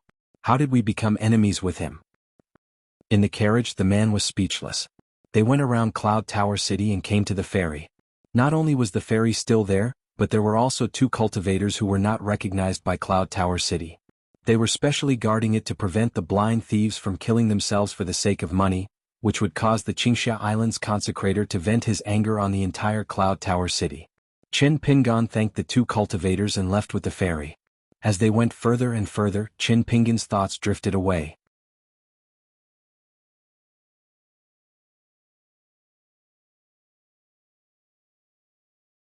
For 34, writing with a runny nose, I feel a bit uncomfortable.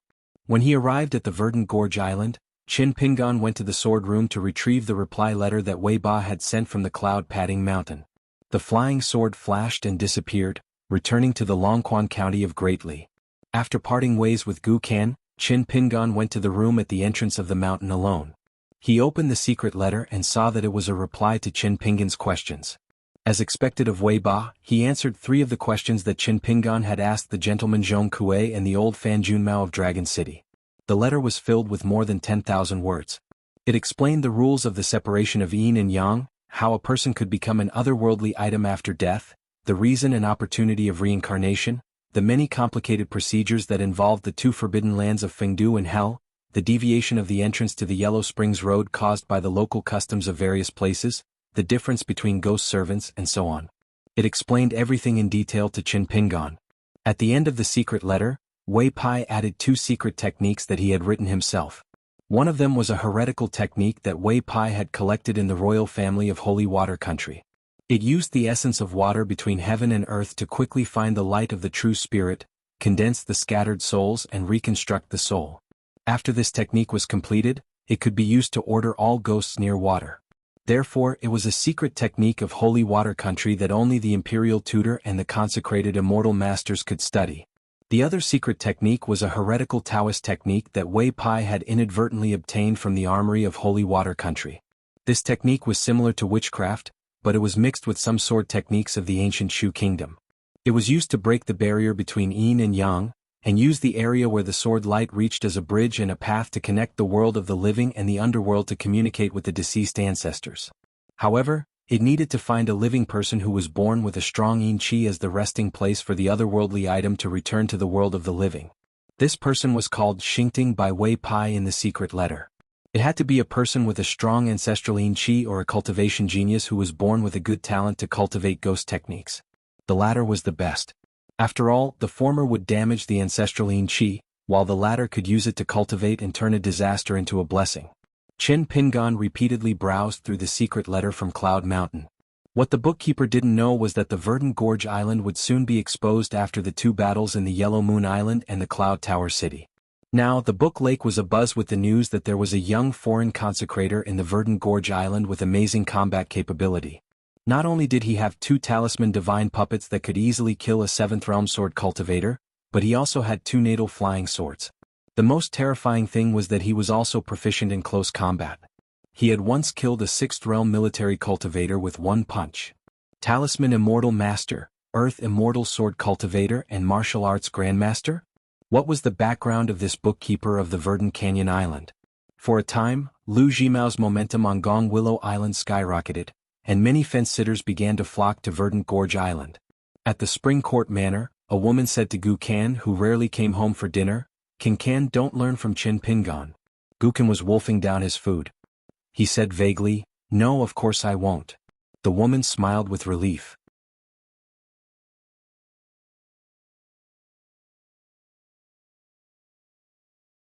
She did not dare to look at the young man in front of her with her current face. She turned her head and said softly, "Mr. Qin, you can call me Hong Xiu." A cloud of black smoke rolled over. After it stopped, a short man appeared. Black smoke was still coming out from the bottom of his robe and his 2 big sleeves. The man had a wooden expression and frowned at the old woman. "You don't know what's good for you. You have the face to stand here and chat with Mr. Qin? Hurry up and go back to the house. Aren't you afraid of dirtying Mr. Qin's eyes?" She quickly hid in the side room and stood near the small window. She did not even have the courage to take a look. She only hoped to listen to the conversation between the 2 parties. As the Verdant Canyon Island became more and more prosperous, the master of the house had been demoted from the 1st class to the bottom of the 2nd class. In addition, the Verdant Canyon Island continued to build new mansions, and the 11 surrounding islands were included in the jurisdiction of the Verdant Canyon Island. In the past year or so, it was rare for guests to visit the mansion. Familiar cultivators had already gone to other places, and strange cultivators were not willing to come here. She guarded the mansion door day and night, and the servants were forbidden to talk inside and outside the mansion. Therefore, even the chirping of birds inadvertently flying over the mansion door could make her think about it for a long time. After entering the mansion, Qin Pingan explained the purpose of his visit to Guixiu. Guizhou with the surname Ma was silent. He was faintly unhappy. This accountant who was now famous in Bookslip Lake was a little too much. He actually came to visit him to ask for the remaining souls that he had picked up in the past. These demons and monsters that he had imprisoned in the soul-summoning banner and the well were already one of his great daos. Among them, there were more than 10 demons and monsters that had the cultivation of the middle 5 states before they were born. They were refined into ghost generals by him. Now each of them had their own duties. Even if the young man said that he was willing to buy them with immortal money, was this a matter of money? You Qin really don't know the rules of the Tao, or did you plan to bully people from the beginning? You have the ability to slap the little devil Gukin twice, right? Why don't you go and ask Gukin how much immortal money you need to buy the life of that woman from Chunting Mansion? Let's see if Gukin will agree to it. Even though the more he thought about it, the angrier he became. Guizhou with the surname Ma still did not dare to fall out with him. If this mysterious accountant really wanted to stab him to death, it would not be a big deal. Would immortal Jie Jiang be willing to seek justice from his little disciple Gu Kan and this young sword immortal, in front of him for the sake of a dead second-rate immortal master? However, Guizhou was also a stubborn person. He retorted. It was true that he was a ghost cultivator who captured souls, but the one who really benefited the most was not him.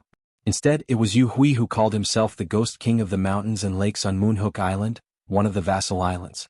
As the top warrior under the command of the Lord of Moonhook Island, not only was he the first to betray Moonhook Island, but he also followed immortal Jie Jiang and Gu Kan. Every time a battle ended, he would be responsible for cleaning up the mess. Now, immortal Mei Island, White Scale Island, and many other vassal islands that were occupied by Lord Tianhu, most of the souls of those who died in battle had been divided between him and another Earth Immortal Master from the Yinyang School who was currently in charge of Jade Pot Island. He did not even have the chance to get a share. He could only spend money to buy some demons with strong yin chi and strong backbone from the 2 top Immortal Masters of Green Gorge Island.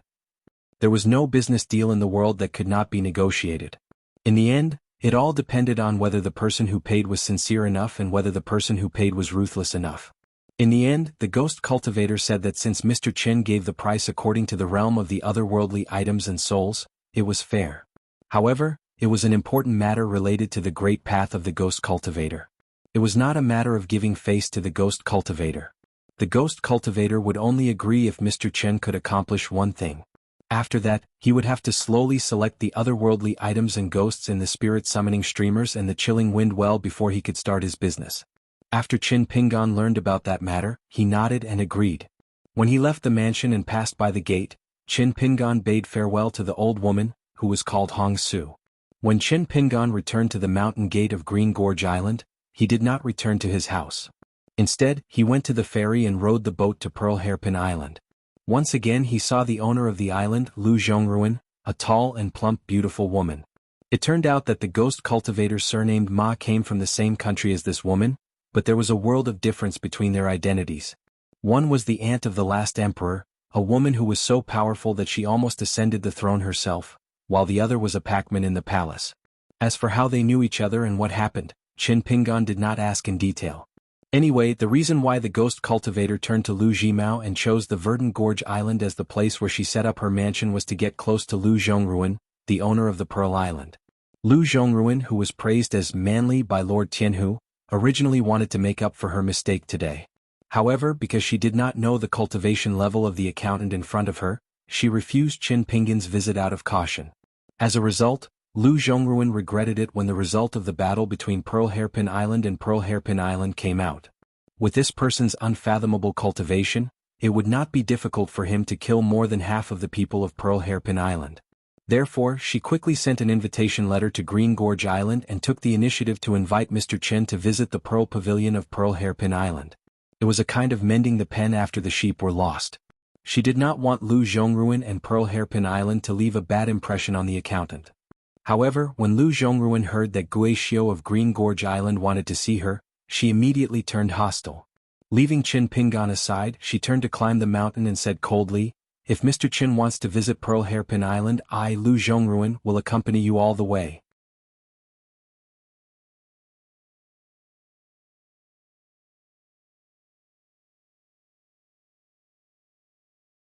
He was famous in the Scroll Lake. When Lu Laoqing reached the upper 5 territories, He should have been able to establish a sect according to the mountain etiquette set by the Confucian Academy. However, Lu Laoqing only pushed a female cultivator of the Scroll Lake who was close to him to the throne. He left the Scroll Lake and did not have a fixed residence. He traveled around and did not send any news back to the Scroll Lake. This made the Scroll Lake, which finally had a chance to unify, continue to maintain the chaotic situation of the warlords. This led to the rapid rise of Lu Jimao and the Verdant Gorge Island, allowing Gu Kan, a lawless little brat, to overturn the Scroll Lake. In the winter, Qin Pingan began to frequently visit the Ghost Cultivator's mansion in the Verdant Gorge Island, the Pearl Pavilion in the Pearl Hairpin Island, and the Moon Hook Islands Yu Hui and the Great Cultivator of the Yin Yang School. Just when Qin Pingan felt that the quarrel in the Willow Palace Island was about to end, a shocking change occurred in the Scroll Lake's Furong Mountain. The Furong Mountain Island Master's cultivation was not high. The Furong Mountain had always been a small island attached to the Heavenly Granny Island, and the Heavenly Granny Island was one of the big islands that opposed Lu Jimao becoming the Lord of Jianghu. It was rich in excellent materials. The Furong Mountain in the center of the Aquarius continent was famous for its Furong Mountain, which was located at the edge of the Scroll Lake. It was close to one of the 4 major cities by the lake, Verdant City. However, a fire burned overnight and a fierce battle comparable to the battle between 2 nascent soul cultivators broke out. The cultivators of the Furong Mountain and a dozen unknown cultivators who snuck into the island fought fiercely. The light of treasures illuminated half of the Scroll Lake. There was a giant lantern that looked like a palace in heaven hanging above the Scroll Lake at night. It was the most shocking and almost competed with the moon. In the end, a fire dragon a few hundred feet long roared and appeared at the top of the Furong Mountain. The earth shook and the mountains shook. The great cultivators of the Willow Palace Island who wanted to check it out gave up. Everyone looked at perfected cultivator Lu Jimao with a bit of playfulness and even more fear. The Furong Mountain Island Master was devastated. The Heavenly Granny Island Master was furious. He scolded Lu Jimao for breaking the rules of the alliance and attacking the Furong Mountain during this period. Lu Jimao retorted and said that he wasn't a fool. Why would he attack the Furong Mountain that belonged to the enclave of the Verdant Canyon Island? The Heavenly Granny Island Master scolded Lu Jimao. Lu Jimao didn't say anything and started a fight with the Heavenly Granny Island Master, who wasn't a nascent soul cultivator but had an extremely rare Dharma treasure. That night, Gu Kan and Little Loach stood side by side and looked at the intimidating fire dragon on the Furong Mountain. Gu Kan smiled and asked, "Same kind?" Little Loach wiped its mouth and said, "If I eat it, I might be able to reach the upper 5 states and won't have to complain to my master for at least 100 years. Gu Kan's eyes were burning. He asked, "What's the chance of winning?" Little Loach stared fixedly at the dazzling flames on Hibiscus Mountain while drooling. It had no choice but to cover its mouth and chuckle. "If it's just a fight without any cultivators interfering, I'll have a slightly higher chance of winning in this calligraphy slip lake with a score of 6-4. Gu Kan thought for a moment and said, "It's not that simple. Let's listen to Qin Pingan this time. There's no hurry. If those people dare to attack at this time, they definitely aren't here to die." Little Loach said eagerly, "Then should I dive to the bottom of the lake just to take a look at the Furong Mountain?" Gu Kan shook his head and said, "You'd better not do that. Be careful not to walk into a trap. When the news reaches the Verdant Canyon Island, I'll discuss with Lu Jimao and come up with a foolproof plan." Little Loach said sadly, "Lu Jimao, that old fox, may not be willing to see me break through the realm again." Gu Kan narrowed his eyes and said softly, "Then what if Lu Laoqing of the Gong Willow Island shows up? Do you think my master can sit still?" Little Loach tilted his head and said, "Did that pure Jade Realm wild cultivator sneak back?" Gu Kan twitched the corner of his mouth. "As long as it's confirmed that there's a chance to let you eat a full meal and that you won't be hungry for 100 years after eating this meal, then even if Lu Laoqing doesn't come to the Gong Willow Island, I'll let Lu Laoqing appear in a city in the book Slip Lake. Mr. Chinhu, Lu Kaiseng, Yuan Yu Hui and so on, these guys can all come in handy. If I'm going to do it, I'll do it big time." At the peak of the Furong Mountain. In the night, a woman in green with a ponytail shook her wrist. The fire dragon turned into a bracelet and sat on her wrist. On her wrist. Dong Gu and Su Xiaoqiao looked at each other and smiled bitterly. They had fought so hard from breaking the mountain and rivers formation to climbing the mountain. One of the 2 martial arts grandmasters had died in the battle. In the end, it was over as soon as eldest senior sister made a move. The woman in green turned her head and took out a handkerchief. She was eating a piece of cake in small bites. It couldn't be helped. Song Laozi had used that lantern life-bound item, but the old golden core cultivator who was good at soul-splitting almost escaped. She was very dissatisfied that she kept chasing after the master and disciple like this. It was just that this journey south had been very tiring. She was too embarrassed to say that she was actually very, very bored. At this moment, there was a tall young man in ragged clothes with a face full of blood standing in front of her. He stared at her with hatred. After eating the cake, she was in a better mood. She looked at him and asked, "Do you want to die?"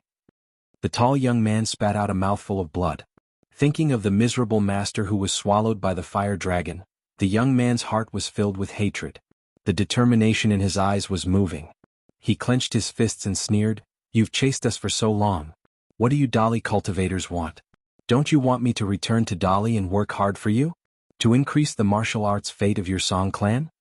She looked at the tall young man and said slowly, "You're quite smart.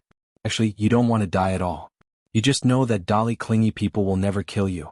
You also want to get that immortal jade archive and a life-bound magic weapon from your master, so you've been following your master."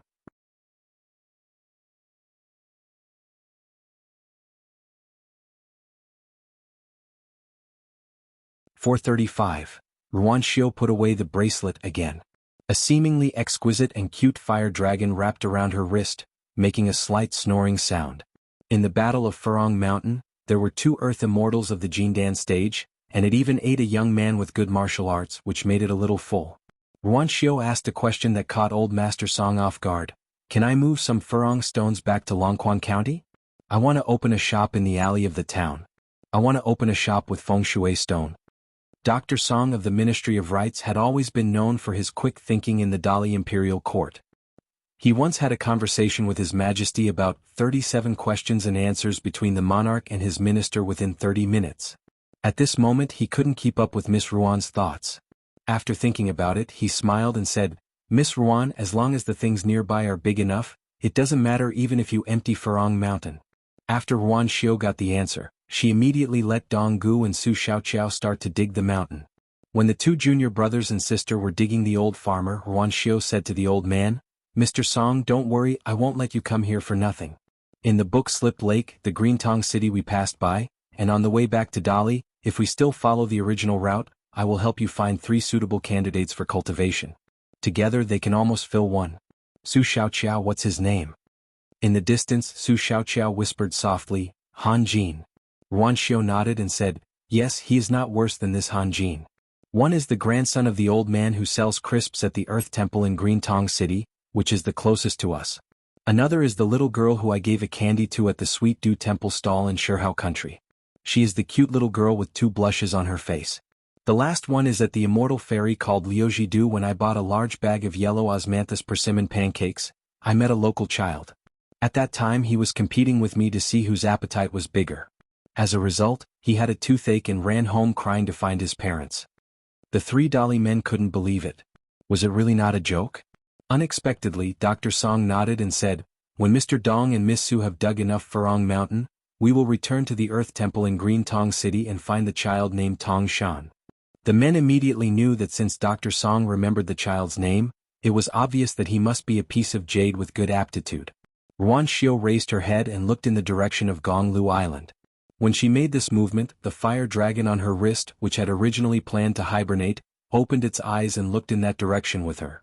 Su Xiaoqiao suddenly said, "Senior sister, Master has told us that you are not allowed to, except for official business at Calligraphy Lake." Su Xiaoqiao glanced at the black-robed young man, Dong Gu. This time, on the path to Furong Mountain, it was this second senior brother of the same sect who revealed his true form and forcefully broke through the barrier of the formation. He was severely injured. Not only did he lose a fong, he also lost at least 40 to 50 years of cultivation. Dong Gu's face was stiff. He added the last 2 words that Su Xiaoqiao didn't dare to say, "Nonsense." Ruan Xiao looked around with some regret. "Then let's leave it." Dong Gu and Su Xiaoqiao nodded at the same time. Song Fuzi also nodded. Ruan Xiao looked at their identical actions and found it interesting. She smiled. "What are you doing? Are you chicks pecking rice?" Her smile made the young man who had long been attracted to Ruan Xiao. He was in a trance. In the Crying Ape Street in the Pondwater City that specialized in selling immortal artifacts, an old man in a long green robe was walking on it.